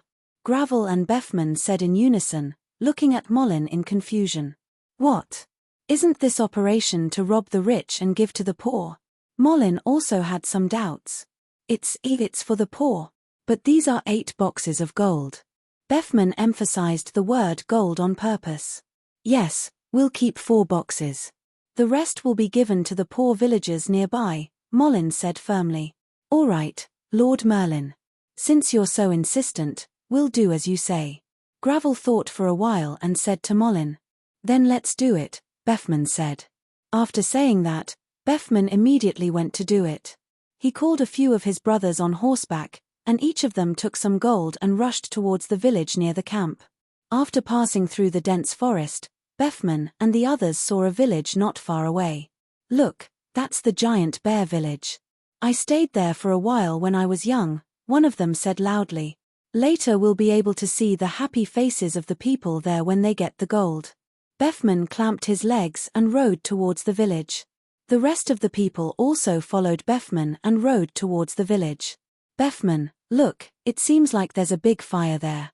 Bethman stopped his horse and looked towards the place where Gravel was pointing. Indeed, there was thick smoke rising from there. It looks like bandits. Gravel brothers, be alert. Bethman said. The few Gravel brothers pulled out their weapons. Brothers, let's go. Bethman and the others were like lightning streaking across the lush grassland, catching the bandits unprepared. These bandits were just a group of scattered bandits. Altogether there were only 20 or so people. Their equipment was crude, and their clothes were covered in dust. How could these bandits be a match for Bethman and the others who were able to repel the Empire's army? Except for a few bandits who were killed or ran away, the rest of the bandits all knelt on the ground and begged for mercy. Where did you come from? Bethman dismounted from his horse and patted the dust off his clothes while asking one of the bandits who was kneeling on the ground. Lord, we came from Higher Castle. We were originally ordinary farmers, but we couldn't bear the heavy taxes of the nobles, so we ran out to become bandits. Lord, this is our first offense, please spare us. The bandit begged. Bethman carefully sized up the bandit. The bandit had rough skin and his hands were full of calluses. With one look, one could tell that he often worked in the fields. All right, just as Bethman was about to let the bandits go, an old man quickly walked out from the dilapidated house.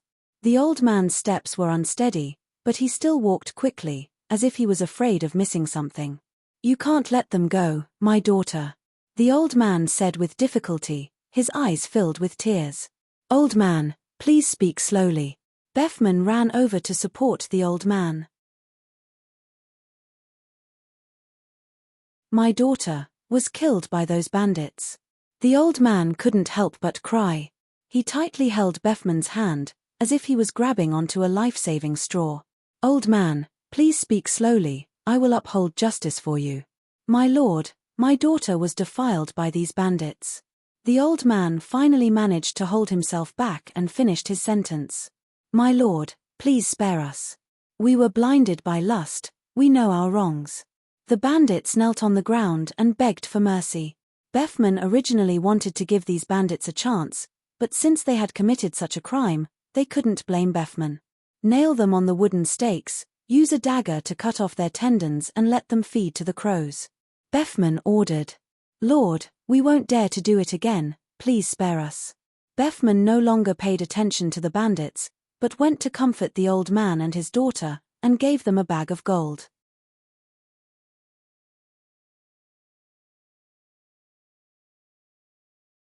Chapter 63. The old man was very grateful and held Bethman's hand with tears in his eyes. Never in his wildest dreams would he have thought that someone would stand up for a commoner like him and even give him gold. Soon, the bandits were tied up and nailed to wooden stakes by Bethman's brothers. They were beaten until they were on the brink of death.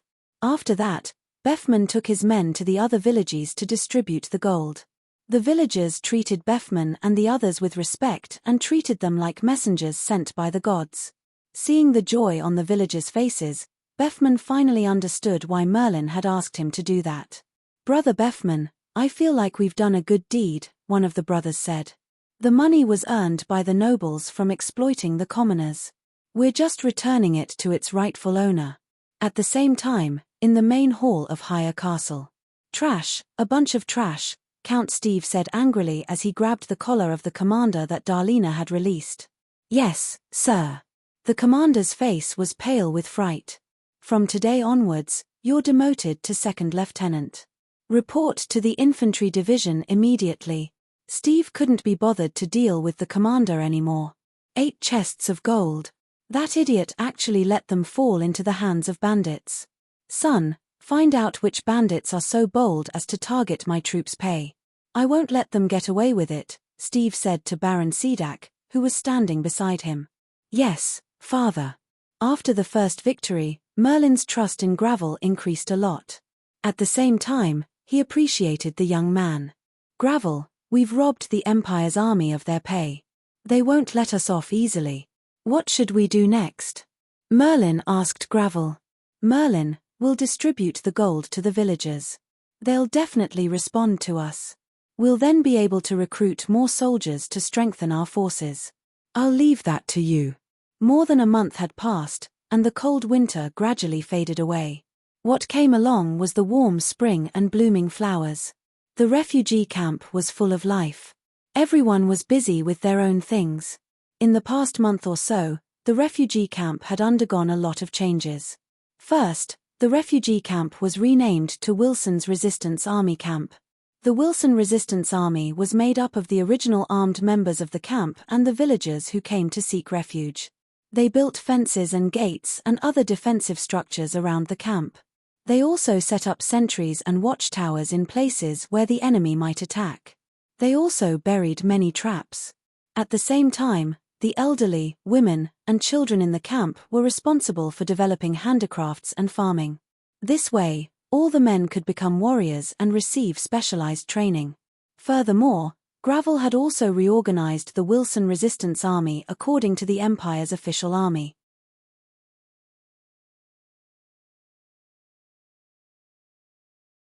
The 800 soldiers of the Empire's infantry regiment walked into the castle under the lead of the officer in charge.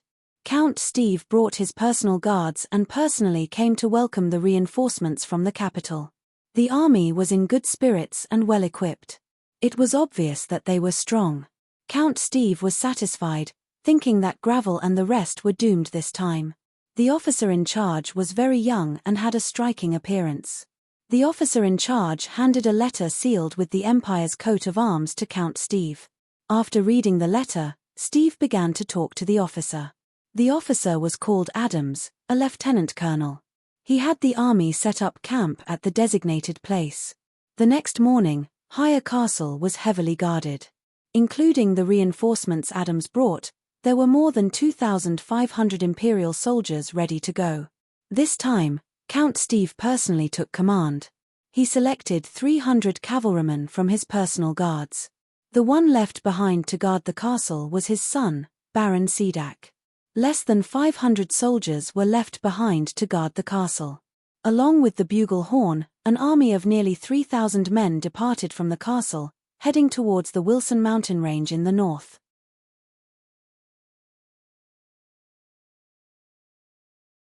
Chapter 64.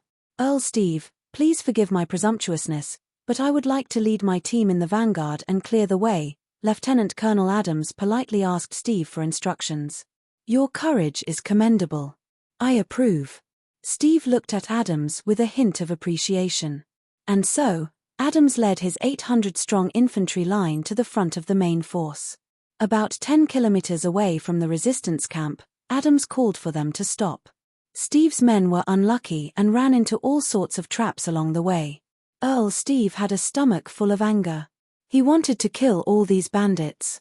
What Steve didn't expect was for Adams to have his men turn around and face Steve's army. Your Excellency, this is the end of your road. Steve was shocked. He naturally understood the meaning of Adams's words, but it was too late. Hundreds of arrows suddenly flew out from both sides of the forest. Many of Steve's men were shot down.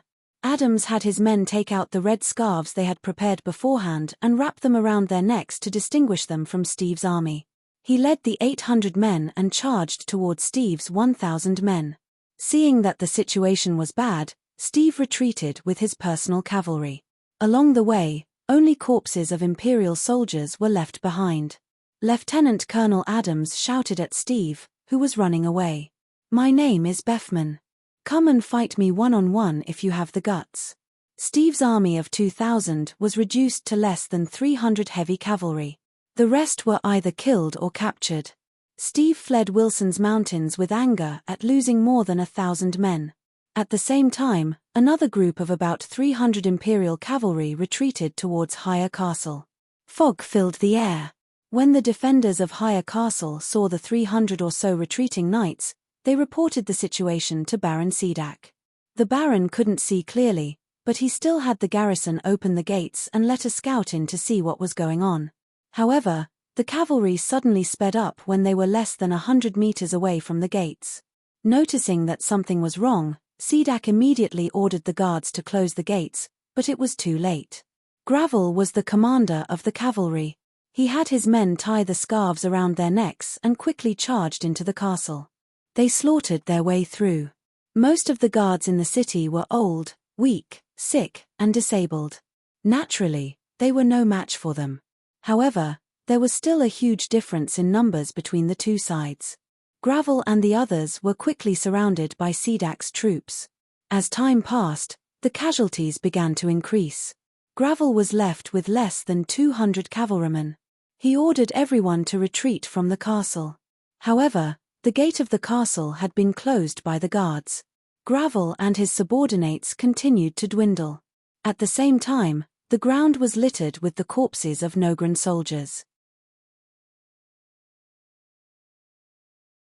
Gravel had less than 100 people left, and Gravel had already begun to fight. His body was covered in blood, but most of it belonged to the enemy. At this moment, the city gate was opened. Gravel saw a rare opportunity and desperately rushed out of the city gate. However, before the cavalrymen could rush out of the city gate, they were shot dead by the archers on the city gate.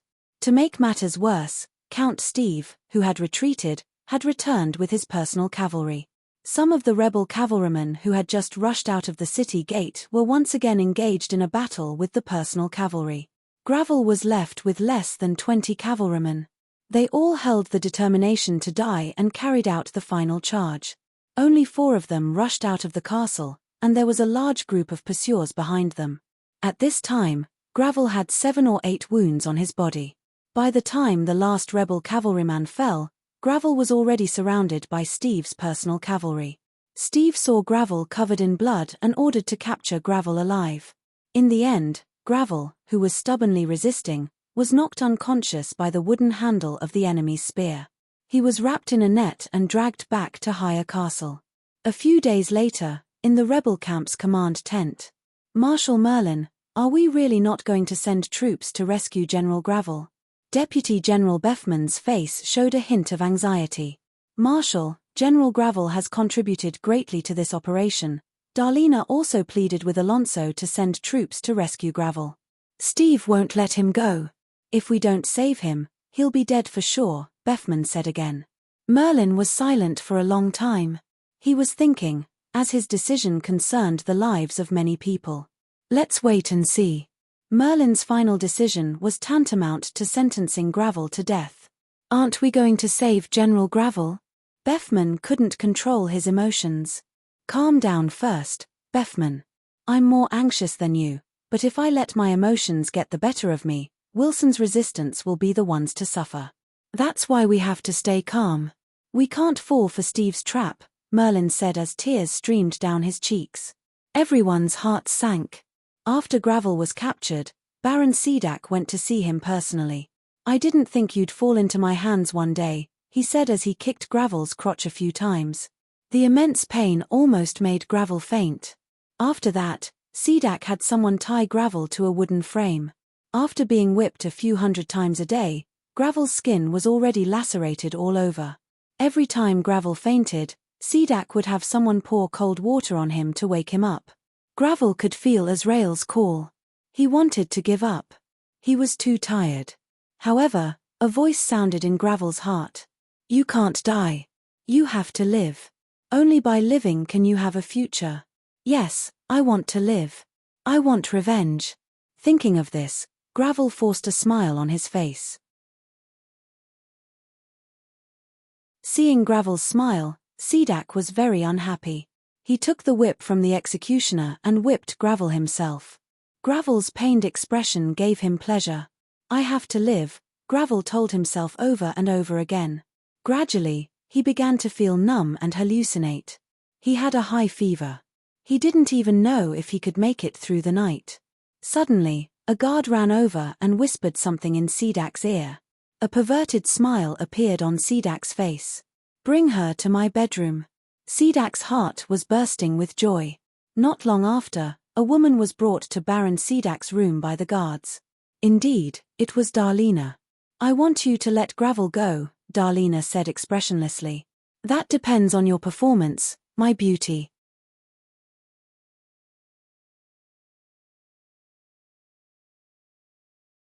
Chapter 65. That day, the Imperial army won a victory, and at night, the Imperial soldiers drank and celebrated, but who knew that the barracks would be attacked by the enemy that night?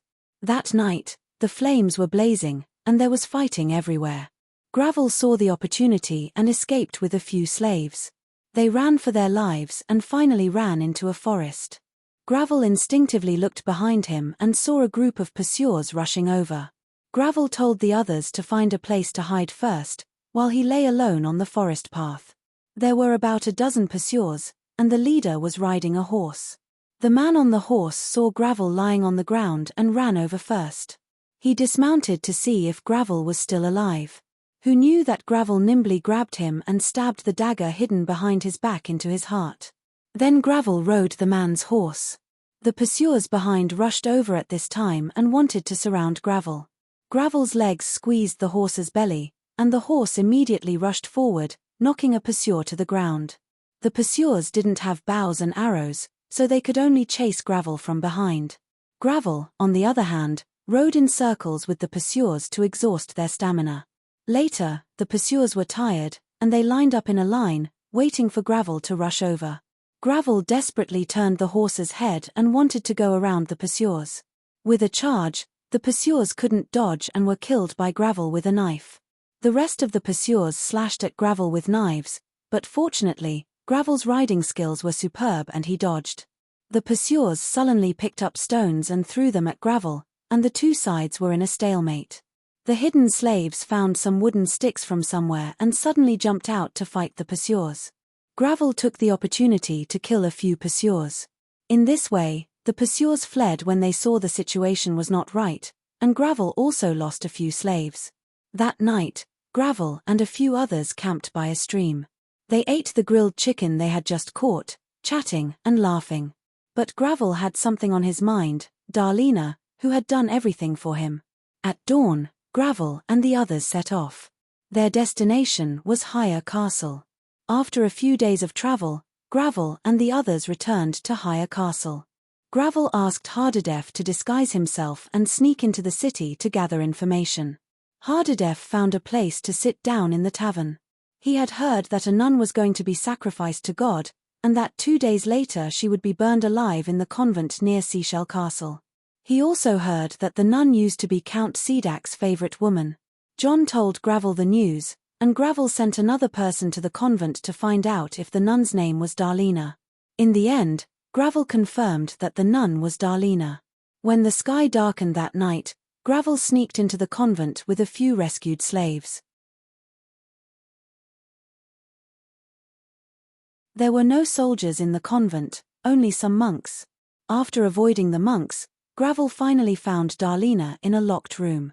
He saw that Darlena's hands and feet were tied with ropes, and Gravel cut the ropes.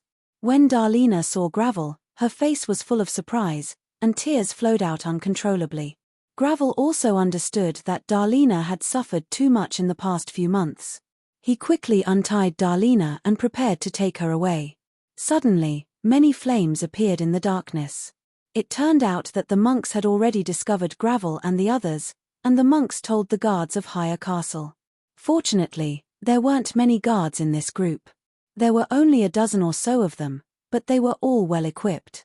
Gravel told John and the others to take Darlena and escape along the pre-planned route, while he stayed behind to deal with the guards.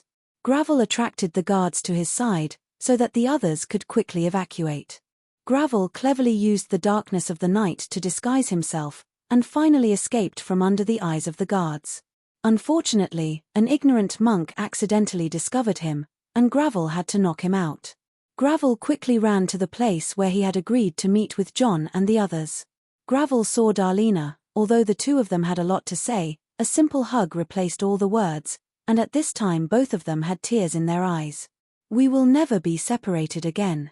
Yes. Darlena had never felt as happy as she did at this moment, as if the previous nightmare was finally over. After Gravel's ruckus, the whole of Higher Castle knew about it. At the same time, the monastery sent more troops to investigate the matter, and Baron Sedak was the person in charge. When he heard Gravel's name again, Sedak was so angry that his beard stood on end, and he ordered for the matter to be investigated. Gravel, on the other hand, quietly returned to the resistance camp with a few men. He couldn't help but feel emotional when he revisited the place. After all, Gravel was a little disappointed in Merlin after being captured. The resistance guard at the gate danced with joy when he saw Gravel. The guard used to follow Gravel and admired Gravel from the bottom of his heart.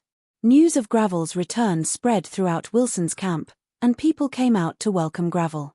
Most of them were Gravel's trusted subordinates, such as Tony, Anna, Haybull, and Bethman. Even Merlin came out to welcome Gravel personally. However, Gravel caught a hint of something on Merlin's face. That night, a grand party was held in Wilson's camp. People sang and danced, chatted, and laughed.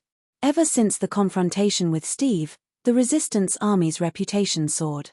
Many people who wanted to rebel against the nobles joined the resistance army, greatly increasing their strength.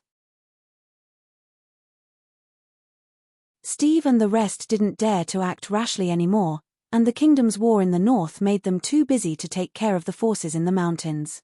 Gravel once again became the general of the resistance army and would continue to lead the cavalry. A few days later, Gravel proposed to Darlena in public. At first, Darlena was surprised and didn't know what to do, but she still agreed. Gravel held a grand wedding ceremony for her, and with everyone's blessings, Gravel and Darlena got together. He knew how much Darlena had sacrificed for him, and he had to be responsible for Darlena. In the blink of an eye, winter came. That year's winter was exceptionally cold. The peasants were hungry and cold, but they had to pay high taxes for the nobles. Many people died in that winter. In order to deepen their rule over the poor, the nobles issued a decree. That was, the nobles had the right to enjoy the first night of any newlywed in their territory. The purpose of this was to reduce the bloodline of the Northland people, so as to deepen the rule of the empire in the Northland. This made the poor hate the nobles to the core, and a wave of resentment slowly accumulated until the day it exploded. You're tuning in to the Celestial War YouTube channel. Don't forget to subscribe and join us on this journey to catch the most captivating stories.